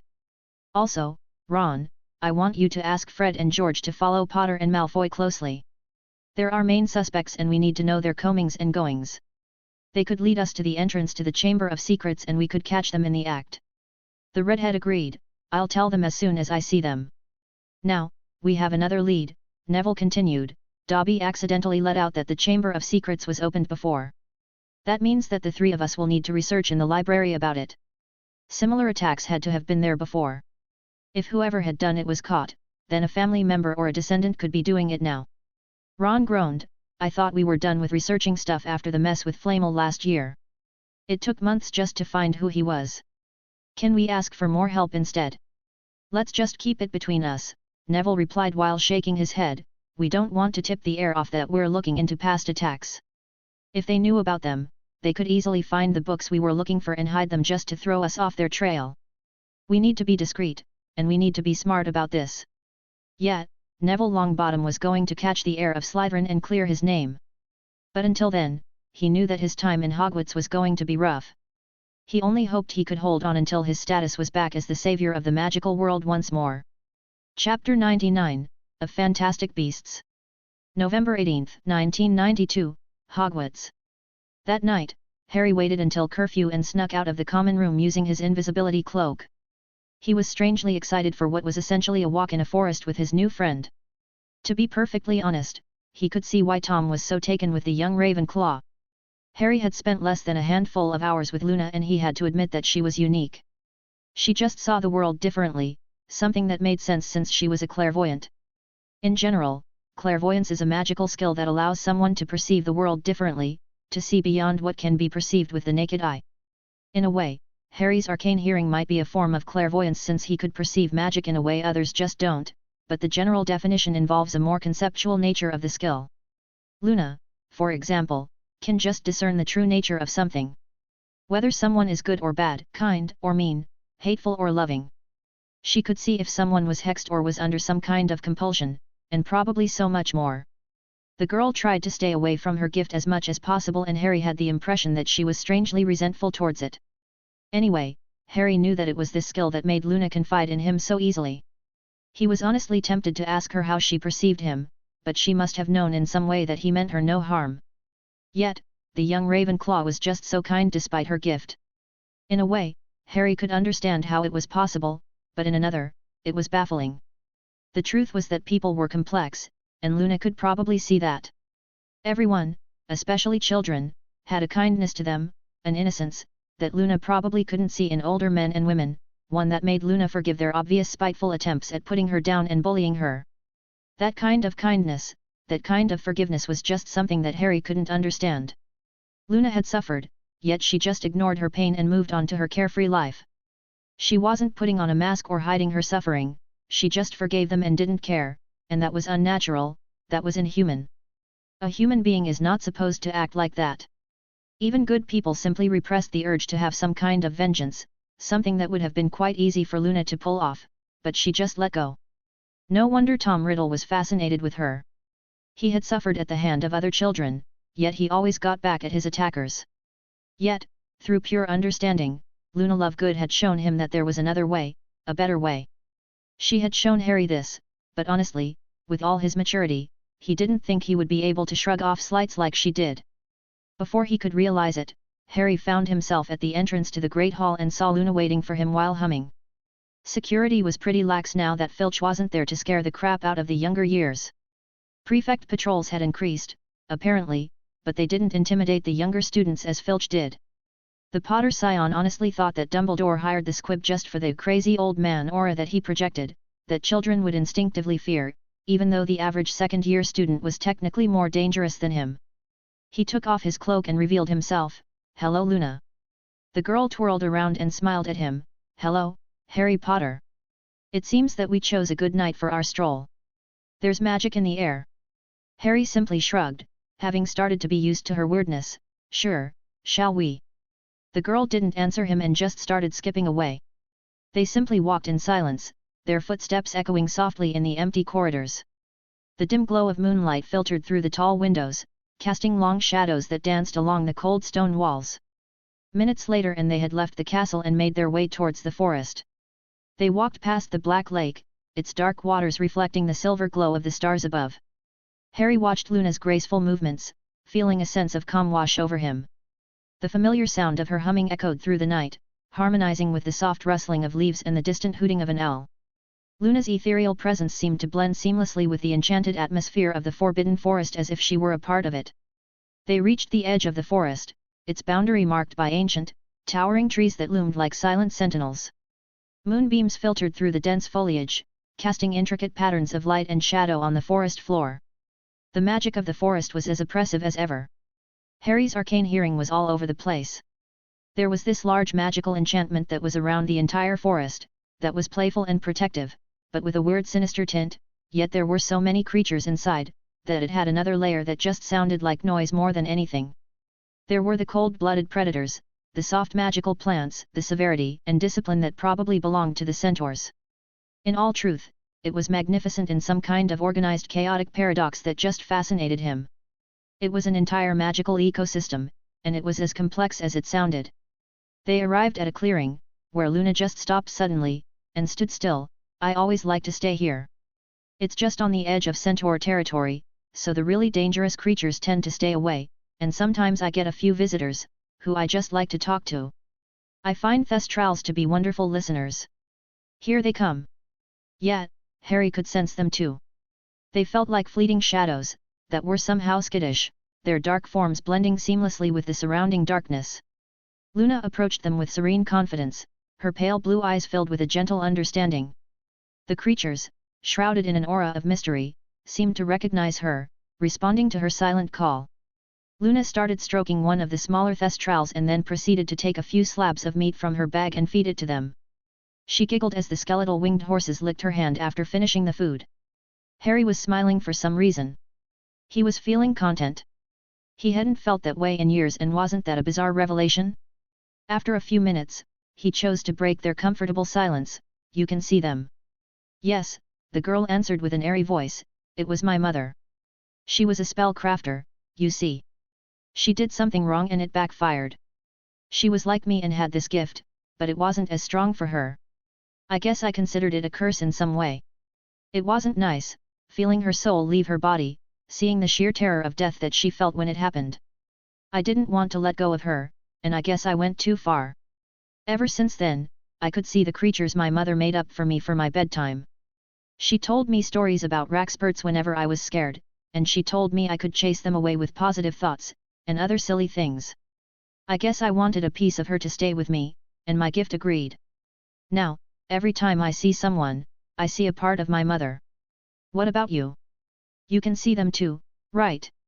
Oh, that sounded like she was traumatized by her mother's death, and she tried to peer too much using her gift. Her clairvoyance must be extremely powerful if she was able to go this far.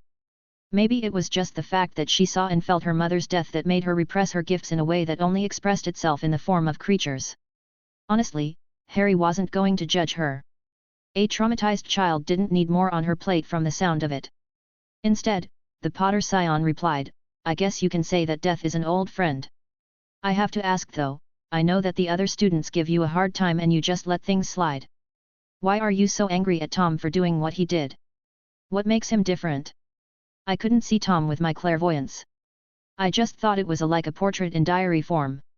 It was the first time I really trusted someone in a very long time. After my mother died, I wasn't well. My father pushed himself in his newspaper trying to drown his sorrows with more work, and I had lost most of my friends. It was why Ron called me loony, at the time. I could see people's true nature and it made things so easy. Tom was different, he was a friend. I couldn't see him, but I chose to trust him. I hadn't done that before, and he betrayed me. This is why I am so angry at him. He used me to hurt others. He possessed me, petrified 2 people and killed a cat. I just can't let something like that go. People are mean because they want to feel superior, or they're scared, or they're angry. I can see it with my own 2 eyes, but what Tom did. It was unforgivable. Harry nodded, I guess I can understand that. You're right about a lot of things. I was neglecting my friend. I was so focused on dealing with Tom, about stopping the monster that I just forgot about them, I guess. I'm not proud of it, but it's the truth. You're a wise young woman, Luna Lovegood. He wasn't lying. With the time he was able to buy with Riddle's recent release, the pressure to destroy the diary was gone. Sure, he was still going to train and make plans like normal, but he wouldn't act like a madman in a rush. He would still take breaks and just hang out with his friends again. Sure, it would have been better to find and destroy the diary, but Riddle was unpowered and considering that Lockhart looked like an idiot amateur during his duel with Snape, he stopped having control over his network. The girl hummed, of course I am. I'm in Ravenclaw after all. Harry simply watched as Luna kept feeding and stroking the Thestrals. It was a peaceful scene, and considering how hectic his life has been recently, he could use some of this peace. Of course, that was when Harry felt something with a big signature come closer. He could feel his magical crest stinging slightly. Luna also seemed to notice that something was coming. The large intruder happened to be the familiar sight of a certain 3-headed dog. The Cerberus seemed overjoyed to meet Harry for some reason. The strange familiarity between them was still there for Harry's arcane hearing to pick up. This feeling of soul was still there. The giant dog playfully started to lick the Potter Scion, covering him in drool. Yet. I'm happy to see you too, Fluffy. I didn't know you lived in the forest, although that did make sense. I missed you, bud. It must be nice to stay here in the forest after an entire year cramped in a room. The dog whined and Harry kept stroking him. When he turned towards Luna, he found her openly gaping at him. It was a comical sight, especially considering how composed she usually was. Harry could guess that to a clairvoyant, there wasn't much that she would consider surprising. And yet, the young Ravenclaw was openly showing surprise. Harry simply shrugged at her, what's wrong? Merlin's beard. I thought my mother made them up. I didn't think they were real, the blonde kept murmuring. Harry quirked his eyebrow, what are you on about? Cerberus are documented in countless books and studies. No, you don't understand. This isn't a magical creature at all. This is a phantasmal beast. Chapter 100, Closer Ties. December 3, 1992, Hogwarts. It has been a few days since he went on that trip to the Forbidden Forest with Luna, and well, it started becoming a regular thing. Harry didn't know how to explain it, but there was just this connection between him and Fluffy, and it was oddly relaxing just laying around with the beast's presence. His unusual nature was already an interesting thing, but Luna was surprisingly very knowledgeable about the subject. Of course, it took a little while for her to freak out before she actually started explaining it. Apparently, the existence of phantasmal beasts was a thing of legend. According to her, it was on par with the crumpled horned snorkack, in terms of discoveries. Since proper research on magical beasts is something of a recent thing, numerous rare and elusive creatures were not really properly researched. Apparently, according to a few ancient texts, a few magical creatures just are fundamentally different. They are more than beings of flesh and blood and are creatures of magic and energy. Legends say that before Atlantis was sunk, in the age before man, the rumored age of gods, magical creatures as large as cities roamed the world. They were unbeatable beings of pure energy and magic. And sometimes they were even worshipped as gods. In many ways, that was precisely what they were. They were beings of incredible power and lifespans that could get up to thousands of years. When they mysteriously disappeared, wizards and witches started to emulate these creatures and experimented by using alchemy to create beasts to serve them. They were not nearly as intelligent or as powerful as the divine beasts, and they were creatures of flesh and blood and thus could be easily harmed or killed. Modern dragons couldn't compare to Luna's tales of elder dragons, who were symbols of power personified more than anything. However, these magical creatures could sometimes ascend when they become beings of legends. They are then called phantasmal creatures. It could happen to a particular creature or an entire species, or maybe even a part of a species. According to the young Ravenclaw, things like Pegasi, Nemean lions, or hydras were rumored to be phantasmal creatures. However, as none of these creatures allowed wizards and witches to run experiments on them, and they are powerful enough to go through entire teams of war mages, it's hard to confirm such theories. Funnily enough, the entire thing started interesting magi zoologists when they started to study unicorns and found that they were fundamentally different from any other magical creatures. They couldn't do much without risking getting cursed, and a unicorn never dies of natural causes, at least as far as they could tell. It was theorized that they were beings of partial energy. However, all the researchers could do was study their behavior and make theories since for some reason the creatures were simply immune to magic. Research on Cerberus was never properly conducted as well. They were too rare for large-scale studies and their magical negation properties were far more powerful than unicorns. Luna, probably using her clairvoyance, was able to divine the true nature of Fluffy and was stupefied by it. When Harry suggested that unicorns could also be phantasmal creatures, the young Ravenclaw started organizing a search for them, but they couldn't find any for her to observe anymore. It was slightly unnerving to be completely honest. Still, every couple of days, he and Luna would go to their clearing, pet the Thestrals, and play with Fluffy slightly. The three-headed dog was very obedient to Harry for some reason, and he couldn't deny that his crest thrummed slightly at the beast's presence. Although, when they took Hedwig with them, the snowy owl kept glaring at the overly friendly hound. She was probably jealous, so Harry made sure to give her extra bacon and spend more time. It seemed to work since she was a lot calmer later. Anyway, other than accidentally confirming one of the most researched topics in magi zoology, Harry spent his time just hanging out with his friends, although, it was mostly with Daphne, who had asked him to teach her how to duel out of nowhere. They spent hours every day together, just the two of them, dueling slightly. And Harry had to admit that the blonde was very talented in the field and had a vicious side to her that he didn't see often. Which brings him to their current situation. They were in an empty large classroom, sparring. Harry ducked to dodge a cutting hex and shielded against the punching hex that followed.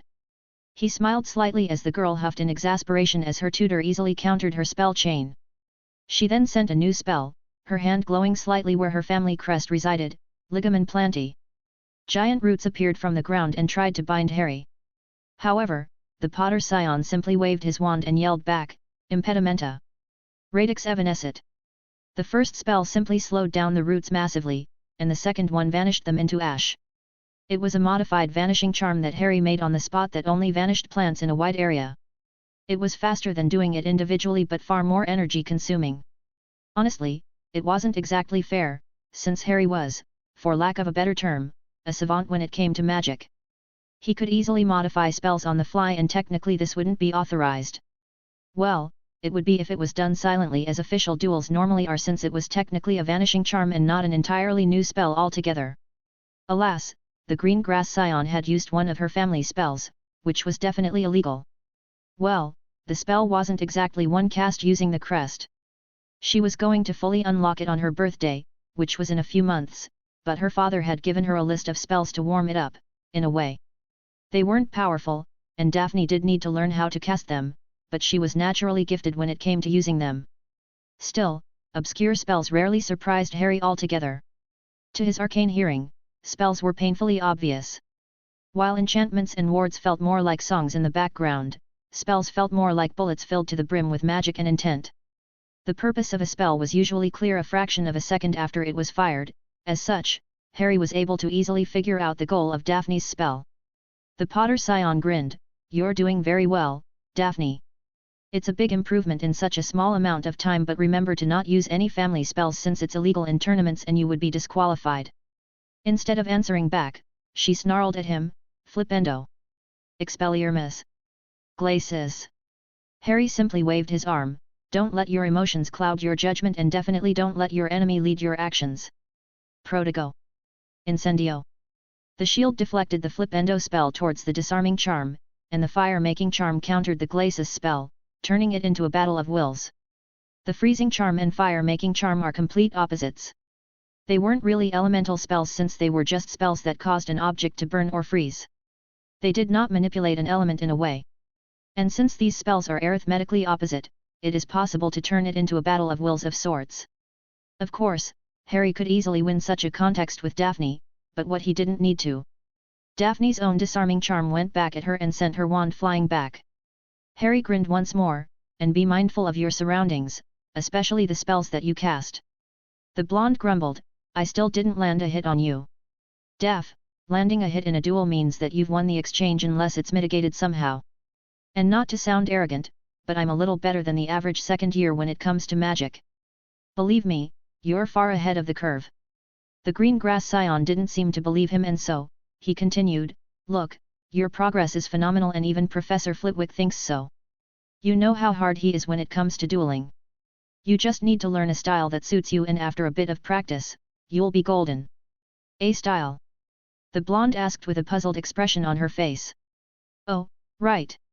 We haven't really covered this yet since we're still doing the basics with Flitwick," Harry answered. "It's more like a way you play, the tactics that you employ. Certain duelers prefer to stick to small and quick spells instead of large ones. Others deploy modified shields and use them as attacking spells which can defend at once. Some favor changing their surroundings using transfiguration, and some just rely on conjuration. And even then, how you use this kind of magic can affect your style massively. What I mean by that is that whether you like to rely on counterattacks or be aggressive with your magic. You could even just dodge quickly and wait until your opponents get tired, although I wouldn't really recommend this fighting method. It's all up to you." "And what style are you using?" Daphne asked. "Well, I rely mostly on counterattacks, like the one I used on you. My shield charms repelled a spell towards another, and I used a battle of wills to lock you into place so that you get hit with your own disarming charm. But if I had to suggest a style for you, it would be one involving your speed. Your casting is very quick, and your spell chains are very impressive." The girl blushed and mumbled, "Thank you." On their way back to their common room, Harry spoke up, "Now, I have to ask. Why do you always resort to your family spells whenever you're emotional?" The girl fidgeted slightly, "I just panic and it's always there in the back of my mind. Ever since I learnt them, I haven't really needed to think about using them. It's very hard to explain. I just cast them by instinct, like I was holding up my arm and protecting my face. My father was very strict with me in the summer and decided to teach me a few basics, and they just feel natural, I guess. I know it's unusual since we usually have to wait until we're 13, but apparently, it's a tradition to master a handful of spells before we have access to the full thing in our next maturity. I don't think the other crests work like that since Mum looked confused as well when Dad took me on a training trip. I guess I'll see when Astoria unlocks my mother's crest. But anyway, there's this whole pressure on me to master these spells, so I try to use them as much as possible." While this was interesting, it wasn't any of Harry's business. Family crests were family matters, after all. Even telling him this much about it was a sign of trust on the part of Daphne. Luna was right, in a way, that he was slowly drifting away from his friends during the whole search for the diary. When he slowed down and made some time for them, he remembered how much he missed just spending time with them.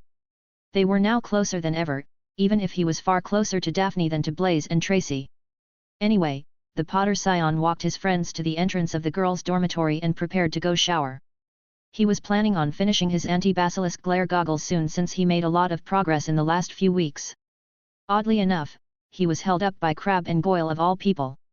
It was disconcerting to see them away from Malfoy, and even then, behind them was Millicent Bulstrode. The girl was normally very uncomfortable around the two boys since they were very prone to violence. That wariness wasn't there before. She quickly blurted out to him, "Harry, I wanted to ask you a few questions." "Hey," she called him Harry. It was common courtesy to call people by their family names. Sure, sometimes Harry ignored it, but Millicent always followed the unspoken rules of Slytherin. Her posture was also wrong, she was nervous but did not have the inherent pride a scion of an old family had. Crabbe and Goyle were also too different. Other than their posture, they looked inquisitive, and well, they never really looked like it. They were easily distracted, easy to anger, and prone to violence, but the truth was that they were slow. Yet, there was a spark of intelligence that he had never seen before in their eyes. The conclusion was simple: these weren't his housemates. These were impostors. The question remaining is how he should handle it. This could go wrong very quickly.